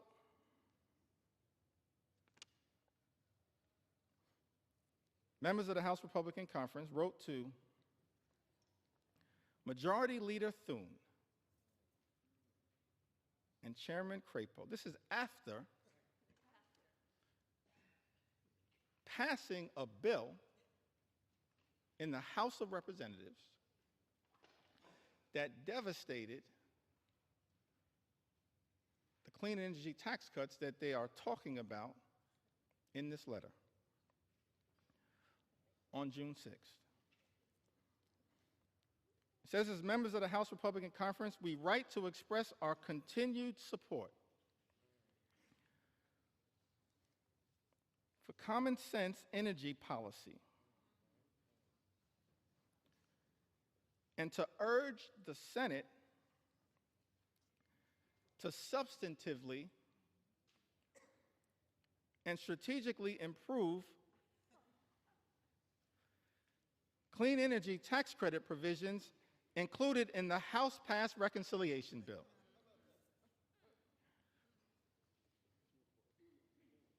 I mean, what is happening right now? Maybe I don't understand the legislative process. So in this letter,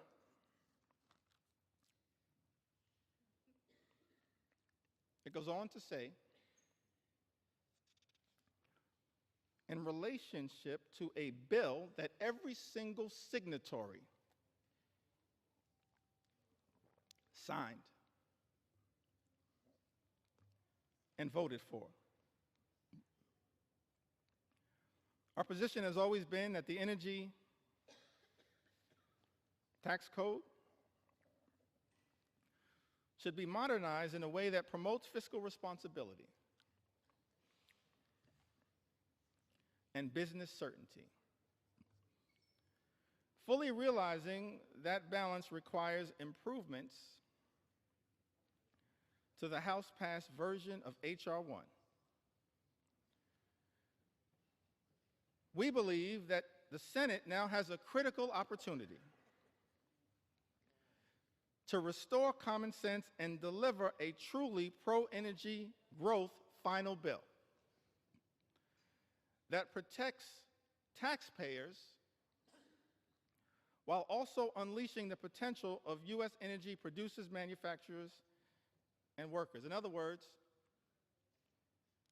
every single one of these signatories, Jen Kiggins, Brian Fitzpatrick, Juan Ciscomani, Nick LaLota, Mike Lawler, Andrew Garbarino, Don Bacon, Mark Amadei, Gabe Evans, Young Kim, David Valadeo,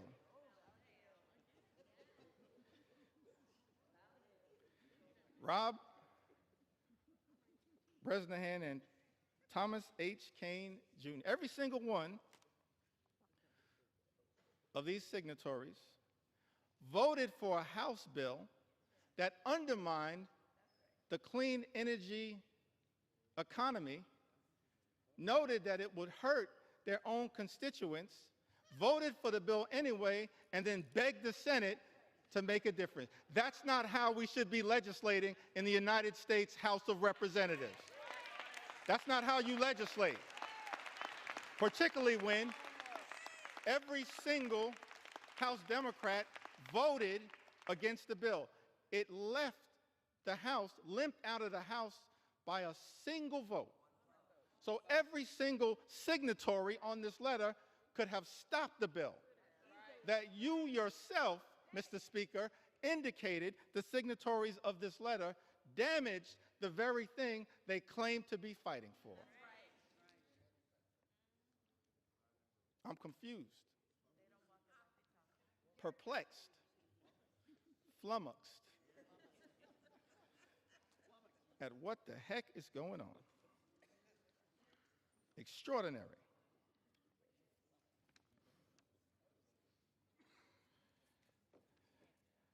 I mean, I'm just overwhelmed by the amount of correspondence. I had to just pick out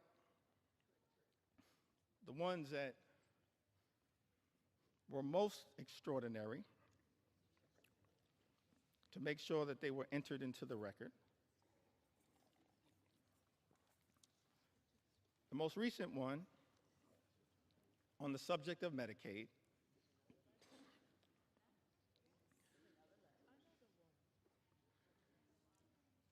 was written on June 24th. It was directed to the Honorable John Thune, Majority Leader of the United States Senate, the Honorable Mike Johnson, Mr. Speaker, Speaker of the U.S. House of Representatives. I think it had, by my count, 16 members. No surprise, y'all. It was authored by David Valadao.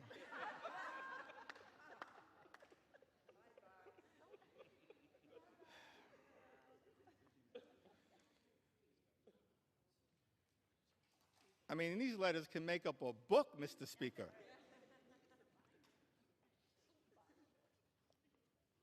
David Valadao, Juan Ciscomani, Rob Bresnahan. Mr. Speaker, these are just facts.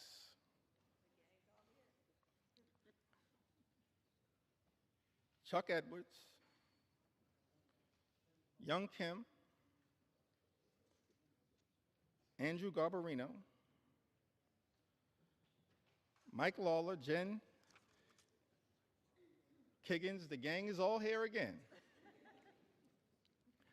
Jeff Van Drew, Don Bacon, Dan Newhouse, Zach Nunn, Robert J. Whitman, Nicole Maliotakis, Marionette J. Miller Meeks, and Jeff Hurd. 16 members, Mr. Speaker, of the House Republican Conference, in a letter written to you, Mr. Speaker, and the Honorable John Thune, Majority Leader of the United States Senate, on June 24th, and here's the most extraordinary statement that was written in this letter. In the second to last paragraph, I think we call that the penultimate paragraph. In the second to last paragraph, it says, protecting Medicaid is essential for the vulnerable constituents we were elected to represent. Therefore, we cannot support a final bill that threatens access to coverage or jeopardizes the stability of our hospitals and providers. Mr. Speaker, 16 members of the House Republican Conference, who just a few days ago made clear on the record that they will not support devastating cuts to Medicaid. 16 members. All we need, Mr. Speaker, are 4 Republicans from this group to join us, and we can stop these devastating cuts to Medicaid. Join us. Join us. Join us. We welcome you with open arms into the warm embrace of members of Congress who are here to protect the health care of the American people. Just 4 y'all, we welcome you with open arms into the warm embrace of members of Congress determined to protect the health care of the American people. All we need are 4. And so many of y'all are on record. So as I conclude this section of this particular presentation, and we still got some ground to cover. Cover it. We're going to continue as House Democrats to take our sweet time on behalf of the American people, because the issues are too significant to ever walk away from.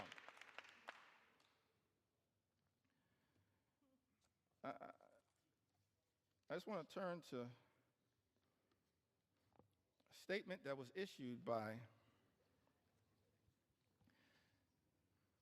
Senator Lisa Murkowski. I want to give some love to the other side of the Capitol.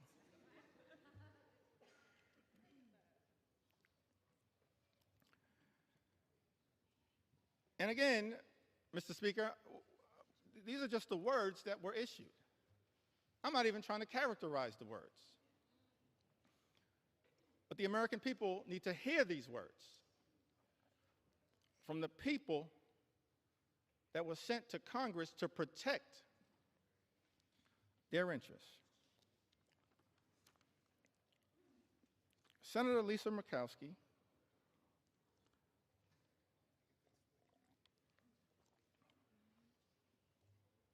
says this was one of the hardest votes I have taken during my time in the Senate. Let me just editorialize there briefly. This should not be a hard vote, Senator Murkowski. This should be a hell no vote on behalf of the people you were sent to Washington to represent. It's a hell no vote for us because we're standing up on behalf of the American people. It should be a hell no vote. But, Mr. Speaker, these are the words. Senator Murkowski says this was one of the hardest votes I have taken during my time in the Senate.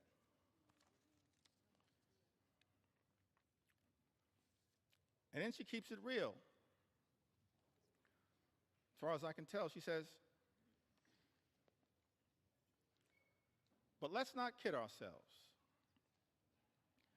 This has been an awful process. Mr. Speaker, those are the words of a Republican senator, not us. This has been an awful process, a frantic rush to meet an artificial deadline that has tested every limit of this institution.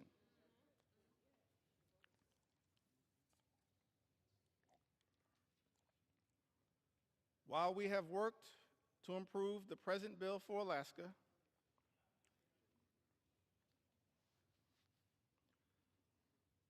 it is not good enough for the rest of our nation.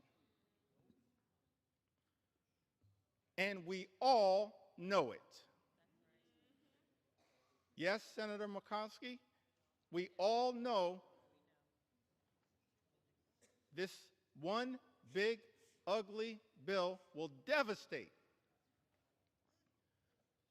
everyday Americans across this country. And yet, in the concluding paragraph,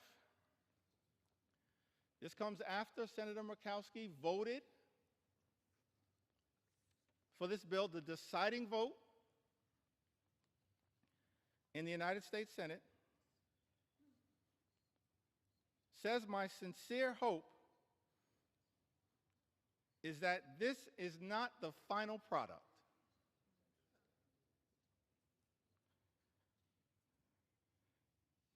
This bill needs more work across chambers and is not ready for the president's desk. We need to work together to get this right. So let me get this straight. I think the number was 16 House Republicans, Mr. Speaker, vote for a bill they know will hurt the communities, Mr. Speaker, that they represent, vote for the bill anyway, when any one of them could have stopped this bill from ever leaving the House of Representatives, and then write a letter to the senators in the other side of the Capitol saying, fix this bill. When any single one of them could have stopped the bill dead in its tracks. And then Senator Murkowski, in her chamber, turns out to be the deciding vote for a bill that she says, Mr. Speaker, is not good enough for the rest of the nation, and we all know it, votes for it anyway, and then begs the House to fix the bill. That is not how the people's business should be done in the United States Congress. We have a responsibility to stand up for what is right and stand up for what is right in the chamber that we serve in. That's what we should all be doing. And so our House Republican colleagues, Mr. Speaker, have one last opportunity to join us as Democrats. Every single Democrat who's going to stand up and protect the health care of the American people. Stand up and protect the nutritional assistance of the American people. Stand up and protect our farmers. Stand up and protect our veterans. Stand up and protect the clean energy economy. Stand up to protect our public schools. Every single one of my House Republican colleagues have the opportunity now in this chamber, not the other chamber, in this chamber, to join us as Democrats and stand up for what is right. The eyes of America are watching. Started this process, Mr. Speaker, 3:28 in the morning, this debate. Took to the House floor, maybe an hour and a half after that. And we still have a lot to say. On behalf of the American people. For such a time as this,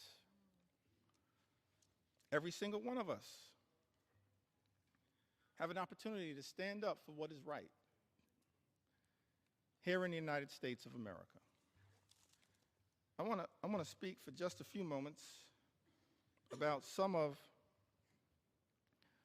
the people who've been targeted in a callous way by this administration. Some of the stories that need to be told on behalf of the American people. I mentioned, of course, Mr. Speaker, throughout this process, we have been thankful for the stories shared by everyday Americans who went to bed last night fearing the worst and have woken up this morning horrified by Donald Trump's one big ugly bill that will hurt everyday Americans and rewards billionaires with massive tax breaks that will serve to devastate the social safety net and explode our nation's debt. And so I want to tell a few stories on behalf of our nation's veterans who've also written to us to share their concerns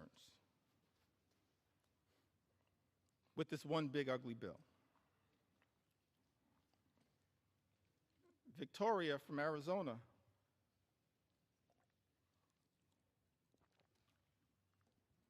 wrote to us, Mr. Speaker,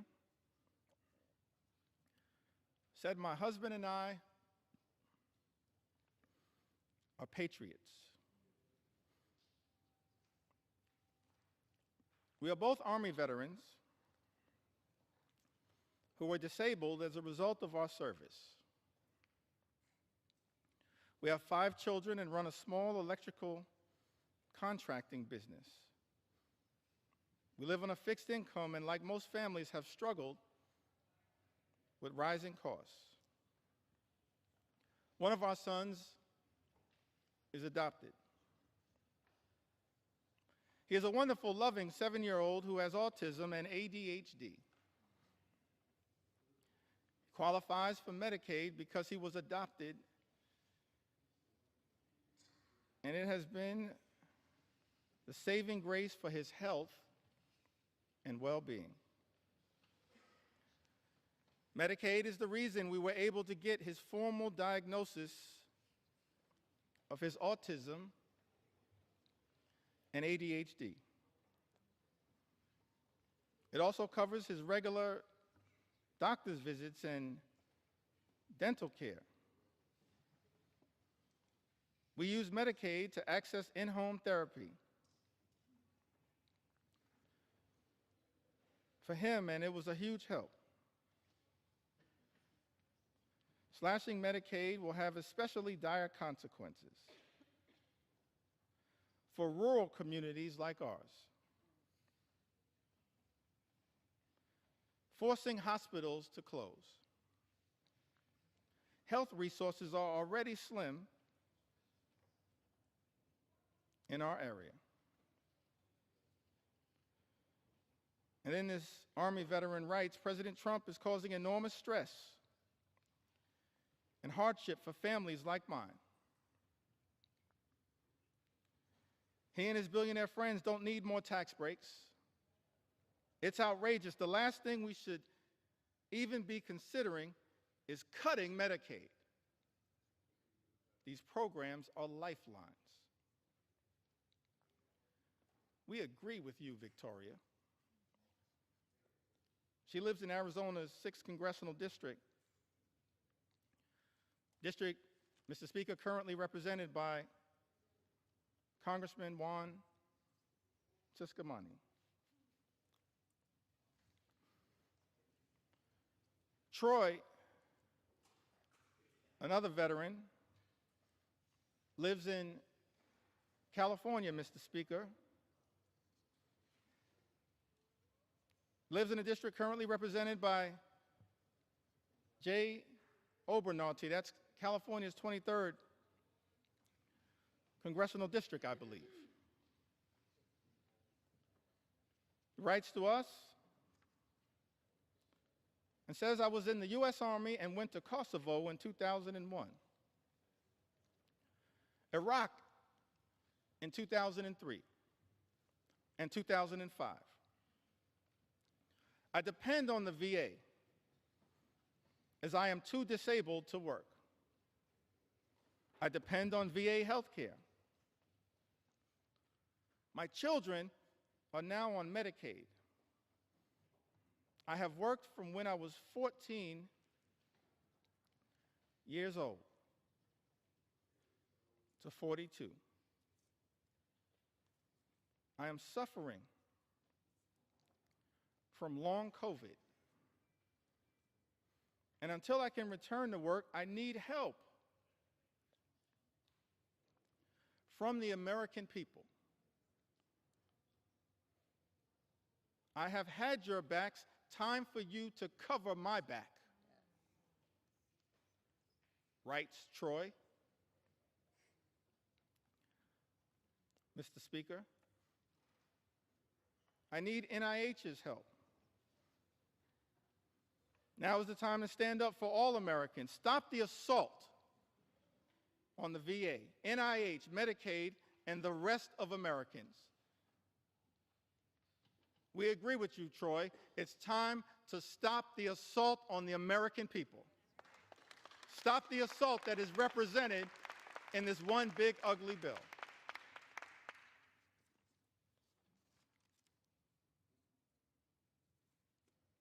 Christy, another veteran, wrote to us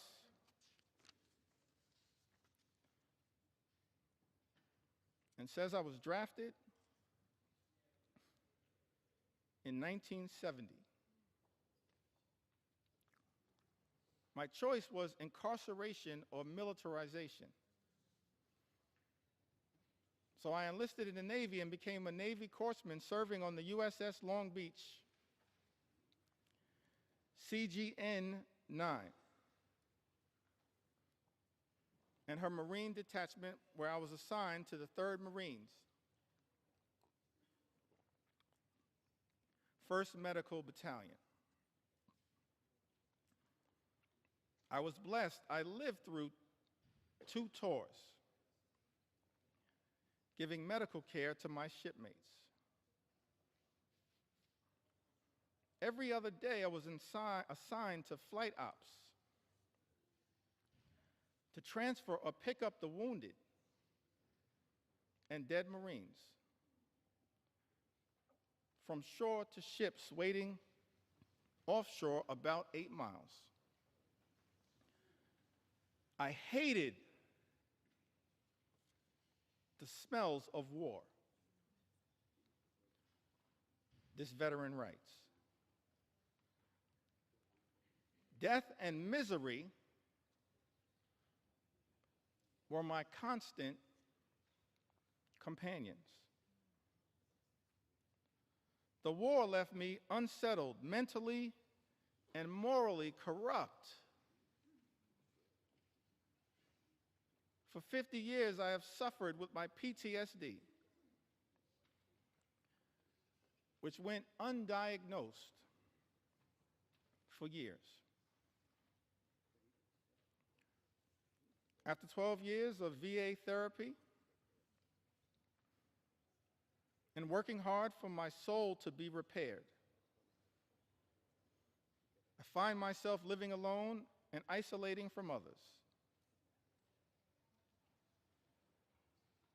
And I am one of the lucky ones, thanks to the care I have received from the VA. Veterans pouring out their heart and their soul, sharing their anxiety with all of us, urging this Congress to do something,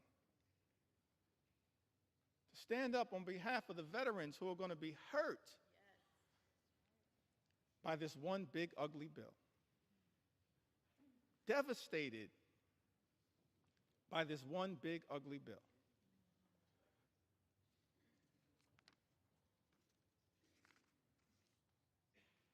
We also heard, Mr. Speaker, from Timothy, who I believe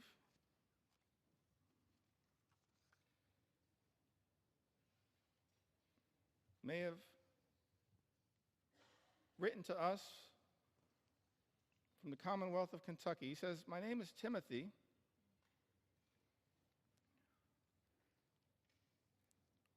And for the past 5 years, I have worked at the Department of Housing and Urban Development in field policy and management, a Department of Housing and Urban Development that was once led so ably by our former colleague, Congresswoman Marcia Fudge, and now has been taken in a very different direction. Timothy writes, in this role, I've educated the community about HUD's programs such as FHA loans and housing counseling that allow people to purchase homes, affordable rental housing that help people pay their rent, and homeless services that help people find shelter and leave the streets. I have worked with internal data that focused on improving our programs.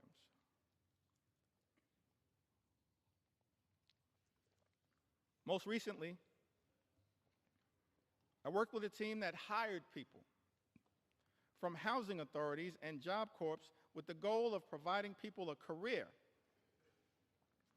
and a way off government assistance. Those incredible people, along with myself, have been fired by Elon Musk's Doge.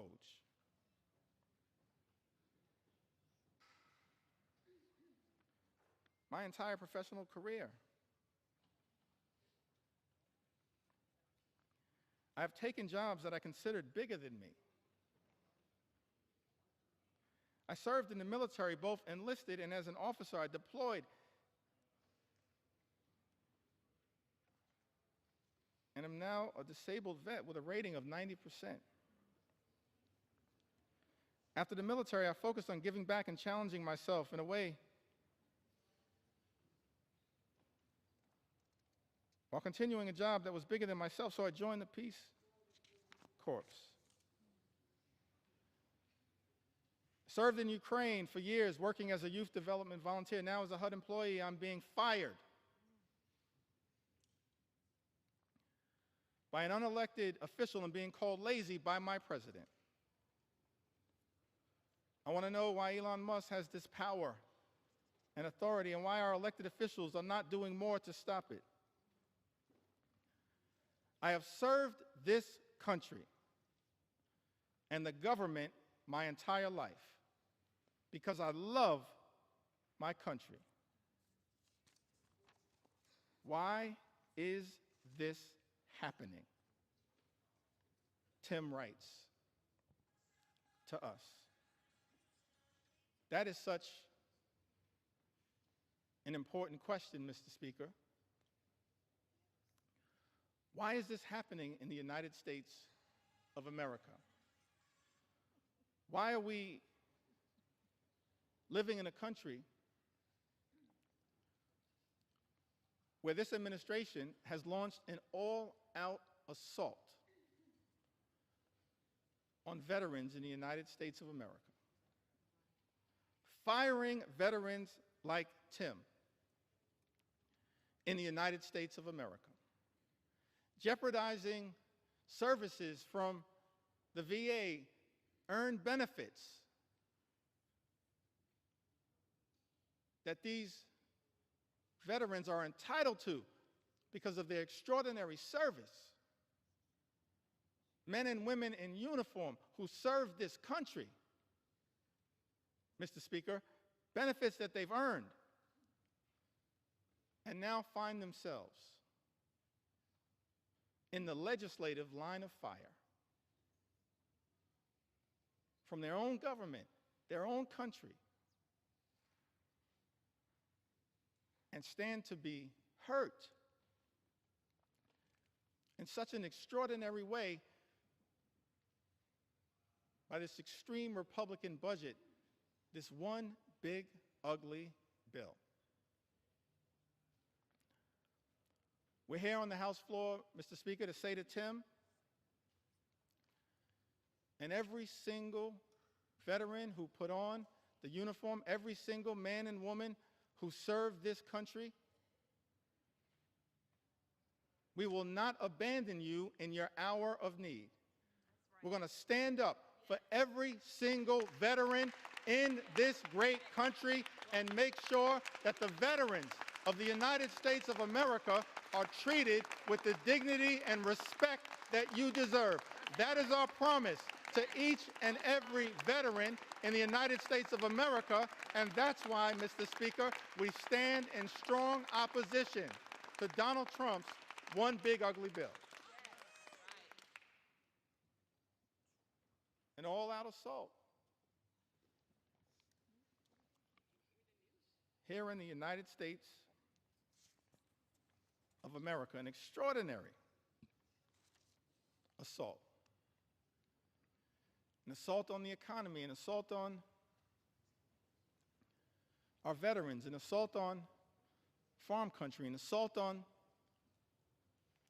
health care, an assault on nutritional assistance. And of course, this one big ugly bill and the Trump administration, I wish it was not so. Because at the beginning of this Congress, Mr. Speaker, I stood right where you stand right now, and said in my first remarks to this Congress and the American people that as Democrats, we were prepared to find common ground on any issue to make a difference in the lives of the American people we all represent. But then, Mr. Speaker, beginning on January 20th, a flood of extremism, the likes of which have never before been seen in the United States of America, has been unleashed on the American people. An all-out assault on the American way of life. An assault on small businesses that is underway here in the United States of America. We should all recognize that small businesses represent the heart and soul of the American economy. And if we're going to stand up for any group of people here in the United States of America, in addition to our veterans, our men and women in uniform, and I'm proud that I stand here as the son of someone who once wore the uniform. My father, he's in heaven right now. Marlon Jeffries grew up in Newark. His nickname was Pudding.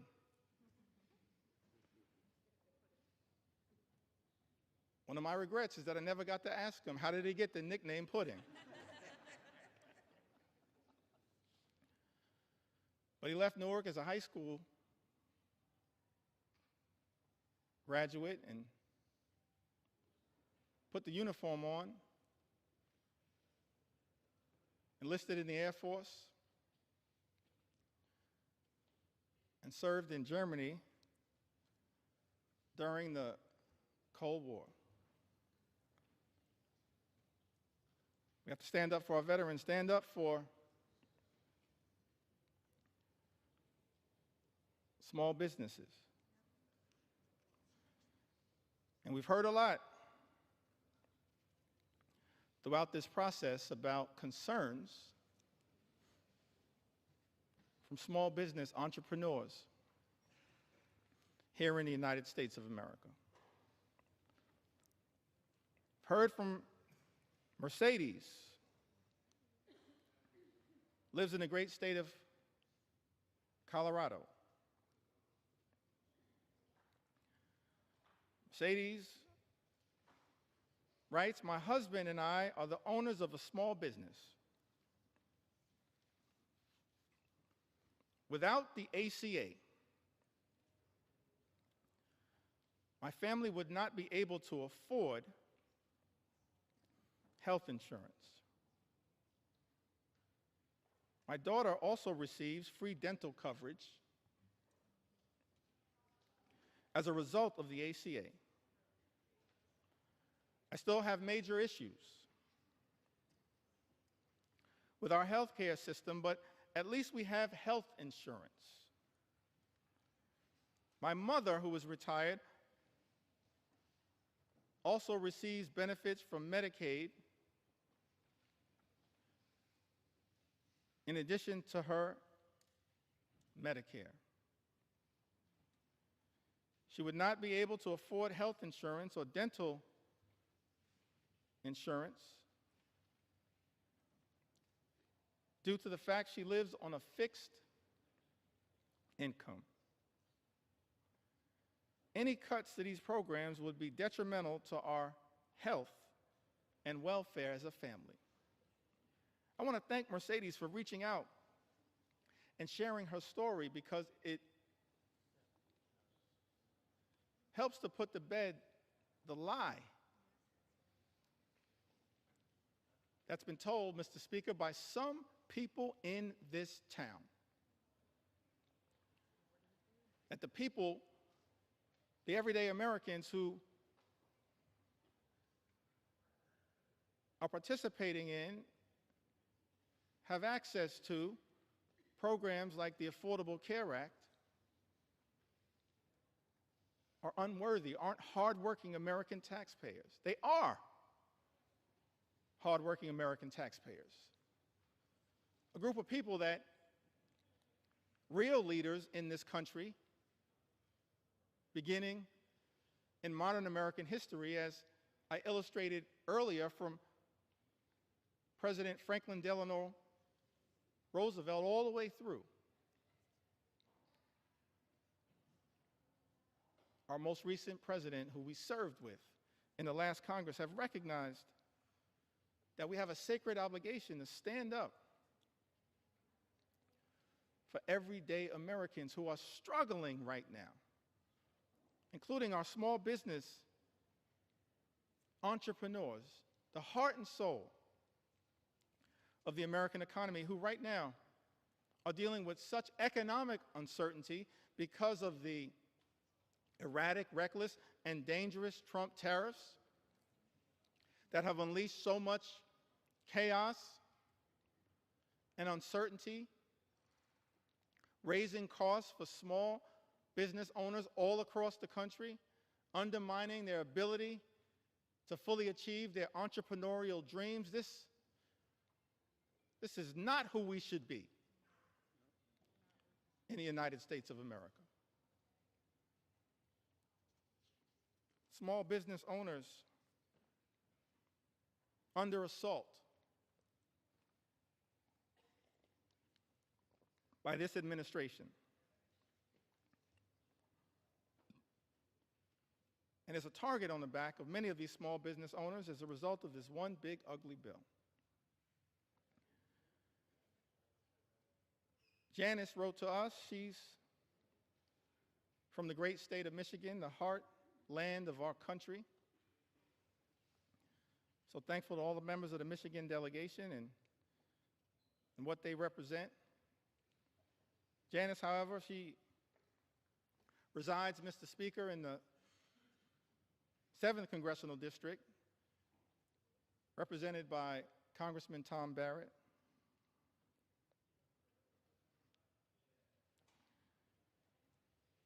Says that small business owner, mother, ACA recipient in Michigan, who recently spoke about how Trump's tariffs would potentially force her to close her business, which has given her family a livelihood for a decade and helped put 2 children through college. I just don't understand why Trump thinks putting tariffs will help American businesses. It's not. She writes, it's going to decimate us. People like us will be hit the hardest.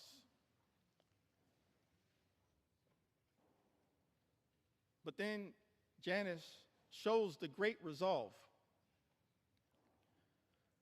of the American people, the great spirit of resilience of the American people, the refusal to run away from difficult circumstances. Janice writes, people like us will be hit the hardest. But Janice then writes, I refuse to call it quits. I won't give in to him. Janice, neither will House Democrats. Not now, not ever. We will never give in to this type of extremism as being unleashed on the American people. We will continue to stand up for you. One last small business owner that I'd like to mention. So many who've written to us, whose stories I want to be able to share, but let me perhaps go back to the Big Apple, the great state of New York. But let me also say to the American people, one of the ways in which we've received all of these stories, and we urge you to continue to share these stories from all across the land. You can share your story with us at Democratic Leader .house.gov/share your story. Democratic Leader .house.gov/share your story. We want to hear from the American people as to how we can best represent your interests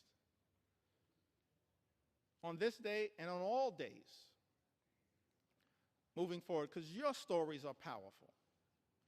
Your stories will continue to give us the resolve to fight for an America that's fair and just, an America where every single person can afford to live the good life. Good paying job, good housing, good health care, good retirement, and of course a good education for your children. That's not too much to ask in the wealthiest country in the history of the world. Work hard, play by the rules, and every single American should be able to afford to live the good life. But we know that in this country, far too many people are living paycheck to paycheck. Far too many small business entrepreneurs living paycheck to paycheck, and justifiably expect better from this government. We should be working hard in a bipartisan way to make their life better, not unleashing shock, awe, and pain on the American people. That's what this one big ugly bill will do. Devastate everyday Americans. Linda writes to us, a small business owner. I believe she's from the North Country.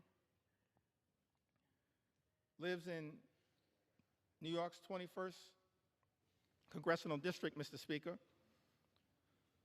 Linda's a flower farmer and flower importer in upstate New York.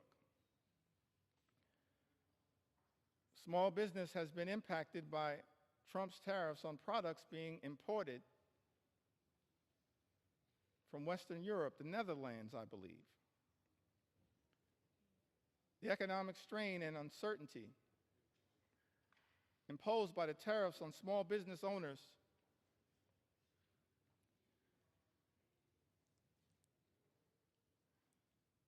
operating on slim margins has caused Linda and her customers to incur additional expenses. Linda tells us, Mr. Speaker, everything was going really well until the tariffs. And now she worries the business will go bankrupt and be forced to close if the tariffs stay in place. How is it that we're living in America where President Trump, Mr. Speaker, and House Republicans promised to address the high cost of living in the United States, promised to lower costs on day one? But costs aren't going down, they're going up. And as a result, of these Trump tariffs are now at risk of experiencing thousands of dollars per year in additional costs. And there is nothing in this one big ugly bill that is going to meaningfully make the lives of everyday Americans, of hardworking American taxpayers, of working class folks, of middle class folks, of all those Americans who aspire to be part of the middle class, of the poor and the sick and the afflicted. Nothing in Donald Trump's one big ugly bill that will meaningfully make their life more affordable. An all-out assault on the economy. We're dealing with an all-out assault on health care, on Medicaid, on the Affordable Care Act, on the Children's Health Insurance Program. All-out assault on the care, Mr. Speaker, being provided by Planned Parenthood. The medical care being provided by Planned Parenthood that is jeopardized in this very bill. All-out assault on hungry children, on hungry veterans, and on hungry seniors, millions of people who will lose their nutritional assistance, will go hungry. Food is being ripped out of their mouths by this one big, ugly bill. Mr. Speaker, that so many of my Republican colleagues seem prepared to support, notwithstanding their prior statements on the record to the contrary. All-out assault on veterans. An all-out assault represented in this bill on small business owners and entrepreneurs who are the heart and soul of our economy. And this bill also represents an all-out assault on law-abiding immigrant families. And Mr. Speaker, we're going to tell their stories as well. We're going to tell their stories. We're going to tell their stories. Because what's happening in this country, an all-out assault on law-abiding immigrant families, is unconscionable, unacceptable, and it's un-American. Because this is a country that should continue to pride itself as a nation anchored in the rule of law, and at the same time, a nation anchored in our journey as one of immigrants from all over the world. And we should never abandon that journey. We're approaching the 249th birthday of this great country, this exceptional country. And I believe, and we can go directly, if necessary, Mr. Speaker, to the words that were initially issued by Thomas Jefferson, the author of the Declaration of Independence. And he went through a whole series of indictments against the king. That America, 13 colonies, which became the 13 states, were working hard to break free from. I mentioned earlier the Declaration of Independence, and of course some of the aspirational aspects of it. There are really two parts, as I can tell. I'm not a constitutional scholar. I'm thankful for the constitutional scholars that serve in this Congress. No one more constitutional and more scholarly than my friend and colleague, the top Democrat on the Judiciary Committee, Jamie Raskin, who continues to lead the charge, standing up for the Constitution here in the United States of America. But as I read the Declaration of Independence, there seem to be two parts to it. There's the aspirational part, Mr. Speaker, of the Declaration of Independence.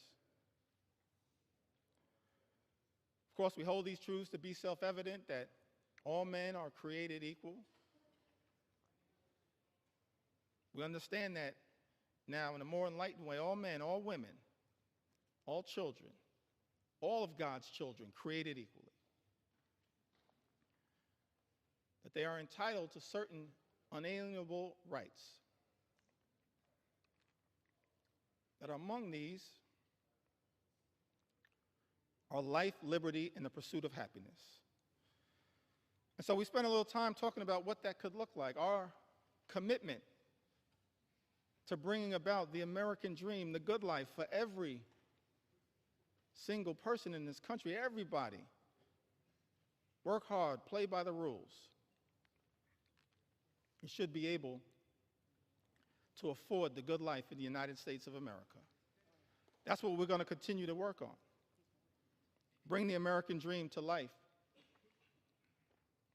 consistent with that aspirational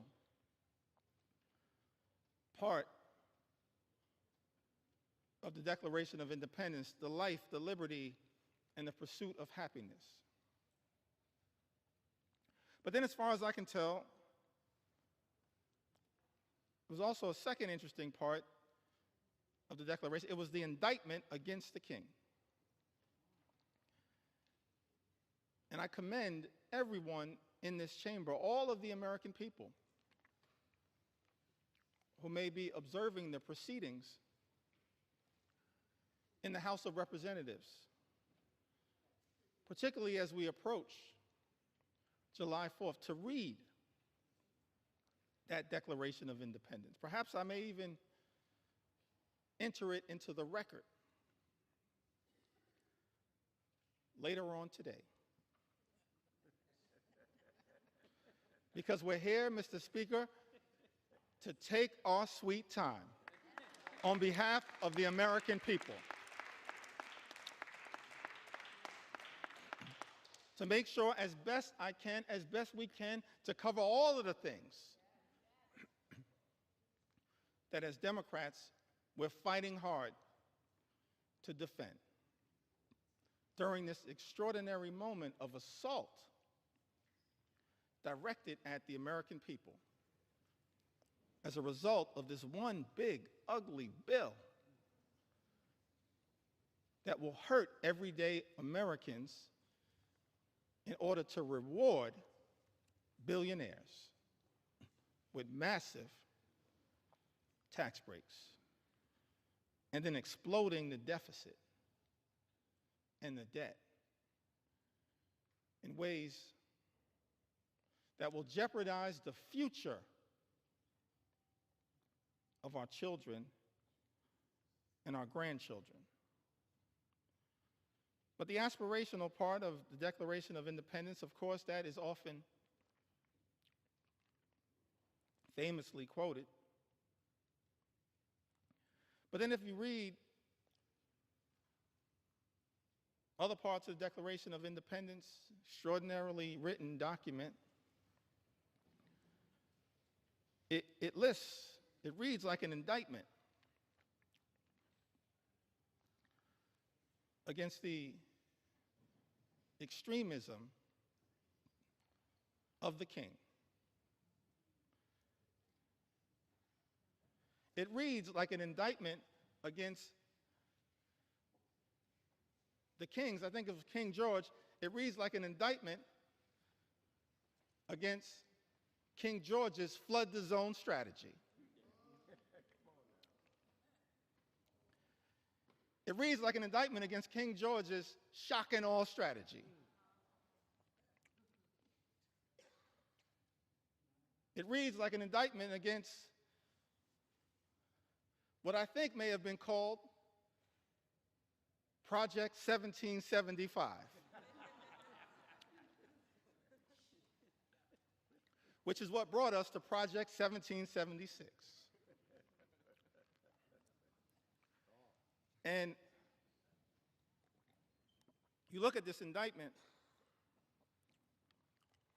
and one of the things it alludes to, it talks about, is the notion of the king's effort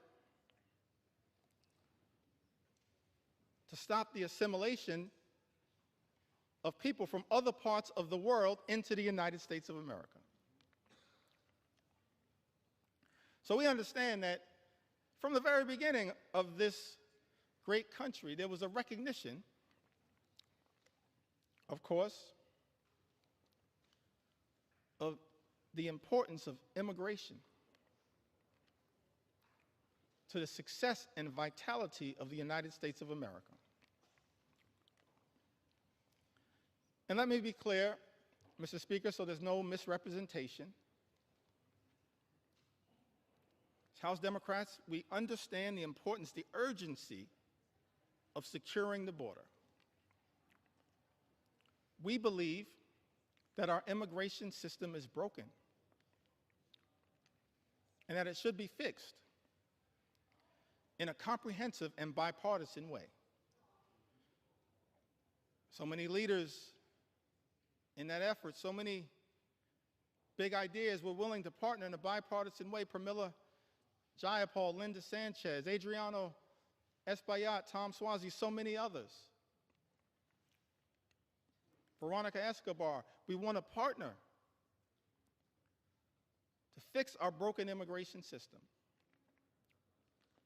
in a bipartisan and comprehensive way. Secure our border. But we're also going to make sure we stand up for our nation's heritage, a nation of immigrants, which continues to this very day. It's an important part of American exceptionalism, and as far as I can tell, in my reading of the original document, the writings of the founders of this great country, the framers of the Constitution, they recognized it from the very beginning. They weren't perfect. We didn't have a perfect start. But of course, as the preamble to the United States Constitution set forth, we the people, in order to form a more perfect union. Mr. Speaker, we've been set on this magical course, our march toward a more perfect union. And the immigration journey has always been an important part of the American journey. That's why it's heartbreaking to see some of the things that are happening in the country right now. The targeting in such an extraordinary way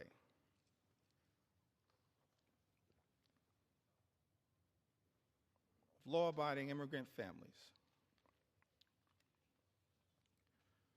including American citizens. How can this be in the United States of America? Some people who might suggest that we should stay away from these stories. No, I'm going to lean into this part of the American journey because we support our heritage as a nation of immigrants. And we're going to stand up for dreamers, stand up for farm workers, stand up for law-abiding immigrant families all across this country. U.S. citizen children have been deported, Mr. Speaker. Is this who we've become? in the United States of America? How can this be? This is extraordinary. 2-year-old American named Manu Borges Santos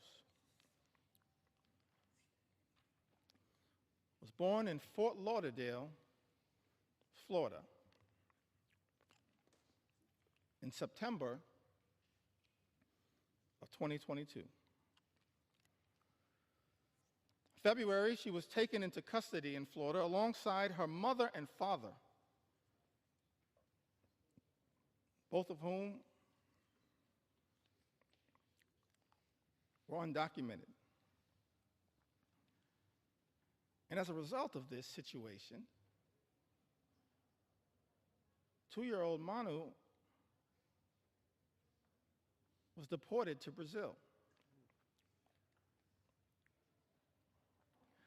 Because of the Trump administration, Manu, a U.S. citizen, only 2 years old, is now effectively stateless. Manu is not a citizen or resident of Brazil. She's a 2-year-old girl, an American citizen.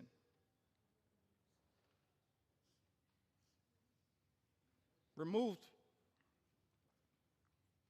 from her homeland, but can't get legal status in her parents' ancestral home.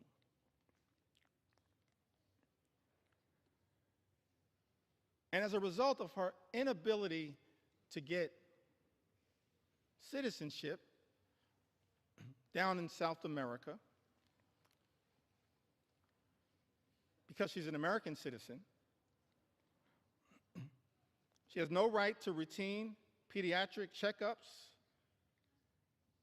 even though Brazil has a public health system, cannot easily enroll in daycare, and finds herself in an untenable situation. I think we are better than this. We've got to find a better way, because I thought this administration promised, Mr. Speaker, to target violent felons, not 2-year-old American citizens. That's unacceptable, as far as I can tell, in the United States of America. Target violent felons all you want. We support that. They should be deported. But why are resources being spent targeting 2-year-old American children? That's not American. And I don't believe the American people support that. Mr. Speaker, that's not what this country should be all about. Manu wasn't the only one. The only American citizen who's been targeted by the deportation machine, a deportation machine that will be unleashed on steroids by this one big ugly bill. We know that, in fact, is the case. That's not hyperbole. It's not a hypothetical. It's not hype. J.D. Vance told us the other day, don't worry about the cuts to Medicaid. Don't worry about the fact that this is the largest cut to Medicaid in American history. Don't worry about the fact that millions of Americans, more than 17 million Americans, will lose their health care, and many more will experience higher premiums, copays, and deductibles, whose life will measurably get worse as a result of this one big ugly bill. Vice President J.D. Vance said, don't worry about that, because it's all about the deportation machine that's not targeting violent felons. apparently much of what has been unleashed on the American people targeting American citizens, like a 2-year-old American girl with the initials VML, who was deported alongside her mother and sister to Honduras without any meaningful due process. VML was taken into custody by ICE on April 22nd.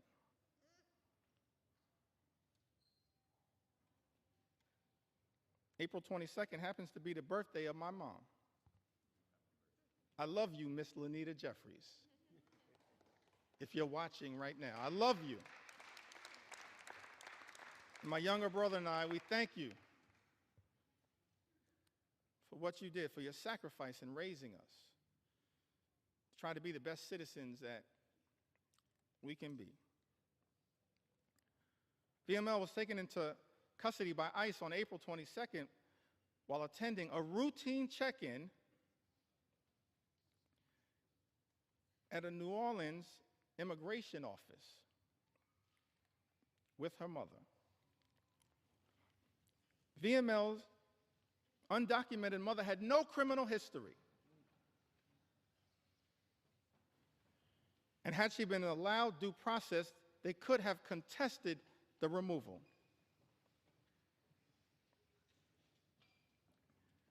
Instead, this 2-year-old American citizen was never given a chance to exercise her rights by the Trump administration. That is not who we are. We are better than this in the United States of America.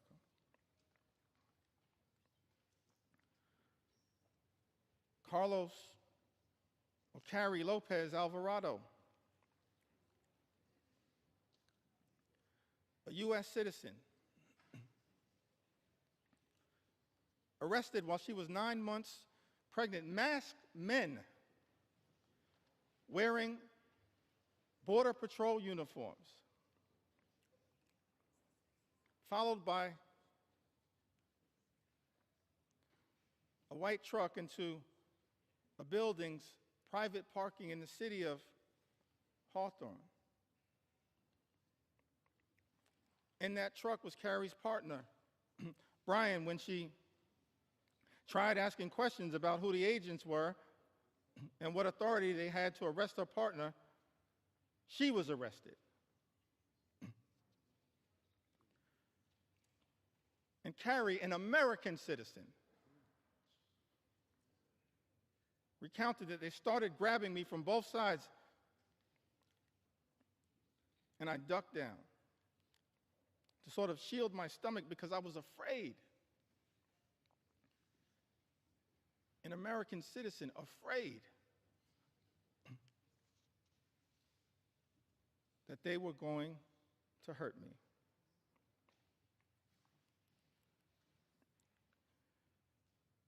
She told them her due date. She was 9 months pregnant.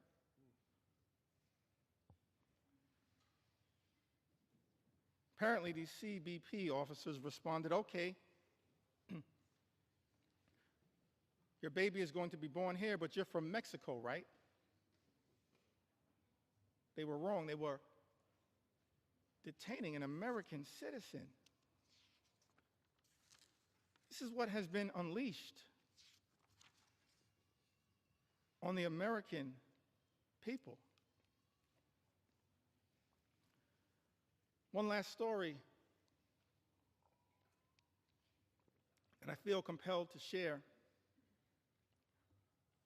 on this issue. Mr. Speaker, I still got some ground to cover. Take your time. Take your time. On a few other issues of importance to the American people, but one last story that I think needs to be shared, Mr. Speaker, in connection with this issue. This received some attention, some notoriety. Americans were horrified, should be horrified. All of us should be horrified. I'll never forget the journey that we were originally on. Set forth, spoken to by the founders of this country. E pluribus unum, out of many, one. How can we forget that at this moment in time? One last story in this area that I feel compelled to share, Mr. Speaker. Story of Narciso Barranco, 48-year-old undocumented landscaper who has been in the United States since the 1990s and has no criminal record.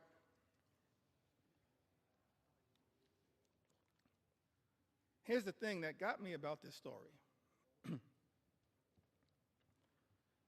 Caused me to ask the question about this particular moment, the type of deportation machine that has been unleashed on the American people.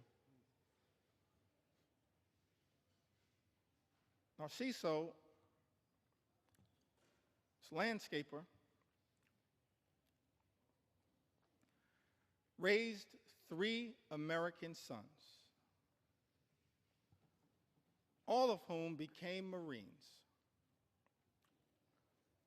2 of whom are currently, Mr. Speaker, on active duty Marines. His sons, juggling their military assignments, have been trying to deal with the costs and the paperwork required to adjust their father's immigration status through parole in place, a program which allows undocumented members of military families to apply for a green card. But these men in uniform, juggling their military assignments, had not gotten there yet. So after 3 decades,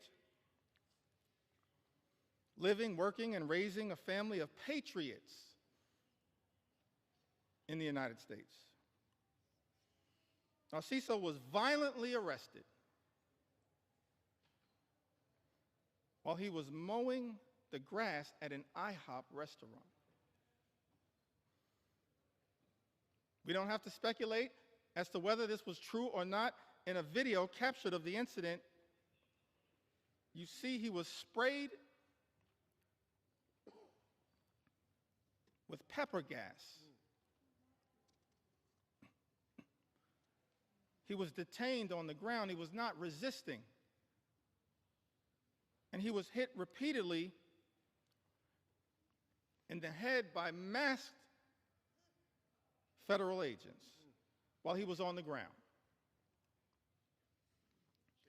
Let me park right there parenthetically for a moment. Seems to me that every other law enforcement professional in the United States of America has to disclose their identity in a way that is identifiable. These masks need to come down. They need to come down. They need to come down. These agents should just be held to the same set of standards as every other law enforcement officer in the United States of America. And if you don't understand the righteousness of that position, just study the case of Narciso. His oldest son a Marine veteran, said in an interview, what we weren't prepared for and didn't prep him for was these guys attacking him. We never expected anything like that. We expected these guys to act professionally.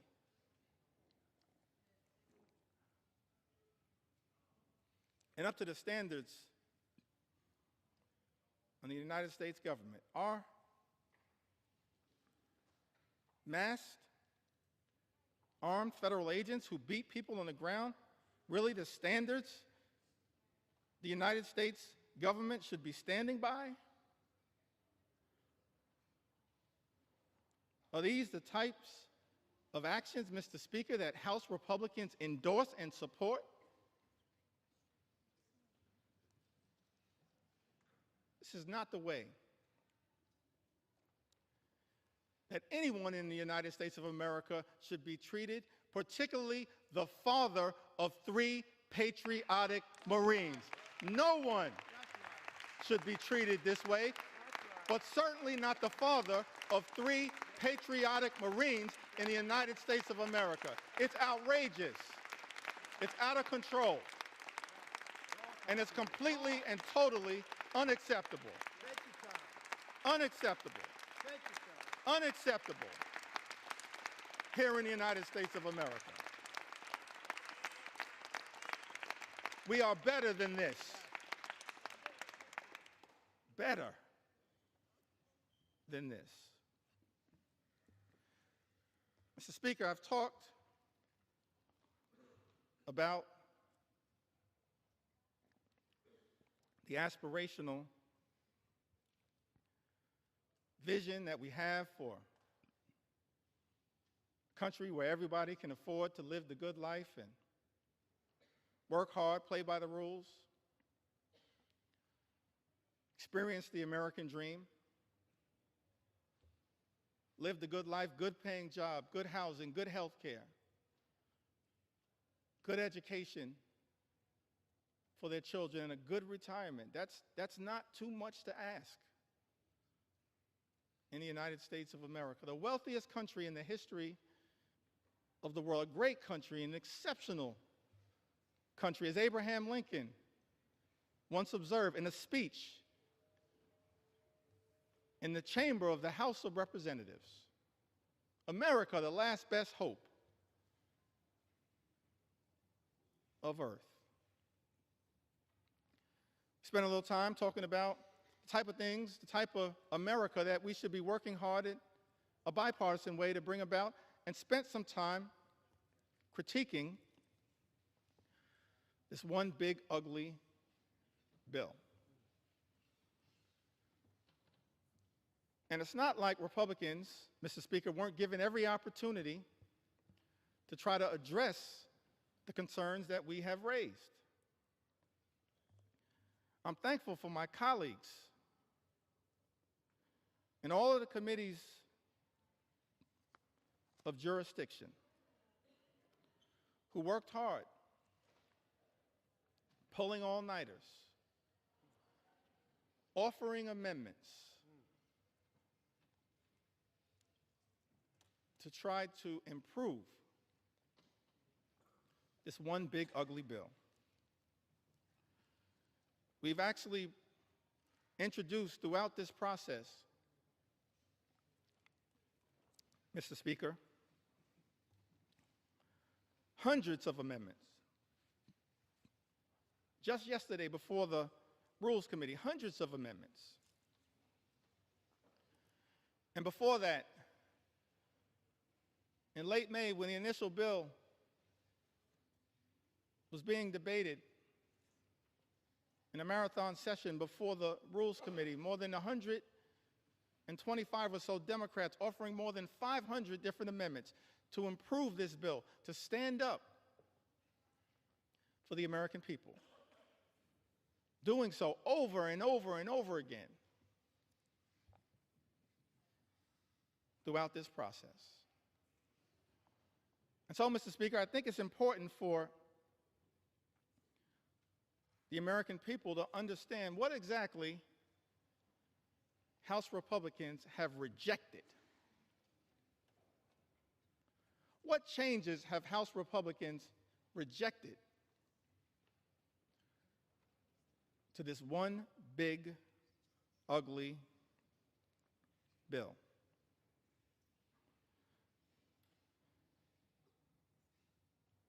We repeatedly tried to offer an amendment, both in rules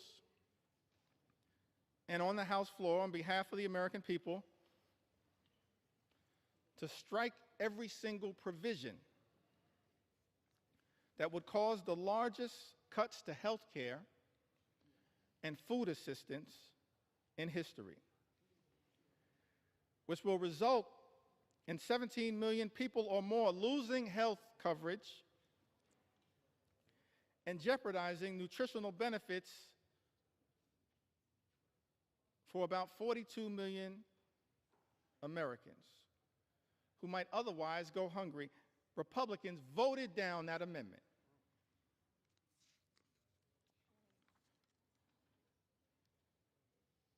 I believe it was Representative Amelia Sykes had an amendment to strike the Medicaid cuts in the bill to prevent millions of people from losing their health insurance and to stop hospitals and nursing homes from shutting their doors. Republicans voted down that amendment.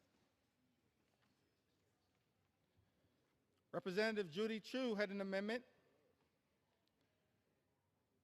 striking cuts to the Affordable Care Act. Cuts that are in this one big ugly bill that will cause millions of everyday Americans to lose their health insurance or experience having their costs go up. Mr. Speaker, you know that Republicans voted down that amendment. Representative Lauren Underwood from the great state of Illinois had an amendment, and I wish I could go through all of the amendments that have been introduced, but I'm going to highlight as many as I can. Representative Lauren Underwood had an amendment to ensure that people who get their insurance through the ACA, Obamacare, will not see their premiums increase. As I mentioned earlier, that as a result of this one big, ugly bill, Mr. Speaker, premiums, copays, and deductibles are going to go up for millions of Americans. Many will lose coverage. And so this amendment was introduced to ensure that people who get their insurance through the ACA will not see their premiums increase this year, which is expected to cause 5 million people to lose coverage. Mr. Speaker, Republicans voted down that amendment.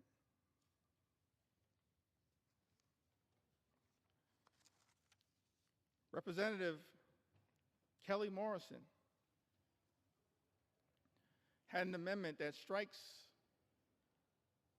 the defunding of Planned Parenthood, which provides access to life-saving cancer screenings and reproductive health care. Now, last year, Republicans, Mr. Speaker, promised that reproductive health care, reproductive freedom was a state issue. President Trump promised that reproductive health care, reproductive freedom was a state issue. And yet in this bill, there's a backdoor attack on reproductive freedom by targeting health care, preventative health care, that Planned Parenthood provides to millions of people all across this country. Representative Kelly Morrison had an amendment that strikes the defunding of Planned Parenthood, which provides access to life-saving cancer screenings along with reproductive health care. Republicans voted that down. Let me pause there parenthetically just to make one observation on this issue of reproductive freedom.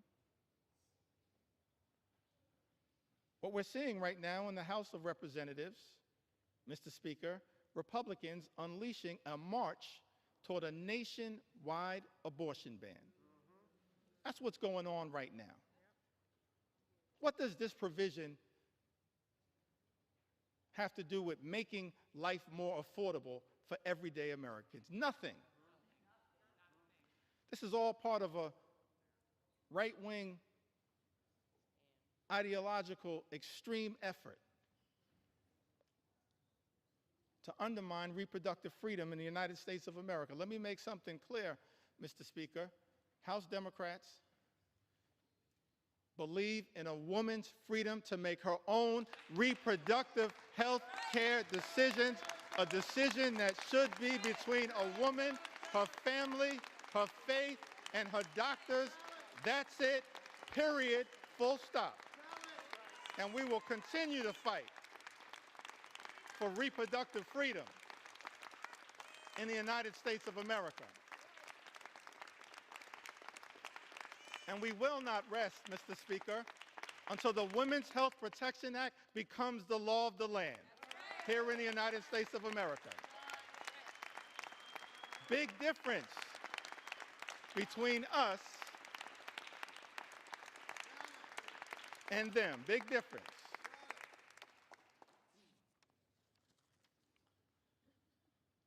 Mr. Speaker, Representative Johanna Hayes introduced an amendment to strike all provisions that would cut food assistance for children, seniors, and veterans. Republicans voted that down. How cruel. How cruel. Representative Shontel Brown had an amendment to strike burdensome red tape requirements that threaten nutritional assistance for millions of Americans and their families. Republicans voted that down. I mentioned earlier, Mr. Speaker, this notion that Republicans are trying to spin to the American people that the attack on nutritional assistance, imposing these paperwork requirements, or as Frank Pallone would say, red tape requirements, that's all about waste, fraud, and abuse. I think common sense suggests to us it has nothing to do with waste, fraud, and abuse. Mr. Speaker, I made clear earlier that as House Democrats, we believe that as custodians of taxpayer dollars, we need to make sure that we are spending that money efficiently, effectively, and equitably. And that we are committed to eliminating waste, fraud, and abuse wherever it may be found. I mean, one of the things that's interesting about this bill, this appears to be part of the deal that was negotiated by the senator from Alaska,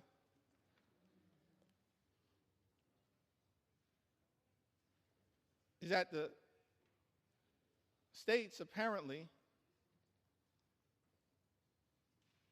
that have the highest error rates with respect to supplemental nutritional assistance are shielded from the initial impact of the nutritional assistance cuts. Let's think about that for a moment. How can it be that Republicans, Mr. Speaker, are claiming that this bill has anything to do with waste, fraud, and abuse? And yet the states with the highest error rate, as Republicans during the Rules Committee acknowledged under questioning from Jim McGovern and Mary Gay Scanlon and Joe Neguse and Teresa Leger Fernandez, acknowledged that the states with the highest error rates actually shielded from the initial impact of the cuts to supplemental nutritional assistance. Angie Craig pointed this out. It exposes, in my view, the lie being told, Mr. Speaker, by some in this town that this effort, this one big, ugly bill, is somehow about combating waste, fraud, and abuse. One of the reasons why we know common sense dictates that this one big, ugly bill has nothing to do with meaningfully going after waste, fraud, and abuse is that, on average, SNAP beneficiaries receive $6 per day to try to help them not go hungry, to try to make sure that veterans and children and seniors don't go hungry. Mr. Speaker, I think it's important for the American people to process. That's what SNAP on average provides, $6 per day. At the same time, Elon Musk, his federal contracts, as we understand it, amount to $8 million per day. Mr. Speaker, if Republicans were really serious about targeting waste, fraud, and abuse in the United States of America, start there. $8 million per day. Start right there. Don't take it, don't rip it from the mouths of children, seniors, or veterans. If Republicans were really serious about targeting waste, fraud, and abuse, start right there with Elon Musk. And we'll join you. We'll welcome you into the warm embrace of the House Democratic Caucus to target waste, fraud, and abuse. Start right there. You can start right there, Mr. Speaker. Start right there.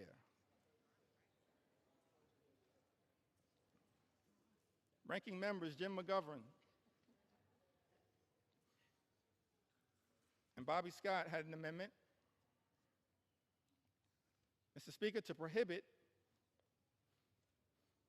the bill from going into effect unless cuts to Medicaid and SNAP would not result in fewer families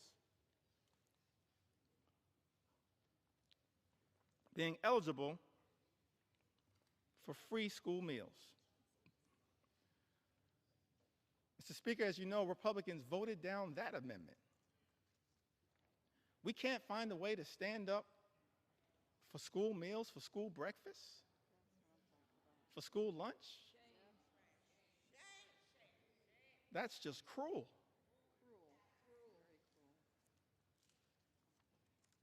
It is callous. It's a corrupt perversion of this process, targeting, as this one big, ugly bill does, school children, hungry school children in the United States of America. Speaker, Representative Mike Thompson had an amendment that would have ensured Americans would not see their energy costs go up, and to protect the millions of good-paying jobs that this bill will eliminate, because this one big ugly bill puts a target on the backs of the clean energy economy, on clean energy jobs, which result in cheaper energy and lower costs for the American people. We were told by President Donald Trump when he was on the campaign trail, costs would go down on day one. He was going to focus, we were told, on lowering the high cost of living in the United States of America. That's not what this bill does. And we know it, because 21 House Republicans made that clear in a letter that I cited earlier that's now part of this public record. Representative Mike Thompson, supported by others, had an amendment. All of these amendments co-sponsored by members all across the gorgeous mosaic of the House Democratic Caucus. We're proud of the fact that we look like we represent, in the most intimate way possible, consistent with John Adams' original vision of the House of Representatives, that the House should be a portrait of the American people. That's what we represent. We're proud of that fact. The gorgeous mosaic of the American people. That's what we're all about, in the most intimate way possible. That's why we love the House. And what the House is supposed to represent, the best of the House, not what we're seeing on the floor right now. Mr. Speaker, Republicans voted down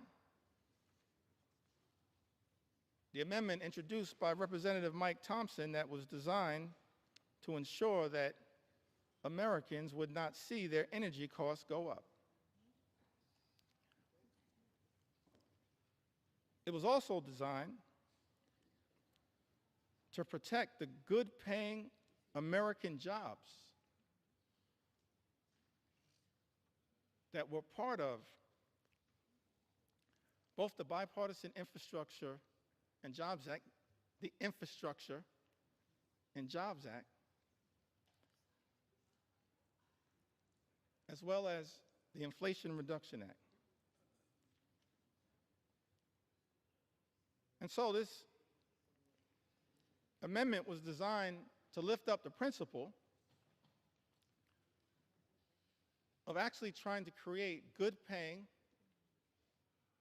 union jobs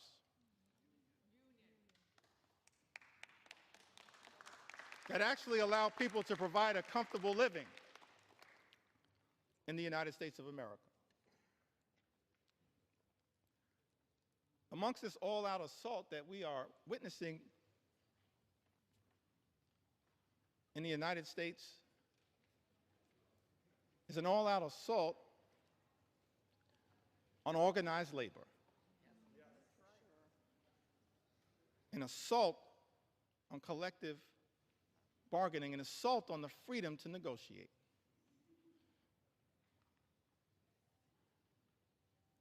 What's the difference, Mr. Speaker, between us and our colleagues on the other side of the aisle?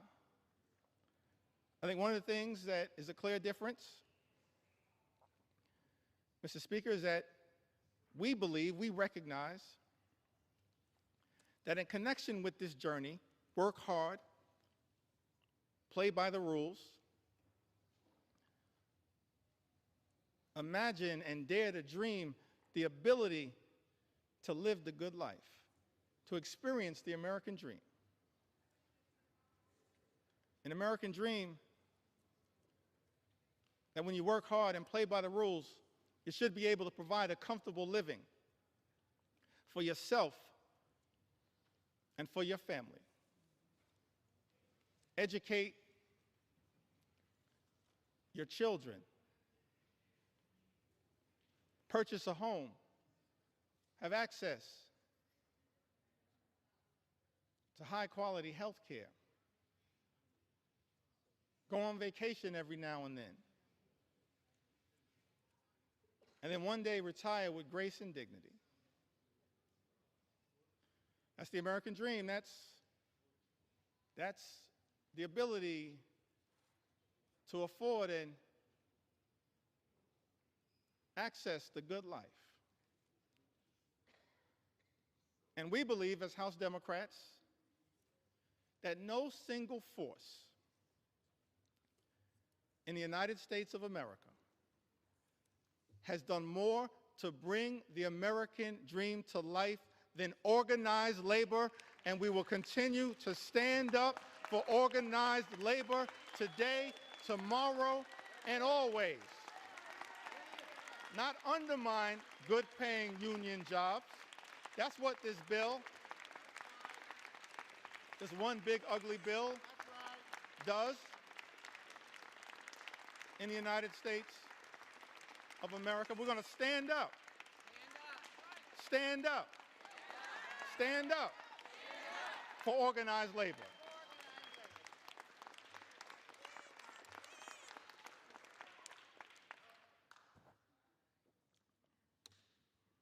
This is personal to me. My parents, Marlon Jeffries, Lanita Jeffries, they raised us, my younger brother Hassan and I, they raised us in a working class union household. I'm thankful for that. We were raised in central Brooklyn. Now, my mom grew up in Connecticut. And I mentioned, that must be Johanna Hayes.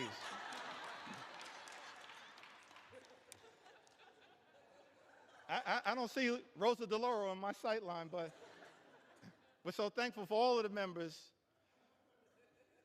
of the Connecticut delegate. I'm an unofficial sixth member of the Connecticut delegation. My mom raised in Bristol, Connecticut. She went to Bristol High School. Thankful for my mom. And my dad, I mentioned earlier, he grew up in Newark.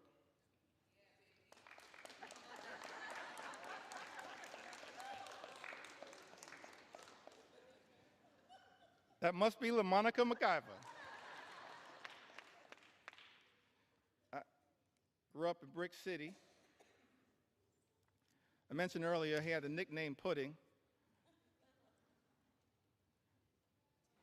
I failed to ask him, but I'm going to see if my mom can unlock the key to that nickname for me.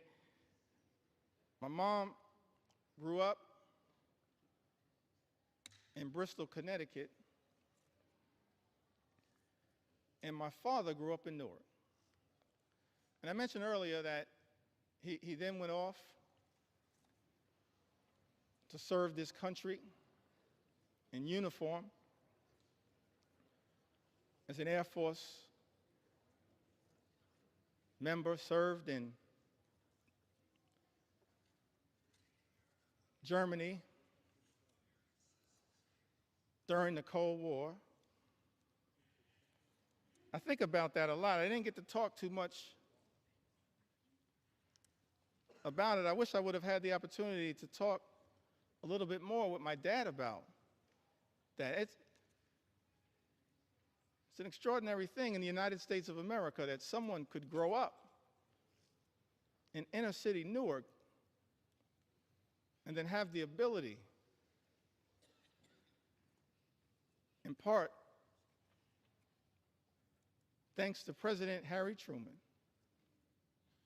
to serve with people of all races, to defend this great country. I wish I would have had the opportunity to talk to my dad a little bit more about his experience in Germany, because the one thing that I've been able to take away from that experience was that he came back having fallen in love with Heineken's and Beck's.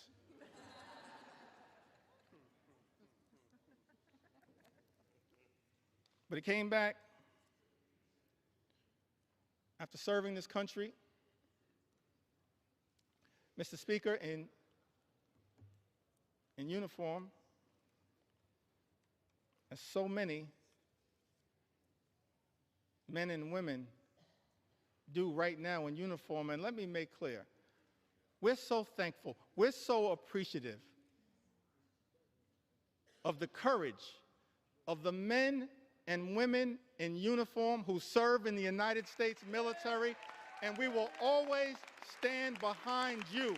We thank you for your service, your patriotism, your courage, your heroism, and your sacrifice, lifting up the freedom that is America. You are not suckers, you are heroes. You're not suckers, you're heroes.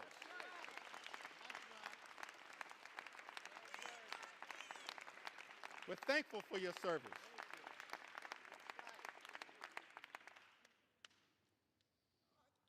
The men and women, no better hype person than Frederica Wilson.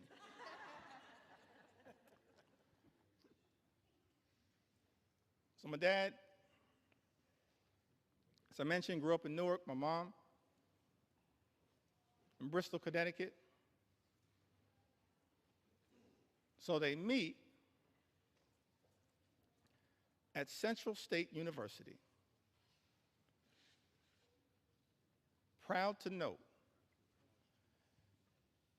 a historically black college and university that has given so much. Historically black colleges and universities to the United States of America, and we will always stand behind you. Always stand behind you. We will always stand behind you. I wouldn't be here right now without a historically black college and university. I'll never run away from that. I will never run away from that. And we're proud of the fact, we can check the record, proud of the fact that over the last few years prior to this administration, historic investment in Hispanic serving institutions, in historically black colleges and universities, in higher education.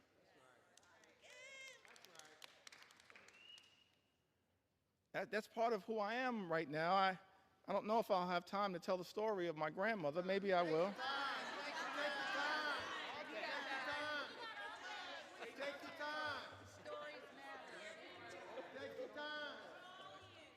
I got so many stories, I feel like I'm in a hip-hop studio right now. But they all relate to what makes every single one of us, every single Democrat, have a story to tell. A story to tell. Brooklyn will get that. Every single one of us have a story to tell. That leads us to this moment. It's the reason why we're fighting hard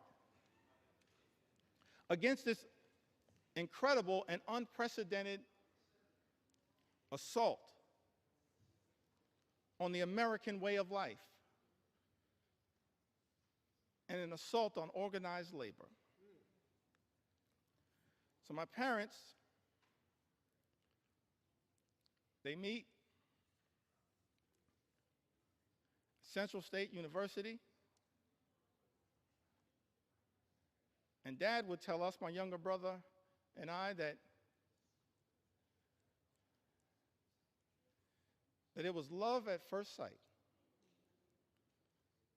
But apparently my mom said, not so fast. But it worked out. I'm thankful for that. They met at Central State University. And so, of course, I mentioned that mom from Connecticut, father from New Jersey. Why was it that we grew up in New York City? Apparently, they compromised and moved to Brooklyn. And so I'm raised in Brooklyn, New York, working class neighborhood, in the middle of the crack cocaine epidemic. Dangerous times in New York City. In a union household, proud that I grew up in the Cornerstone Baptist Church, still a member of the Cornerstone Baptist Church. Grew up in this union household. And Mr. Speaker, I land on that moment, and every single one of us as House Democrats have a similar story to tell about why in our heart, in our soul, in our essence, in our experience, we're so horrified by the attacks on organized labor. Because we understand the importance of what organized labor has meant to the American journey. My mom and dad were both public servants throughout their entire lives. My mom worked for 45 years, DC 37, for the city of New York. My dad,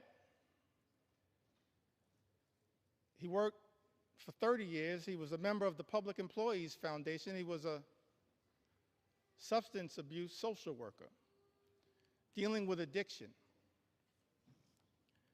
during the heroin explosion of the 1970s, the crack cocaine epidemic of the 1980s.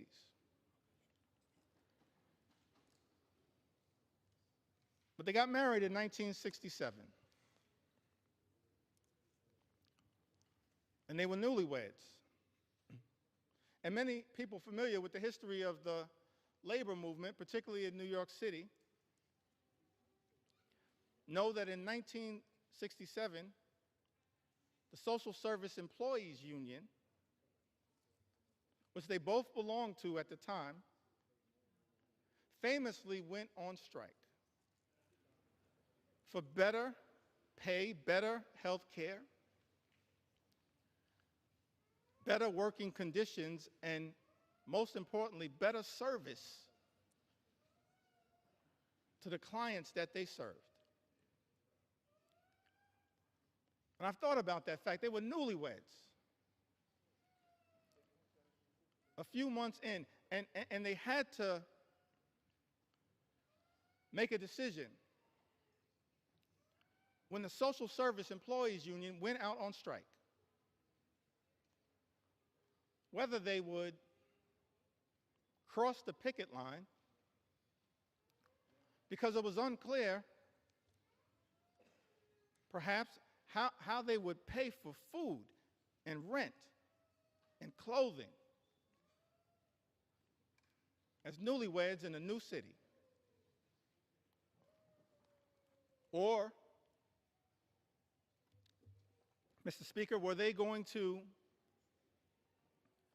stand in solidarity with their union brothers and sisters? I'm so thankful, Mr. Speaker, when I learned that my parents made that decision to stand on that picket line for as long as it took in solidarity with their union brothers and sisters. That's part of our DNA. That's part of why we fight so hard. We can all trace a similar story. An inheritance from our parents and our grandparents, all of us. have that kind of story to tell.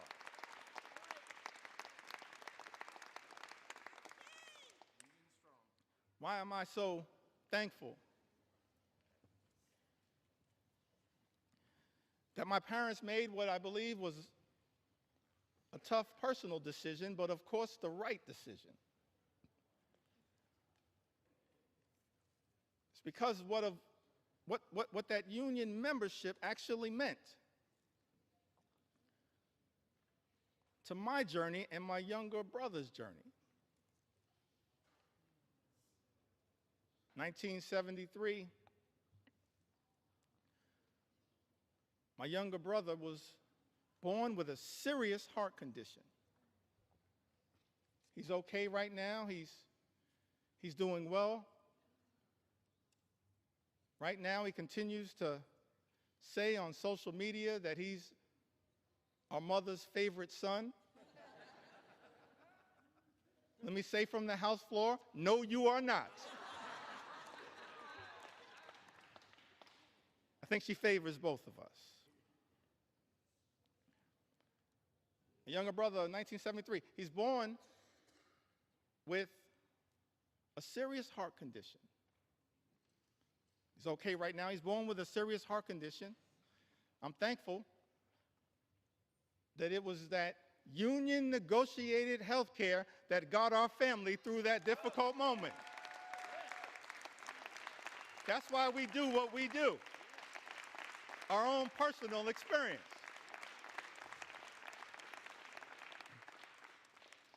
And then in the early 80s, my parents, modest living. Neither of them, even at the tail end of decades-long careers, ever made more than $50,000. Modest living. But in the early 80s in Crown Heights, rough neighborhood, central Brooklyn, they bought their first and only home. They were able to buy that home, the home that my younger brother Hassan and I were raised in, because of that union negotiated salary, and pay off the mortgage down to zero because of that union negotiated salary. This is personal to us, our own journey. And lastly, as it relates to this part of my journey, why we all fight for what we fight for, why we stood behind Mike Thompson's amendment to protect good-paying union jobs.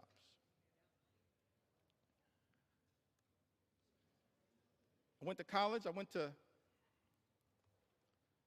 Binghamton University.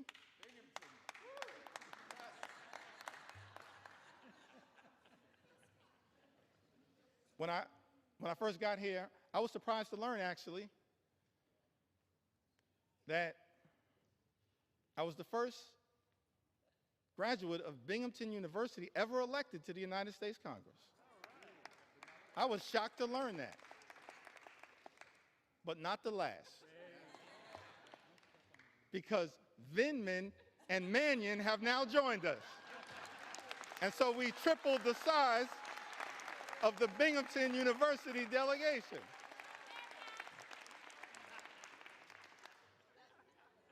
It's part of the reason why we stand up for higher education and public education. That's our own experience. So I graduated from Binghamton University.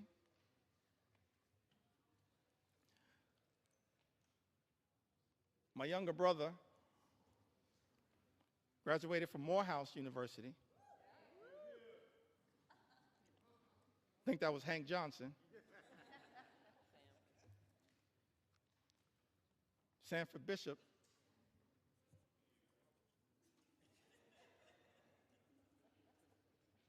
Graduated from Morehouse. I graduated from Binghamton University. And somehow, we managed to graduate from college without owing anything. And for the life of me, I couldn't figure out how. Because as I mentioned, my mom, my dad, they just earned a modest living all throughout their careers. So one day I had a conversation with my mom and I was trying to figure it out.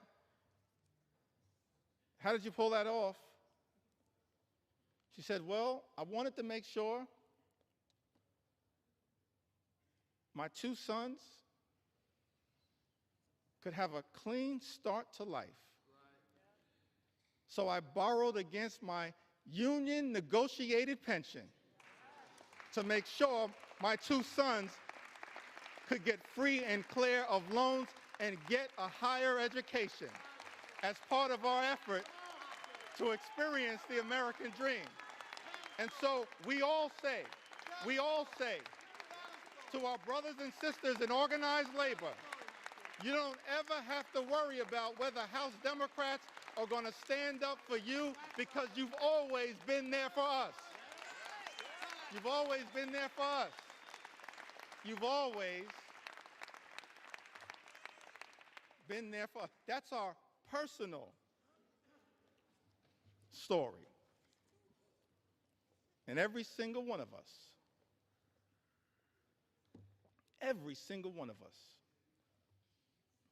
we do this work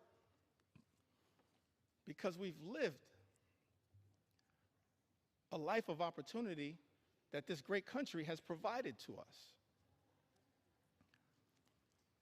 And we're deeply troubled, saddened, disgusted that this great institution, this House of Representatives, Mr. Speaker, Republicans are trying to jam this one big ugly bill down the throats of the American people. A bill that hurts everyday Americans in order to reward billionaires with massive tax breaks. Shame on this institution if that bill ever passes. And so we say to the American people, we've been working hard to try to get this bill into a better situation, introducing amendment after amendment after amendment. Representative Judy Chu, the Chair Emeritus of KPAC, one of our extraordinary leaders, my good friend Grace Meng, she now chairs KPAC, but Representative Judy Chu, she had an amendment that no one earning more than $10 million per year receives a tax cut to prevent this reverse Robin Hood and the ballooning of the debt by $4 trillion. Mr. Speaker, you know, Republicans voted down that amendment. We support, as Democrats, providing tax relief to everyday Americans. We're willing to work in a bipartisan way to deal with that issue under the leadership of Richie Neal. But Republicans decided, Mr. Speaker, as you know, to go down this partisan road, play partisan games, try to jam this extreme budget down the throats of the American people. And so amendment after amendment after amendment introduced by House Democrats in good faith, exercising common sense to try to improve this bill. Representative Jimmy Gomez, the chair of the Dad's Caucus here in the United States House of Representatives, he had an amendment to ensure that people who make $1 billion a year don't get a tax break paid for by cutting Americans' health care and food assistance. Mr. Speaker, you know, Republicans voted that down.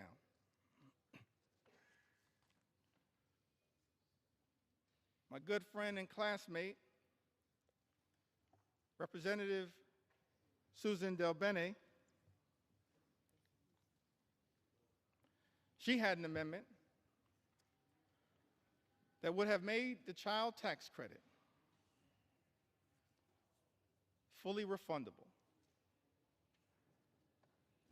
Susan Del Bene, a great champion of the child tax credit. Let me also shout out a person that I believe is the mother of the enhanced and expanded child tax credit as well. The top Democrat on the Appropriations Committee, Rosa DeLauro. We're thankful for your leadership, Rosa.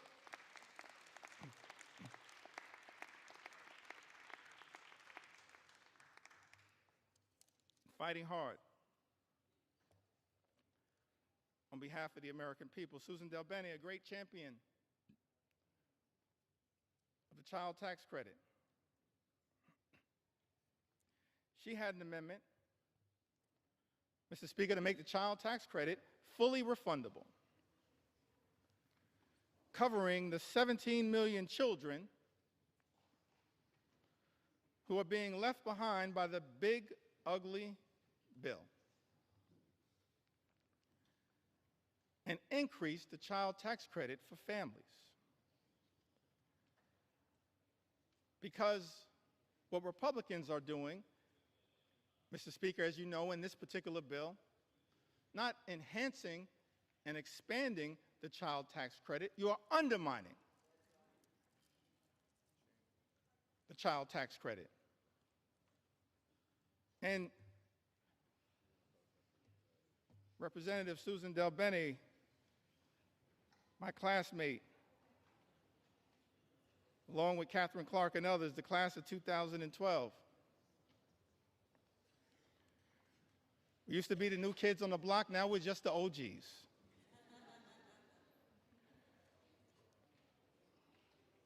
Susan Del Bene,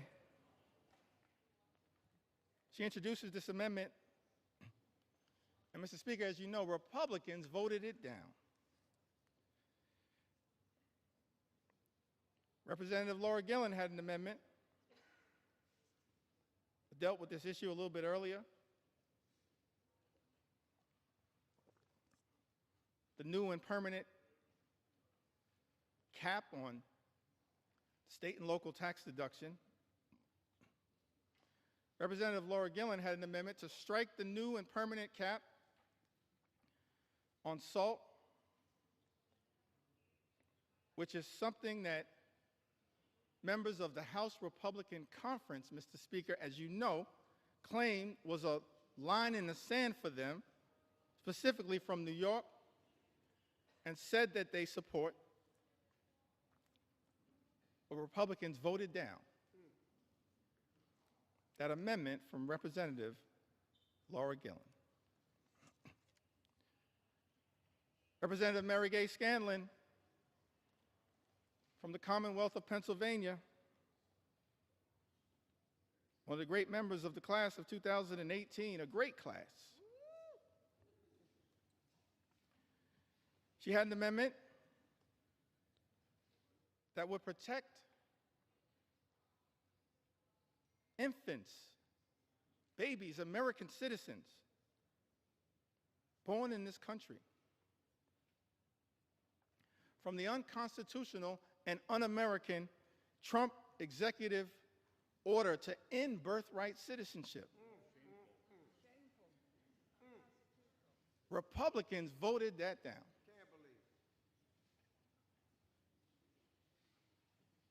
Let me make something clear. No matter what it takes, we're going to make sure as House Democrats we stand up for the principle that every single child born in the United States of America pursuant to the 14th Amendment is an American citizen. We will never let anyone take that away. Not now, not ever. Not now, Not ever. Not now. Not ever.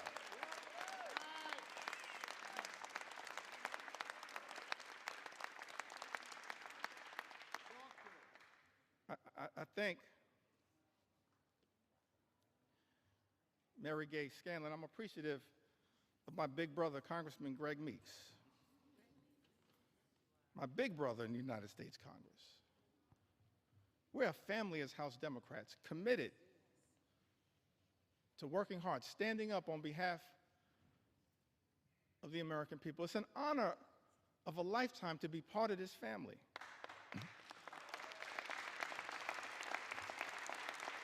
To stand on the shoulders of Nancy Pelosi and Steny Hoyer and Jim Clyburn. It's an honor to be part of this family. Fight hard on behalf of the American people. Representative Mary Gay Scanlon, I've got to repeat this, had an amendment, Mr. Speaker, to protect infants, children, babies against the unconstitutional and un-American Trump executive order to end birthright citizenship. Republicans voted that down.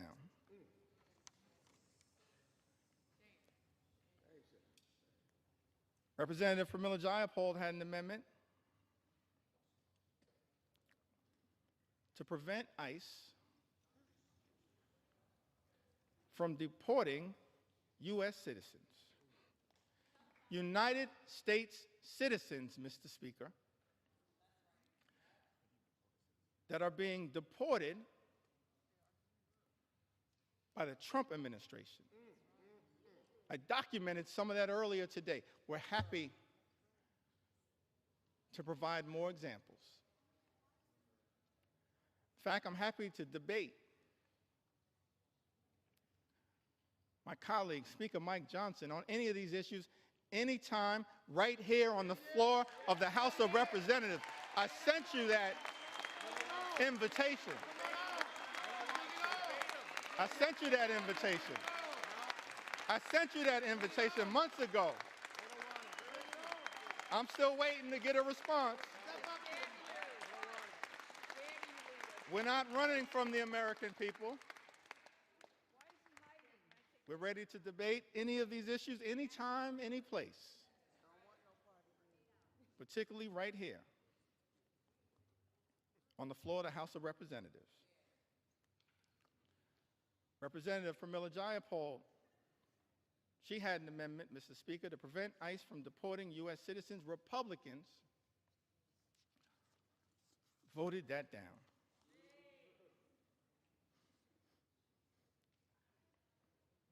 Ranking Member Jim McGovern,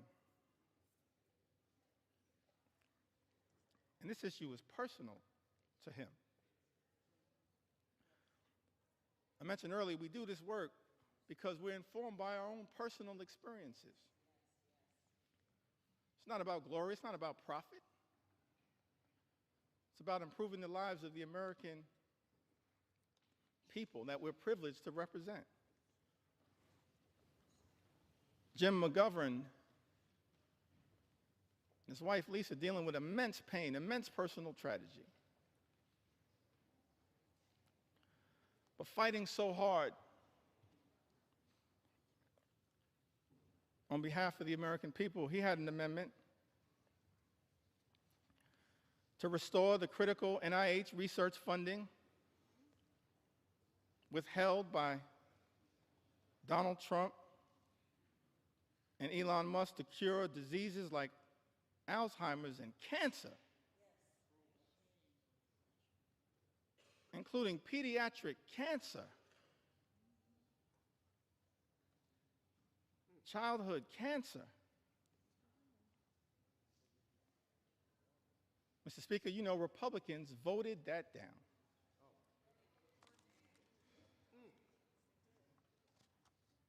Hundreds of amendments introduced by Democrats to try to deal with the cruelty and the callousness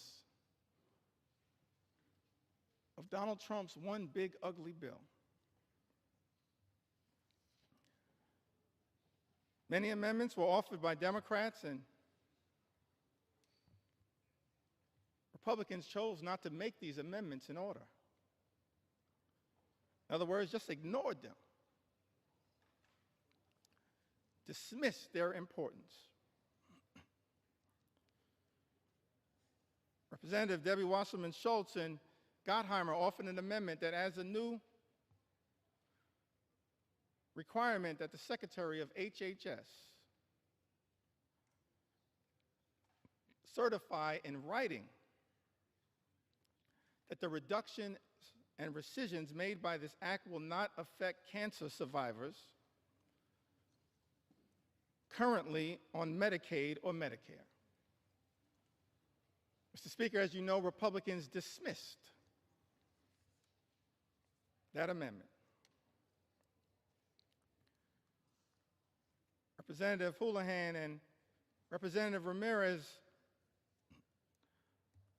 offered an amendment, Mr. Speaker, that exempts individuals with disabilities from having to prove eligibility for Medicaid every 6 months. That's a burdensome red tape requirement designed to throw people off of Medicaid who are eligible.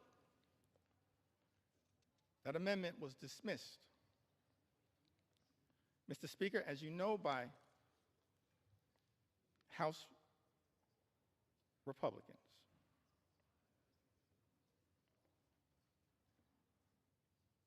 Representative Sarah McBride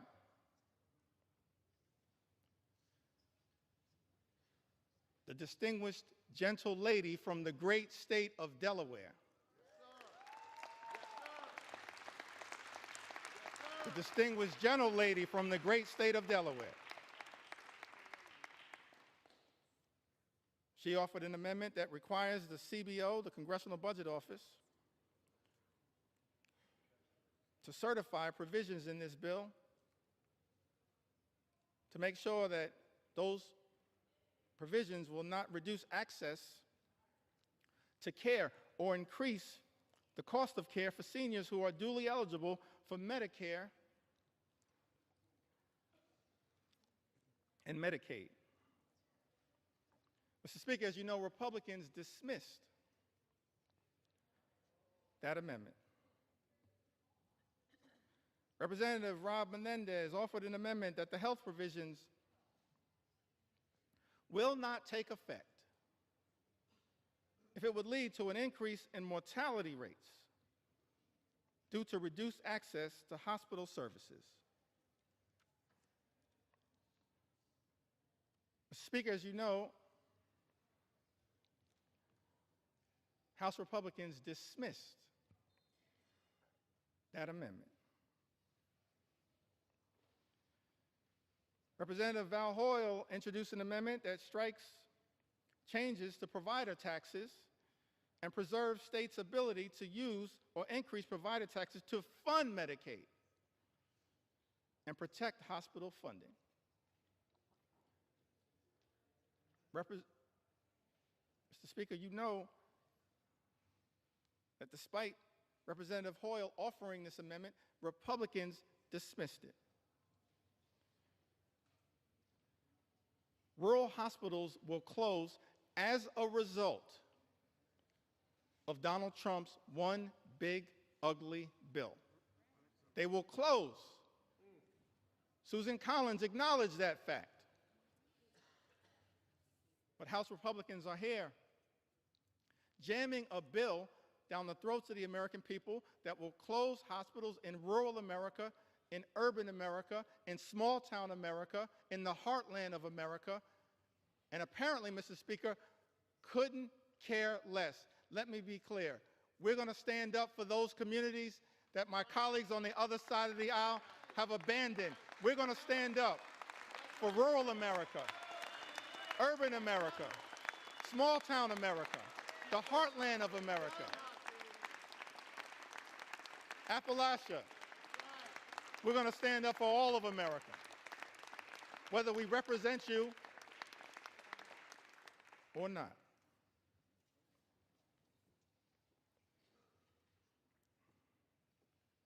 Representative Nanette Barragan, one of our co-chairs of steering and policy, along with Robin Kelly and DWS, she offered an amendment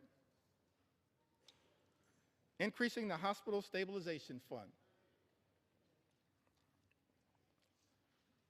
But they had to include in this one big ugly bill, this amendment was designed to protect hospitals from closing and expand eligibility for safety net hospitals that we know exist all across America. In every corner in this country. Safety net hospitals that serve a large number of low-income patients, including those with Medicaid. And yet, Mr. Speaker, as you know, House Republicans dismissed this amendment. Amendment after amendment after amendment. The Democrats have introduced to try to relieve the pain that is being visited upon the American people by this one big ugly bill, voted down by Republicans or dismissed out of hand. Representative Costa introduced an amendment to protect those on the low-income heating and energy assistance program who are also targeted by this one big ugly bill. It's part of an effort to ensure that all households on SNAP can continue to qualify. Mr. Speaker, as you know, Republicans dismissed that amendment out of hand, ignored it, did not see fit to take it up. Representative Jill Takuda from the great state of Hawaii, she introduced an amendment trying to prevent the nutrition title of this bill from taking effect.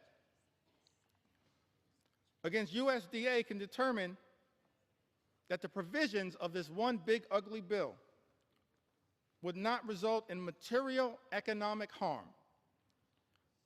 to farmers, ranchers, and producers. Mr. Speaker, as you know, Republicans dismissed that amendment out of hand. Representative Lloyd Doggett had an amendment to extend tax cuts for the 98% of the American people who make $400,000 or less per year. Had that amendment been taken up and passed, it would have cut the cost of this one big, ugly bill by approximately 50%. And we would have been standing up for those everyday Americans who are now going to be hurt by other provisions in this GOP tax scam, this disgusting abomination. Mr. Speaker, as you know, that amendment dismissed out of hand by the House Republican majority. Representative Seth Magaziner from the great state of Rhode Island. He's only in his second term. Somehow he's the dean of the delegation.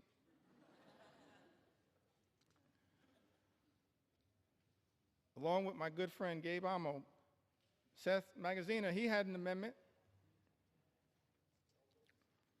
to provide a tax cut for the middle class, paid for by increasing taxes on the wealthiest here in this country. Taxes and a tax rate that had previously been at 39%, lowered by the original GOP tax scam in 2017. He had this amendment to provide a tax cut for middle-class Americans. Instead, Republicans are spending $1 trillion on massive tax breaks for the wealthiest amongst us. And that amendment was dismissed out of hand. Representative Stephen Horsford, who also came in the class of 2012,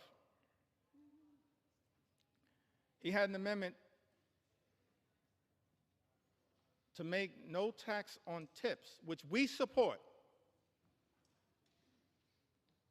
But we support no tax on tips becoming a permanent part of the law, and that's not what this one big, ugly bill does. Tax breaks for billionaires, permanent. Tax breaks for everybody else expire. That's not the way to stand up for everyday Americans. That's extraordinary. Representative Stephen Horsford's amendments to make no tax on tips permanent and to close loopholes that are in this one big ugly bill. Dismissed out of hand.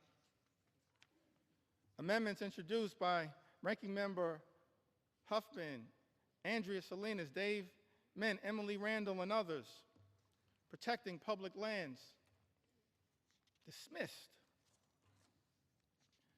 out of hand. Amendments on energy introduced by members like Luz Rivas, dismissed out of hand. And I think I'll end this portion of my presentation. Mr. Speaker,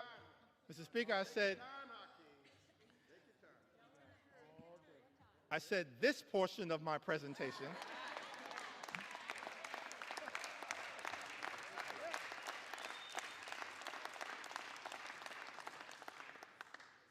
Still got a little more time. Donald Trump's deadline may be Independence Day. That ain't my deadline.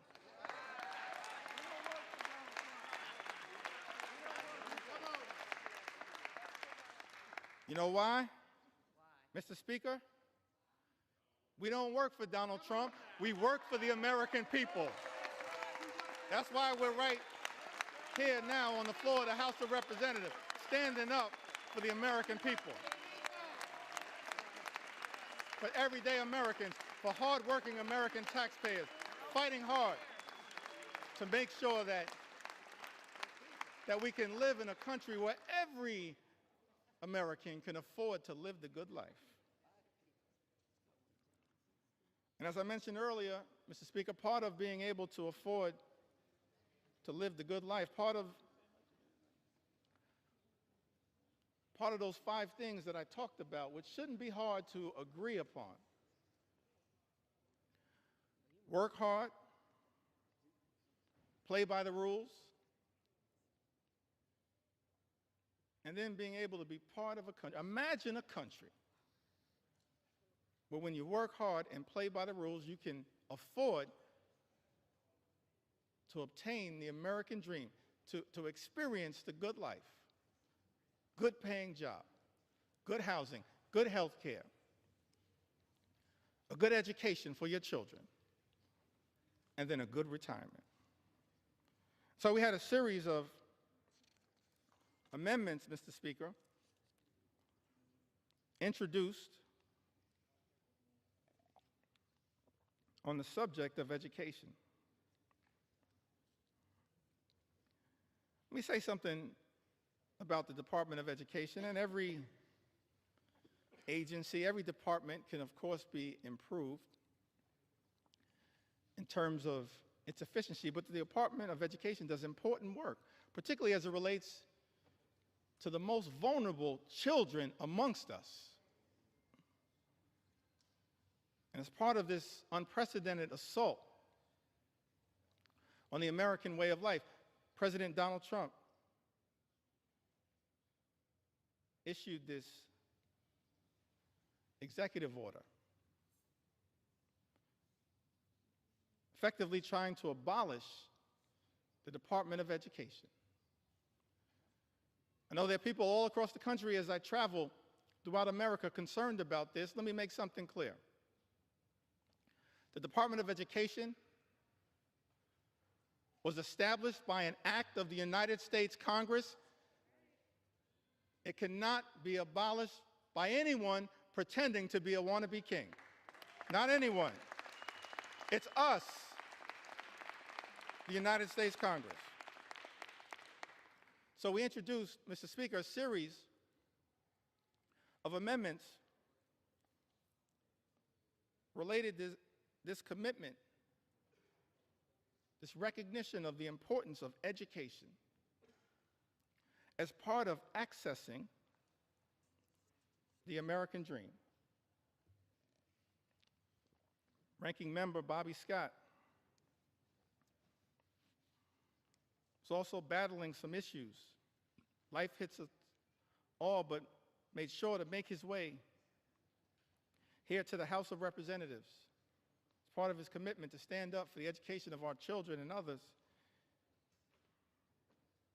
he had an amendment, Mr. Speaker, that strikes all of the extreme parts of the Committee on the Education and Workforce elements of this bill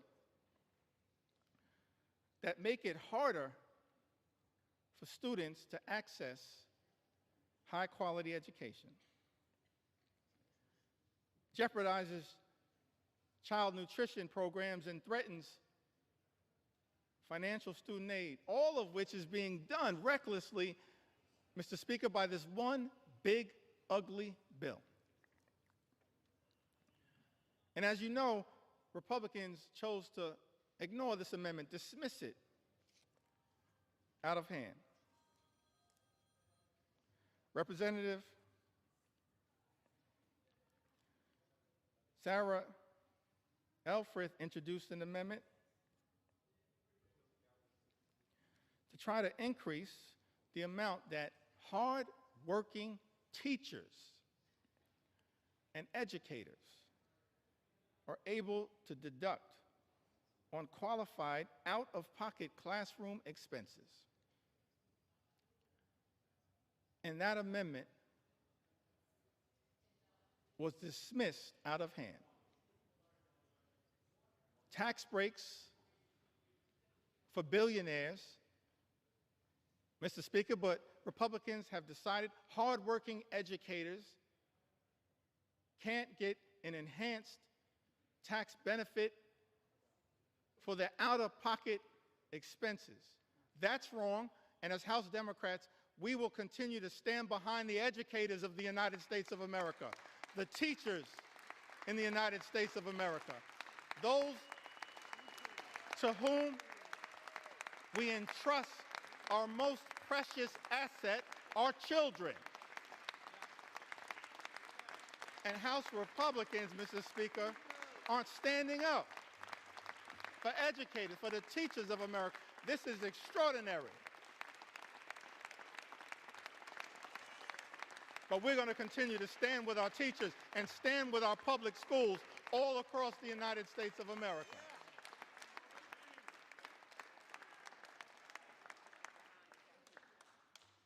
That's what House Democrats are going to continue to do. Representative Val Hoyle had an amendment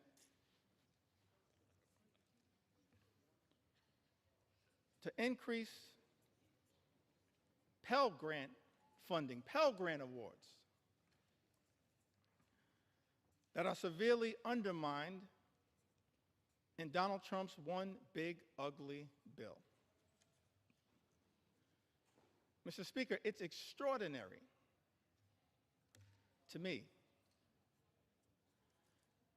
that this reckless Republican budget manages to go after blue-collar jobs, organized labor,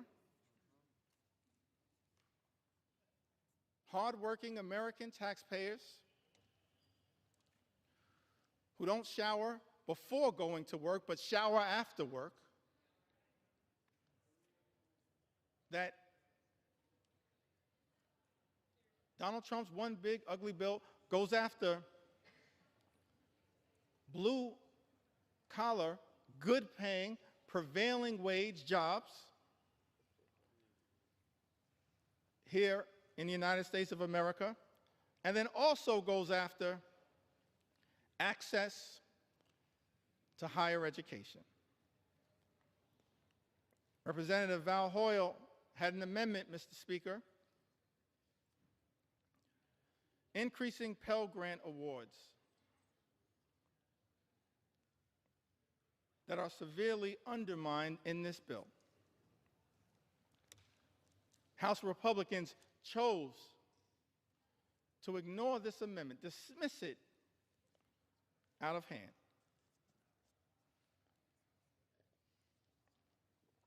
This is another one of those areas where our commitment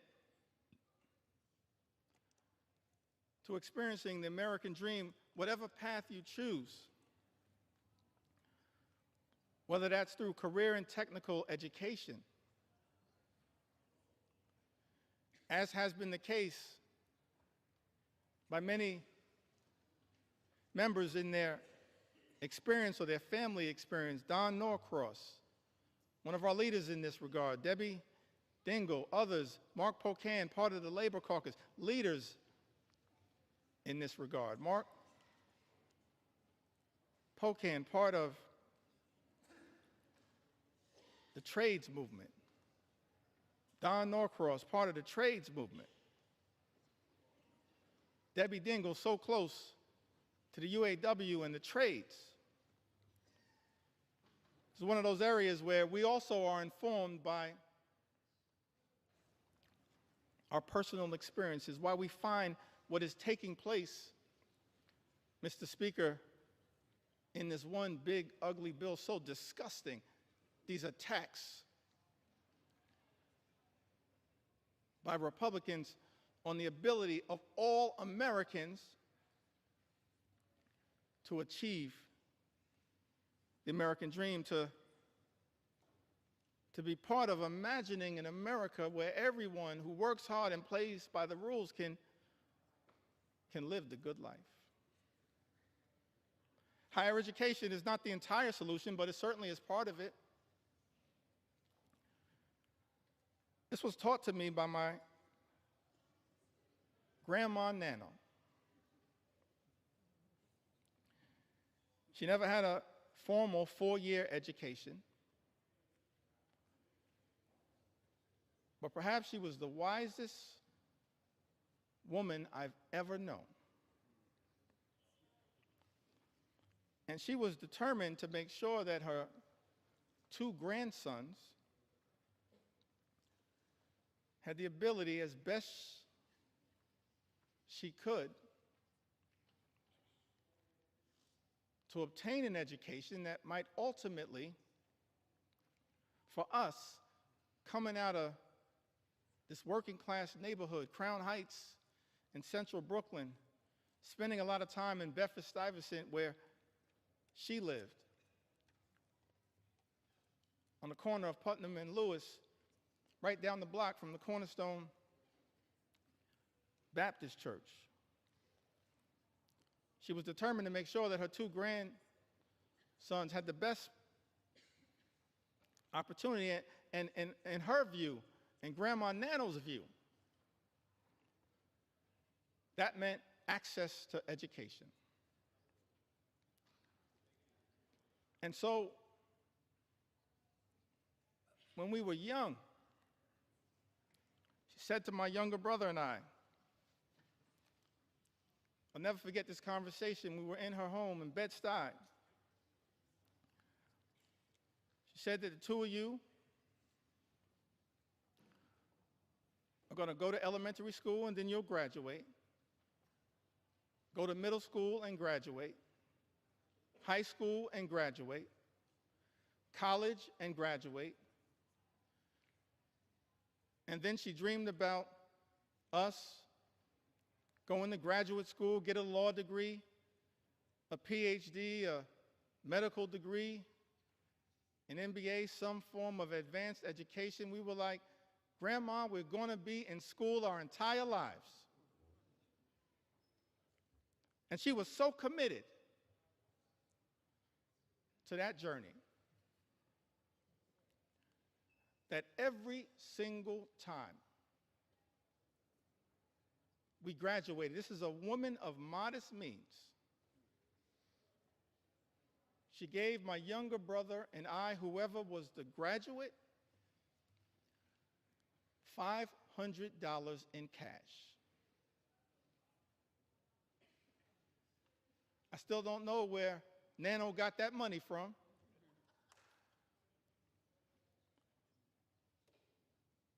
I know it came by her honestly. She saved for it. But it was designed to help incentivize her grandchildren to keep going through all of the obstacles.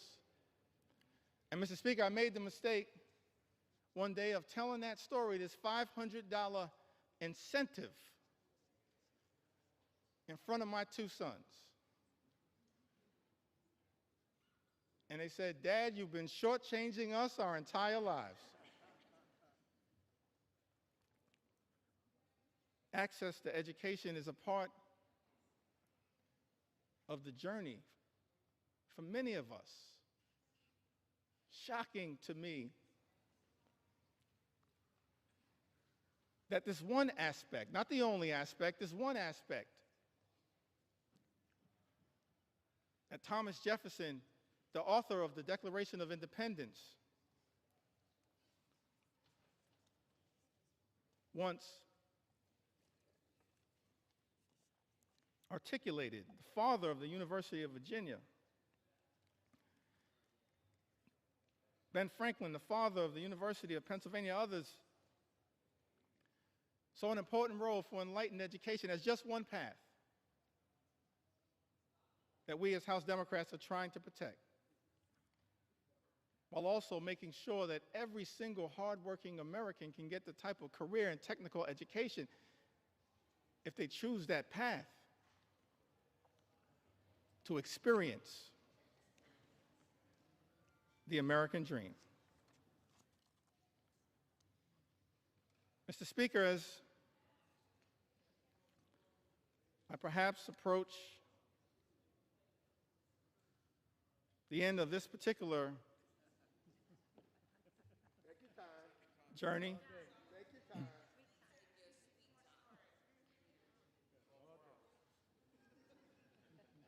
let me just reiterate that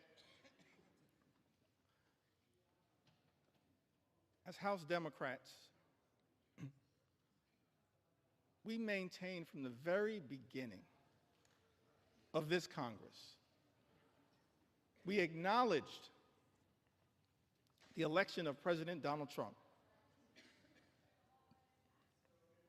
offered to work with our colleagues on the other side of the aisle, whenever and wherever possible, in order to make life better for the American people, to stand up for the things that matter, not as Democrats, independents, or Republicans, but as Americans. But the route, Mr. Speaker, that has been taken by House Republicans is to go it alone and to try to jam this one big ugly bill filled with extreme right-wing policy priorities down the throats of the American people. That's why, in good conscience, we can't stand here, Mr. Speaker, and support this effort, this one big, ugly bill that hurts everyday Americans and rewards billionaires with massive tax breaks. America is too expensive. Housing costs are too high. Grocery costs are too high. Childcare costs are too high. Energy costs are too high. Insurance costs are too high. America is too expensive. President Trump and House Republicans promised to lower costs on day one. Mr. Speaker, but costs aren't going down, they are going up. The policies unleashed by the Trump administration have been so chaotic, so all over the place, so much uncertainty has been created that the economy is being run off track, and nothing has been done to lower the high cost of living. In fact, not a single thing in Donald Trump's one big, ugly bill will meaningfully make life more affordable for everyday Americans, and that's just one of several reasons why House Democrats are a hell no on this legislation. We were a hell no last week, a hell no this week, a hell no yesterday, a hell no today, and will continue to be a hell no on this effort to hurt the American people.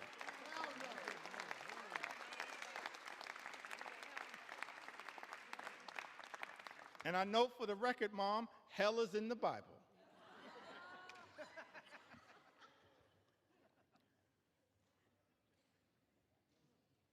The American people are understandably frustrated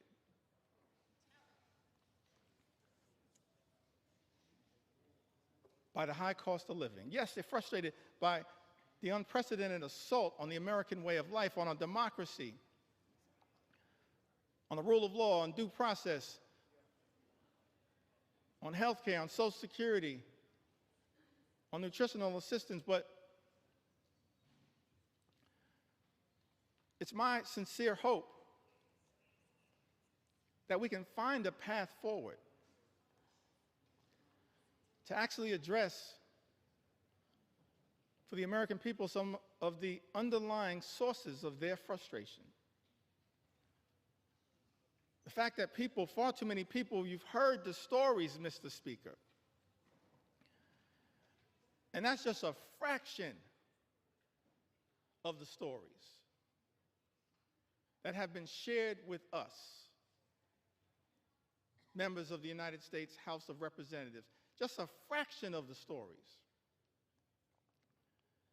that I've been able, on behalf of House Democrats, to enter into the record. They're frustrated by a lot of the things that have gone on in this country since January 20th. I'm frustrated by a lot of what has gone on, disgusted by a lot of what has gone on, Mr. Speaker, in this country since January 20th. We are better than this. But it's also important, one of the things that I hope, Mr. Speaker, we'll be able to address at some point is the source of the underlying frustration. It's a frustration in the comments, in the eloquent words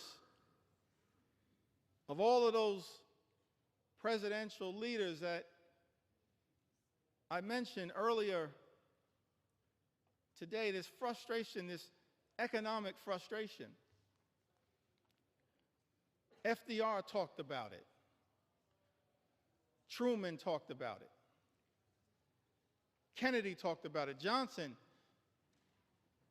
talked about it. Carter talked about it. Clinton talked about it. President Obama talked about it. President Biden talked about it. It's a consistent strand. And while progress has been made in the United States of America, we've come a long way on behalf of working class Americans. There is still a way to go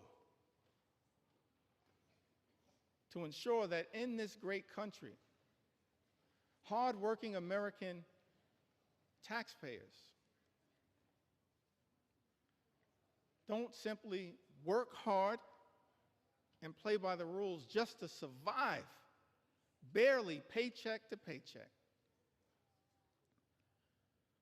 but are able to actually thrive. That's the America that we should all commit to work hard towards bringing about. Good paying job, good housing, good health care, good education for your children, and a good retirement.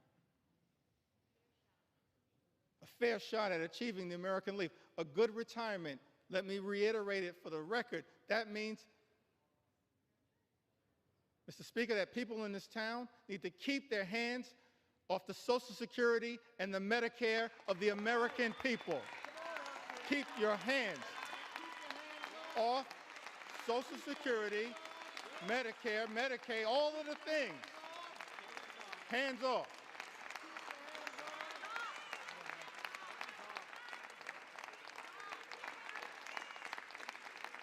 And one of the many reasons why we strongly oppose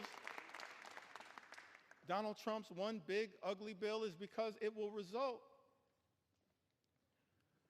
in the largest cut to Medicare, sets in motion the largest cut to Medicare, more than $500 billion by some estimations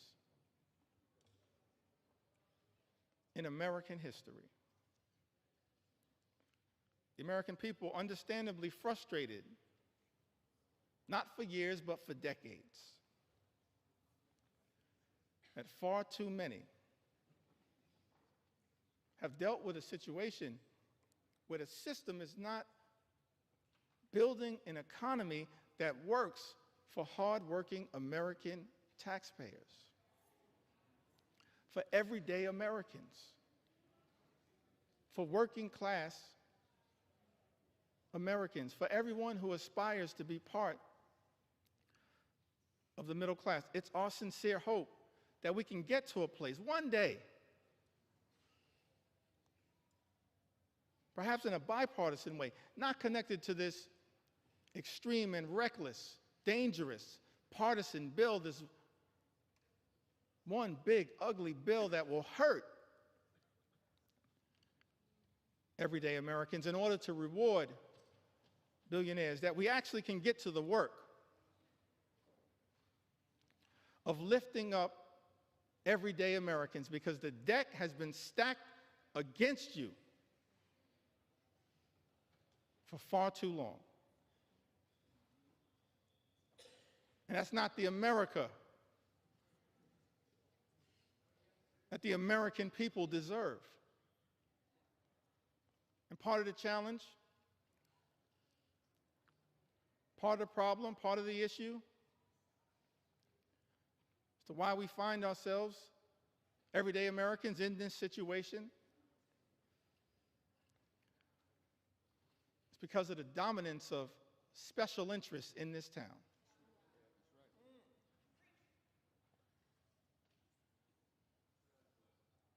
And this one big, ugly bill represents a massive giveaway to special interests in this country. And we reject special interests because our job here in the United States of America, Mr. Speaker, is to protect the public interest at all times, today, tomorrow, always, and forever.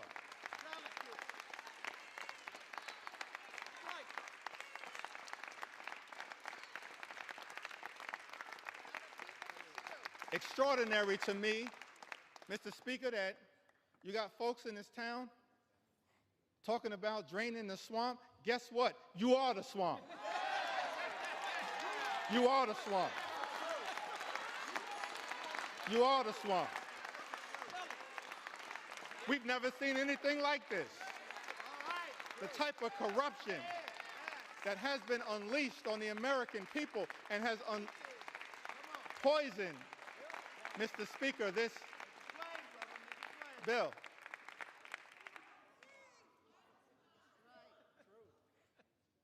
See, you're consulting the parliamentarian, I think. I said people in this town.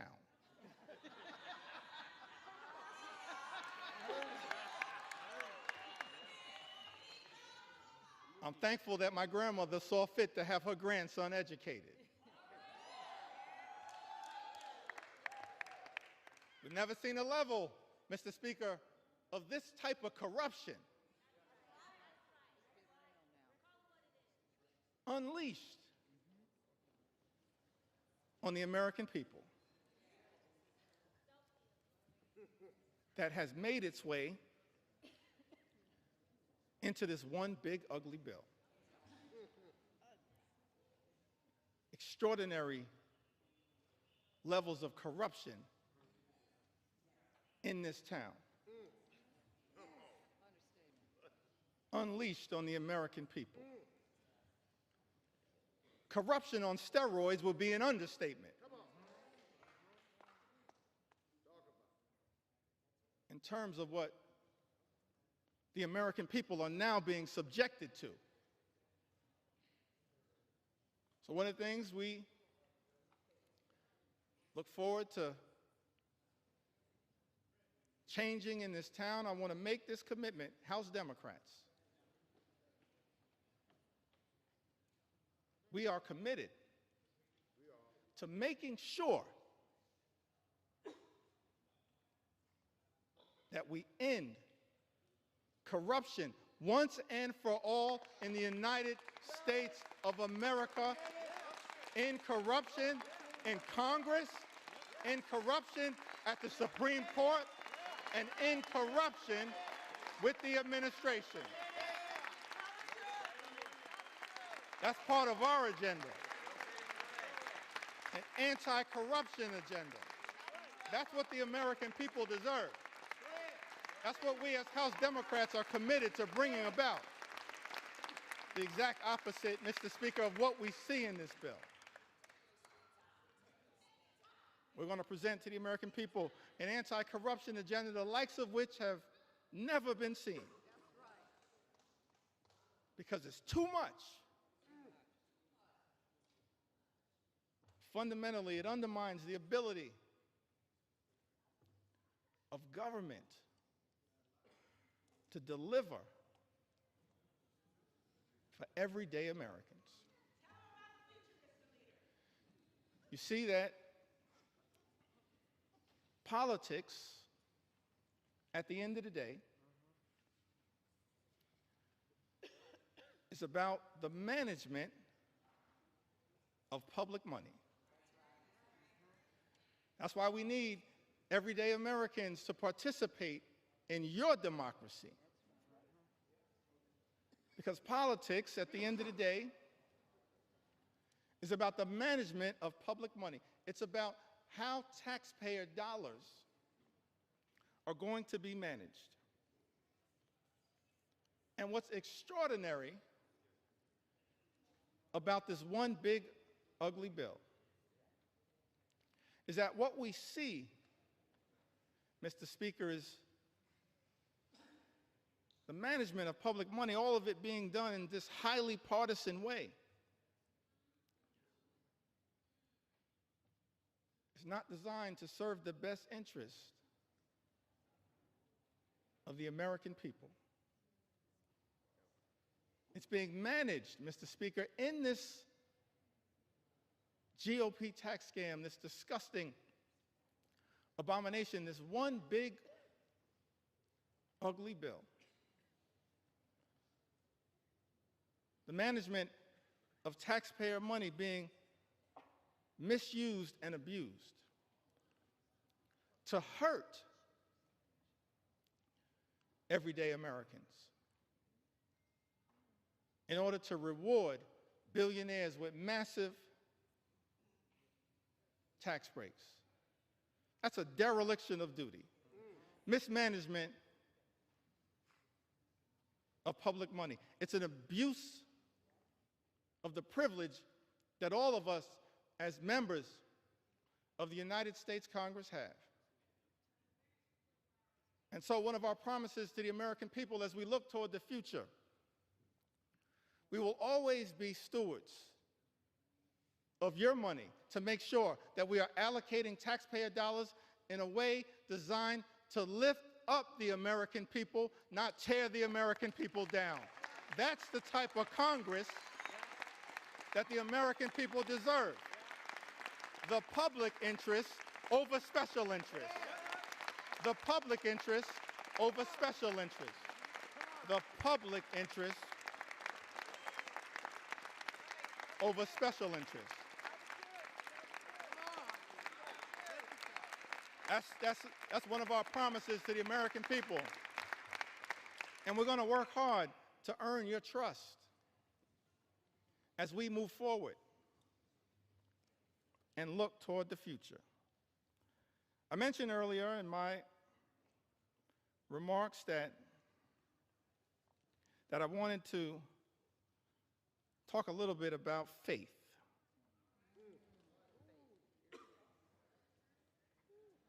I grew up in the Cornerstone Baptist Church. Faith is the substance of things hoped for, the evidence of things not seen. We walk by faith, not by sight. You just have faith the size of a mustard seed. You can move mountains. We come this far by faith.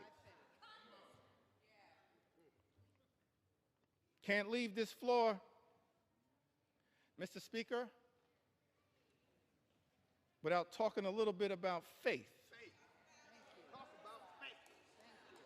Talk about faith. And I use faith in the broadest sense of the word. Proud of what we are in this country: Jewish faith, Muslim faith, Hindu faith, Buddhist faith, Christian faith. All faiths. That's the interesting thing. This rush to jam this reckless bill down the throats of the American people, all of it somehow connected to our 249th birthday that we're going to celebrate tomorrow, July 4th. A journey launched by the Declaration of Independence, and ultimately this principle embedded in the First Amendment around the importance of faith, but also at the same time the importance of separating church and state. It's all in the First Amendment as interpreted by the Supreme Court. Don't have time, I think, to really deeply go into it, but You've got, No, take your time. No, take your time. Take your time. Explain it to me. Tell them. Take your time. you've got the Establishment Clause and you got the Free Exercise Clause. Framers of this country recognize the importance of faith, our journey of religion. I'm proud of my Christian faith. But I also recognize the importance of the plurality of all of us, men and women of faith, different religions. And also of the fact that here in America we embrace the religious and the secular. The religious and the secular. But on this question of faith, I alluded to it a little earlier. It seems to me that the Gospels, that the New Testament, there's some interesting parts of the Old Testament. I'm tempted to tell the story of King Nebuchadnezzar.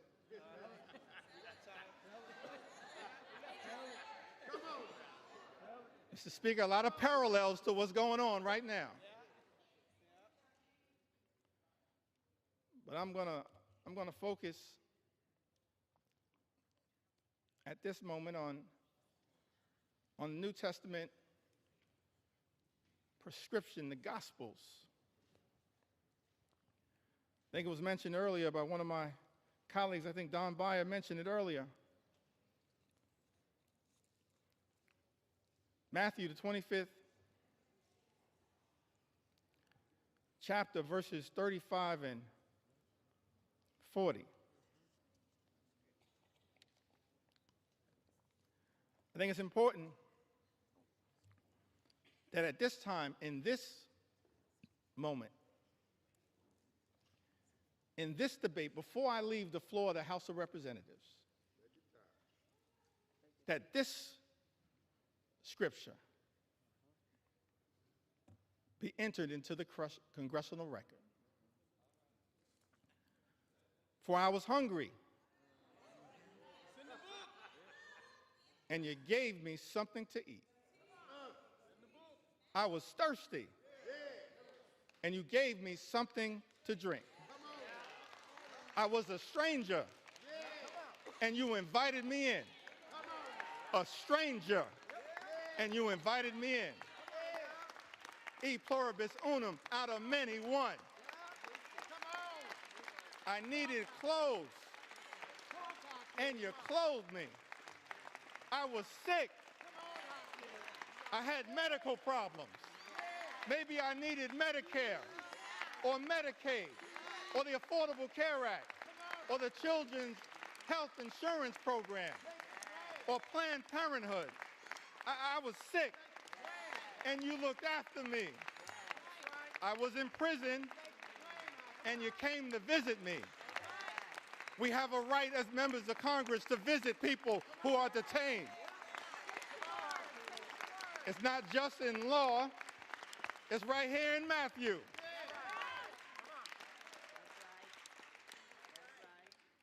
Then the righteous will answer him, Lord, when did we see you hungry and feed you? Or thirsty and give you something to drink? When did we see you a stranger and invite you in? Or needing clothes and clothe you? When did we see you sick or in prison and go to visit you? And of course, the reply from Jesus, truly, I tell you, whatever you did, whatever you did, Whatever you did for one of the least of these brothers and sisters of mine, you did for me. That's what we should be doing here in the United States House of Representatives. Our job is to stand up for the poor, the sick, and the afflicted, the least, the lost, and the left behind, everyday Americans. That's what Matthew teaches us. And that's not what's happening in this one big ugly bill. That's not consistent with what my faith teaches me.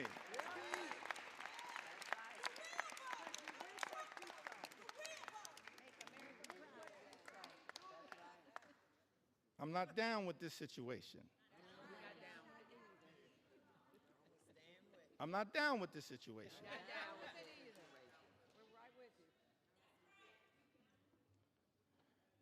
Well, you got some folks in this town. They go to church.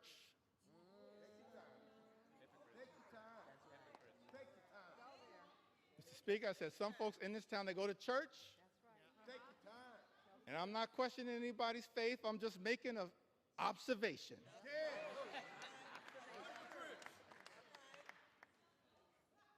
Got some folks in this town, they go to church and they pray on Sunday.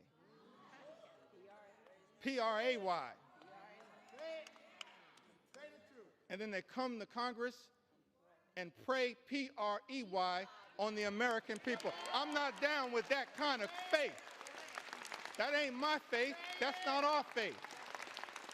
That's not the faith that comes out of the gospel. I can't find that kind of faith in Matthew 25 and 35. I can't find that kind of faith. But I do see something else. Tell us what you see. Tell us what you see. Can I talk about it for a moment? Talk about it. Talk about it. Take your sweet time. Take your sweet time. Take your time. I do see something else, kind of what I'm seeing connected to this one big ugly bill. I don't know if this was an inspiration to this extraordinary assault on the American people, this corrupt piece of legislation. But when I look over my Bible, and this is going to come from John, it's not going to come from 2 Corinthians, although the Apostle Paul has a lot to say about that. And Mr. Speaker, I said 2 Corinthians, not 2 Corinthians. Come on now. Come on now. I don't know who I'm talking about, but if you're going to sell the Bible, you should know the Bible.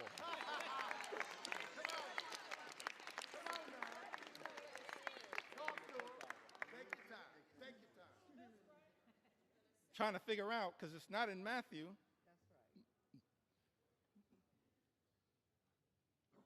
25, 35 to 40, but I did see something in John. Tell us what you see. Tell us what you see. John 10 and 10. This frightens me in this moment that we're living in. It says the thief comes only to steal, kill, and destroy. It's incredible to me that we're here dealing with a piece of legislation literally that steals money from everyday Americans, from hardworking American taxpayers. Steals money from Medicaid, Medicare, the Affordable Care Act, supplemental nutritional assistance, steals money from Pell Grants, from the education of our children, from energy assistance programs. Thief comes only to steal Come on, still. and kill. Well done. I don't say this lightly, Mr. Speaker, but we stand behind this point. That when you try to take health care away, Yes. what this bill does, taking health care away from everyday Americans, more than 17 million, is unprecedented assault on Medicaid, on the Affordable Care Act, on Medicare, on children's health insurance. What you effectively are doing, hurting everyday Americans, hurting children, hurting women, hurting older Americans, seniors, Tell them, leader. people with disabilities. Nursing homes will close. Tell them what they're doing. Hospitals will shut down. Let them know what they're doing. Community-based health clinics Tell them. unable to operate. We're actually here debating legislation, Mr. Speaker, that will result in tens of thousands of everyday Americans losing their lives Tell them what they're doing. because of the inability to get health care that they now have Tell them. and is being ripped away Let them know. from them. John 10:10, the thief comes only to steal Steal. and kill and destroy.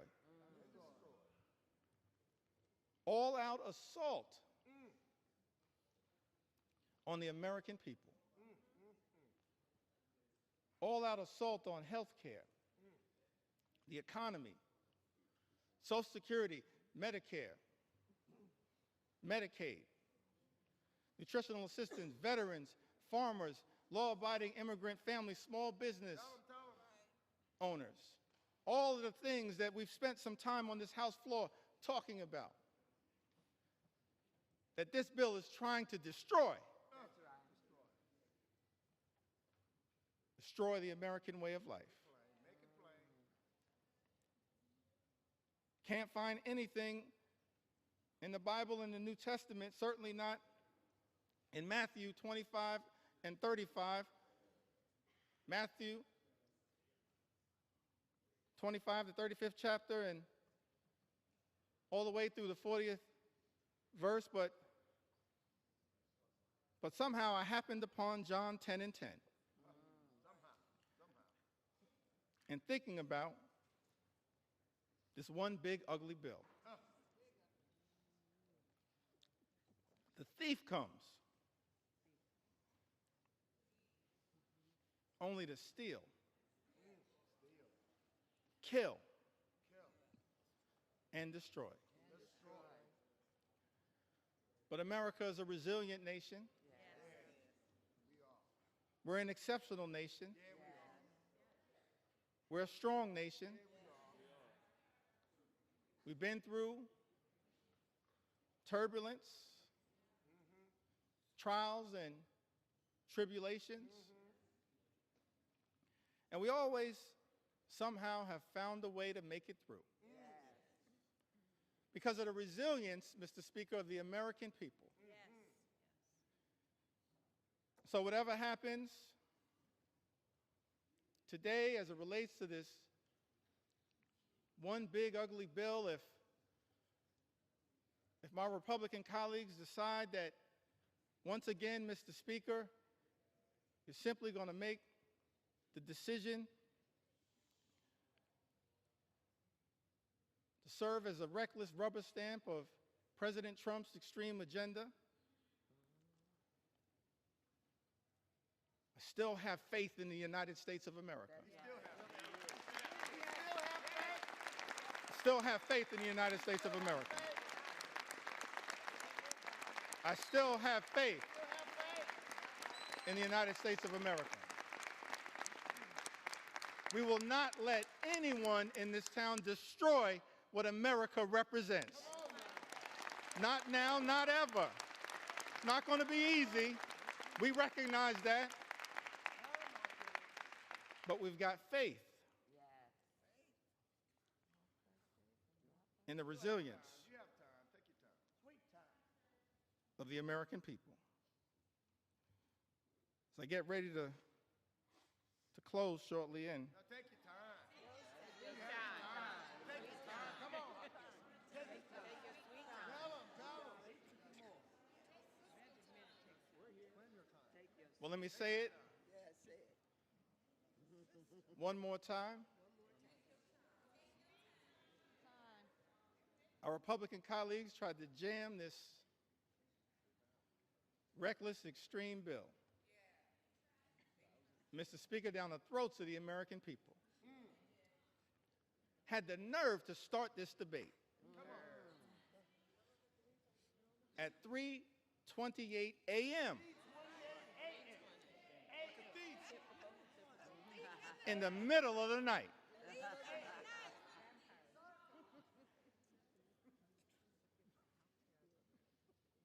But we made clear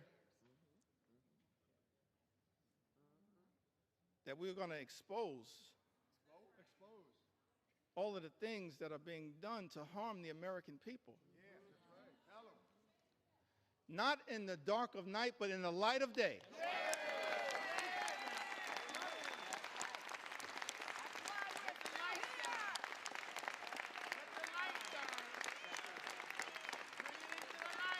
This little light of mine, we're going to let it shine on behalf of the American people.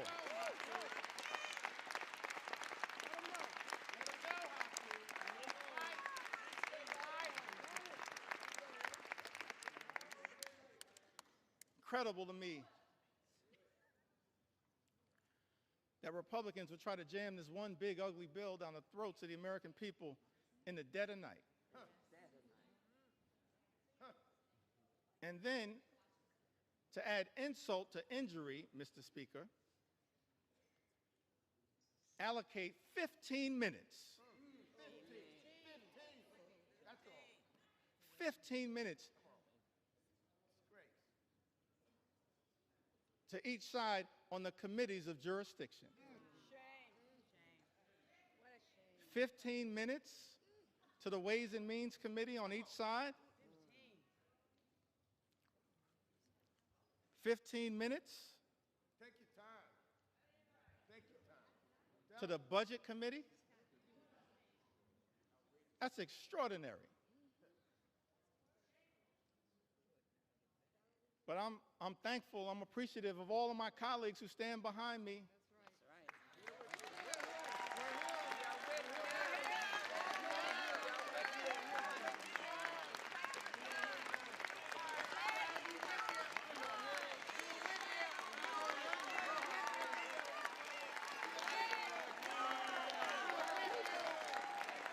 I'm thankful.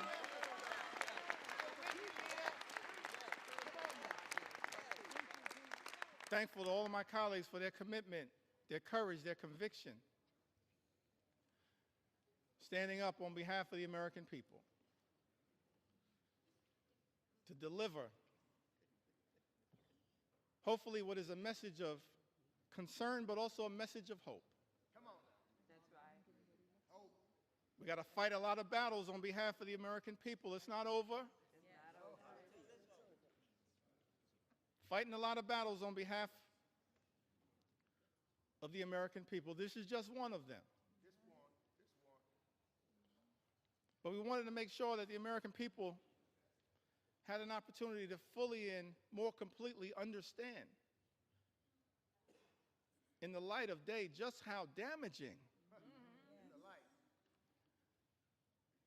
this one big ugly bill will be to the American people. And I plead with my colleagues on the other side of the aisle, Mr. Speaker. I really plead with my colleagues, inspired by some of the framers of the Constitution, the great scholars, the great thinkers conceived of this incredible journey that we've been on in the United States of America, creating separate and co-equal branches of government, recognizing that in this country, part of the gift that we were given by the framers of the United States Constitution, no kings, no dictators, no monarchs,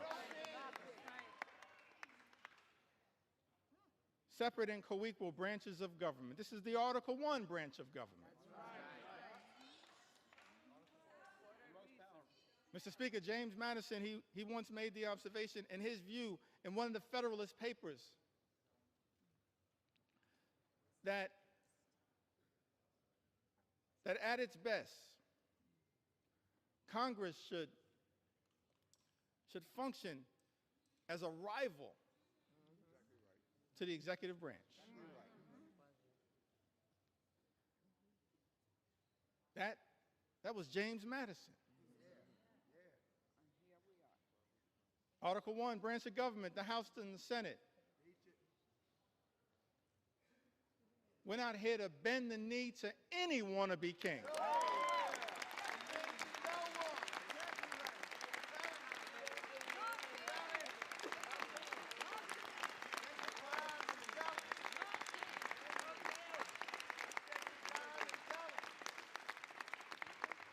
Mr. Speaker, we're not here to bend the knee to any wannabe king. We're here to be a rival to the executive branch in the best spirits of the House of Representatives, to push back against an out-of-control executive branch. That's the framers' vision. I said that's the framers' vision. That's what they said. The framers' vision. And so as we prepare to take this consequential vote, Mr. Speaker, I just urge many of my colleagues Take your time. in government, my colleagues on the other side of the aisle,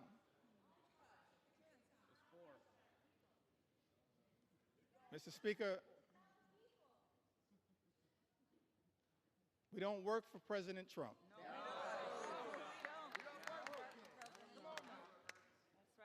We don't work for J.D. Vance.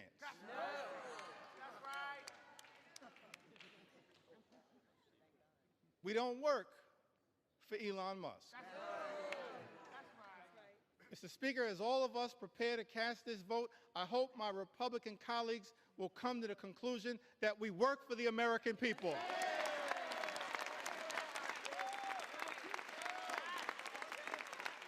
We work for the American people.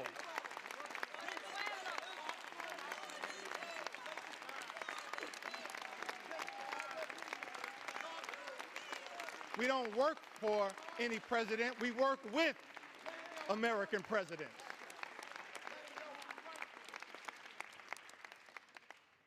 We work for the American people. So it's my hope that as you evaluate this bill, all of the harm that is being unleashed on the American people, ripping health care away from more than 17 million Americans, effectively ending Medicaid as we know it, shutting down hospitals, including in rural America, in districts, Mr. Speaker, that my colleagues on the other side of the aisle represent. That's right. They're people. Nursing homes closing. 1 in 4 nursing homes, Mr. Speaker, will close as a result of the attack on Medicaid and Donald Trump's one big, ugly bill. Mr. Speaker, this is extraordinary. This assault on everyday Americans, assault on children, veterans, seniors, people with disabilities. It's incredible to me. All of this in this one big ugly bill. Take your time. Ripping food away from children, literally ripping food out of the mouths of hungry children, hungry veterans, and hungry seniors. Mr. Speaker, that's not America. We're better than that.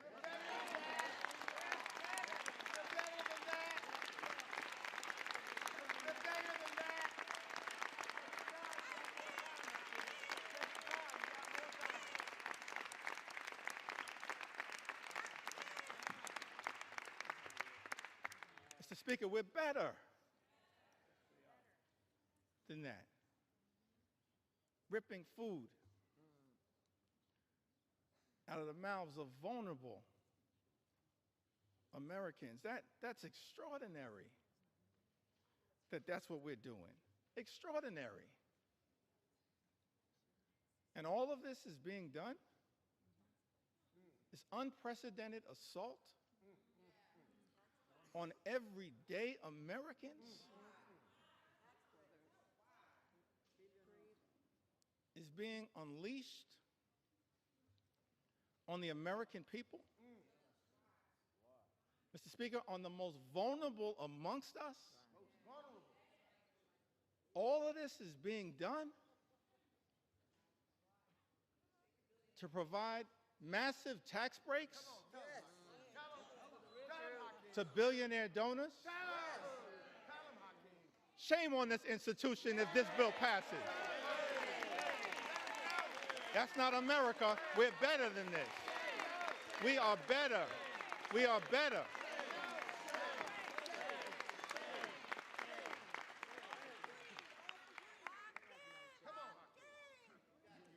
We are better than this. I think that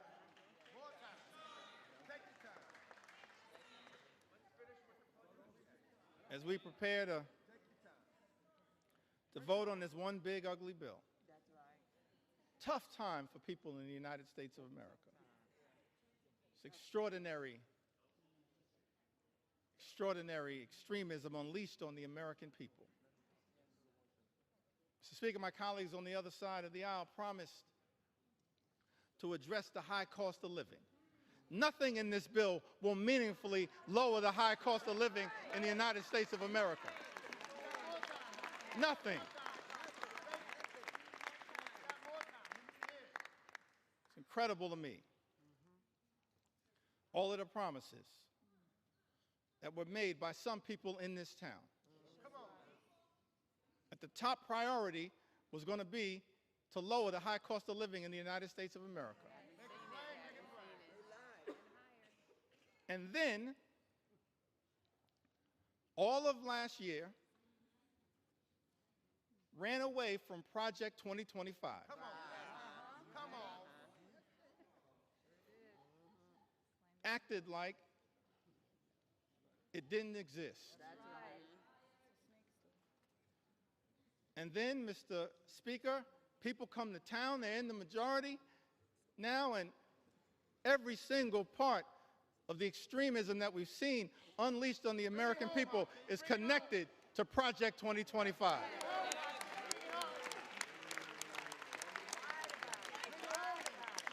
Every single part. But here's why I still got hope, optimism. I referenced this earlier today. As we prepare to experience the 249th birthday of the United States of America. Yeah. Take it back to that original document. Yeah.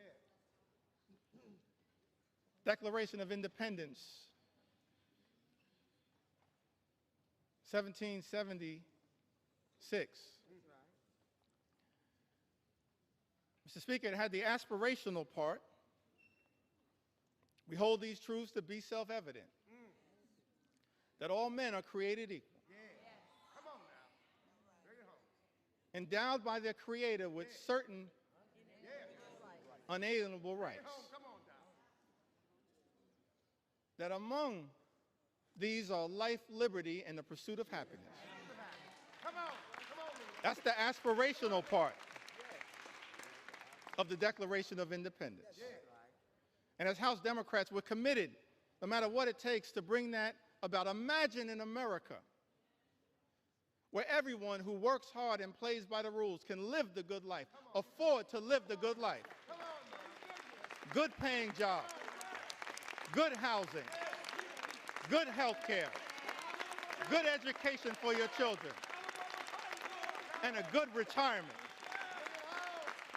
That's what House Democrats are fighting for. That's the aspirational part of the Declaration of Independence, to bring that to life, the pursuit of happiness. That's the aspirational part.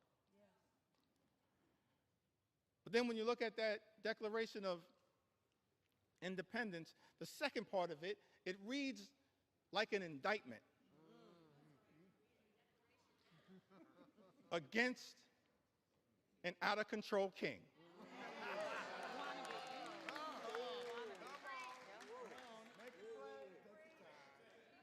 Reads like an indictment against an out-of-control king.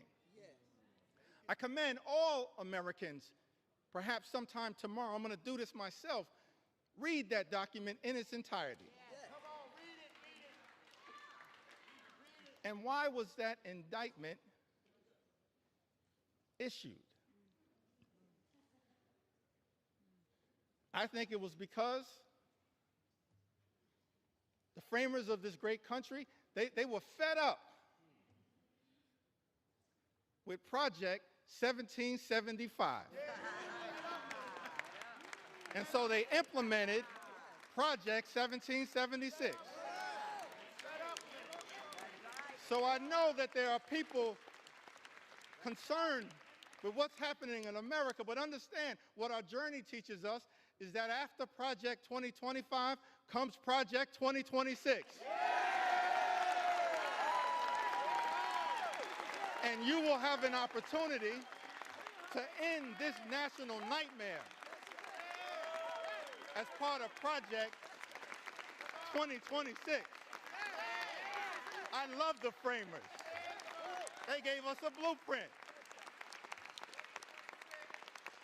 for what should give us hope in this moment. That's right. I think that I want to close by referencing Take your sweet time.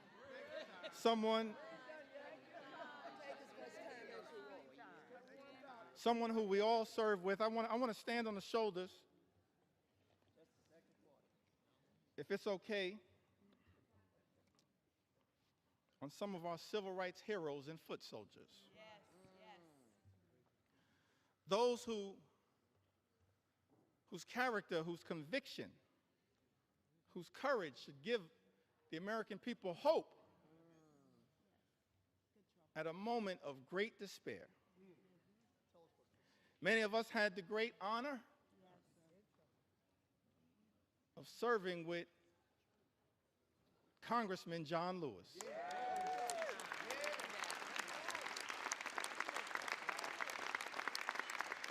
The great honor,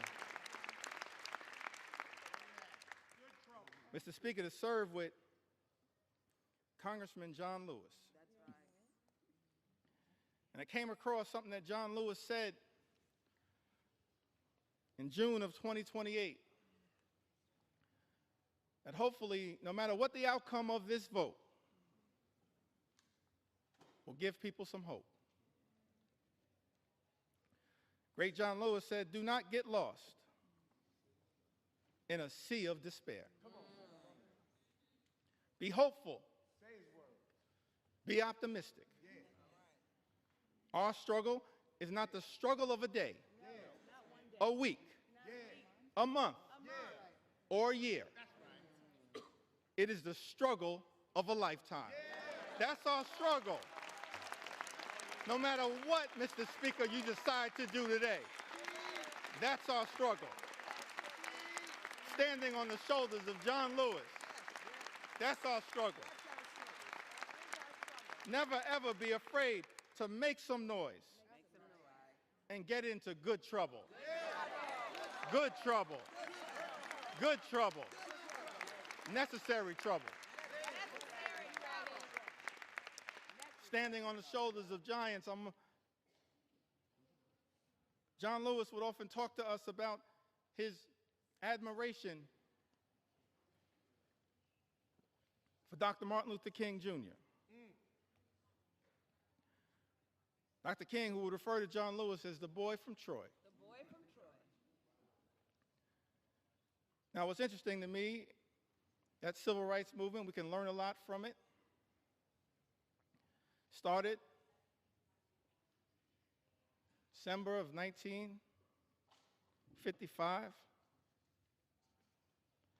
And Rosa Parks sat down on that bus so that all of us could have the courage to stand up. That's right. Wasn't an easy struggle. All the odds were stacked against these civil rights heroes and foot soldiers.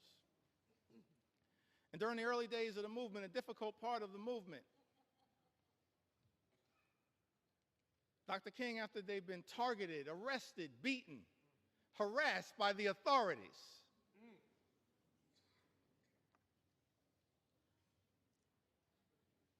he traveled to Brooklyn, New York, and spoke at the Concord Baptist Church. I think it was in March of 1956. And he said to a group of people of every race, every religion, every life experience, the Concord Baptist Church in Bedford-Stuyvesant, said to them, no matter what the odds, we've got to press on. Dr. King said that if you can't fly, run. That's right. If you can't run, walk. If you can't walk, crawl. But at all times, press on. And keep pressing. And so as I take my seat, I just want to say to the American people that no matter what the outcome is on this singular day,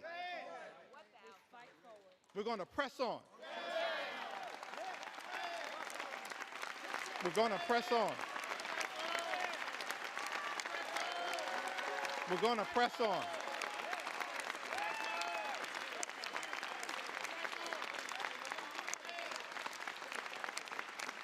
We're going to press on for our children, press on for our seniors, press on for our veterans, press on for our unions, press on for our farmers, press on for our dreamers, press on for working class Americans, press on for the middle class, press on for all who aspire to be part of the middle class, press on for the poor, press on for the sick, press on for the afflicted, press on for the least, press on for the lost, press on for the left behind, press on for the rule of law, press on for the American way of life, press on for democracy. We're going to press on until victory is won. I yield back.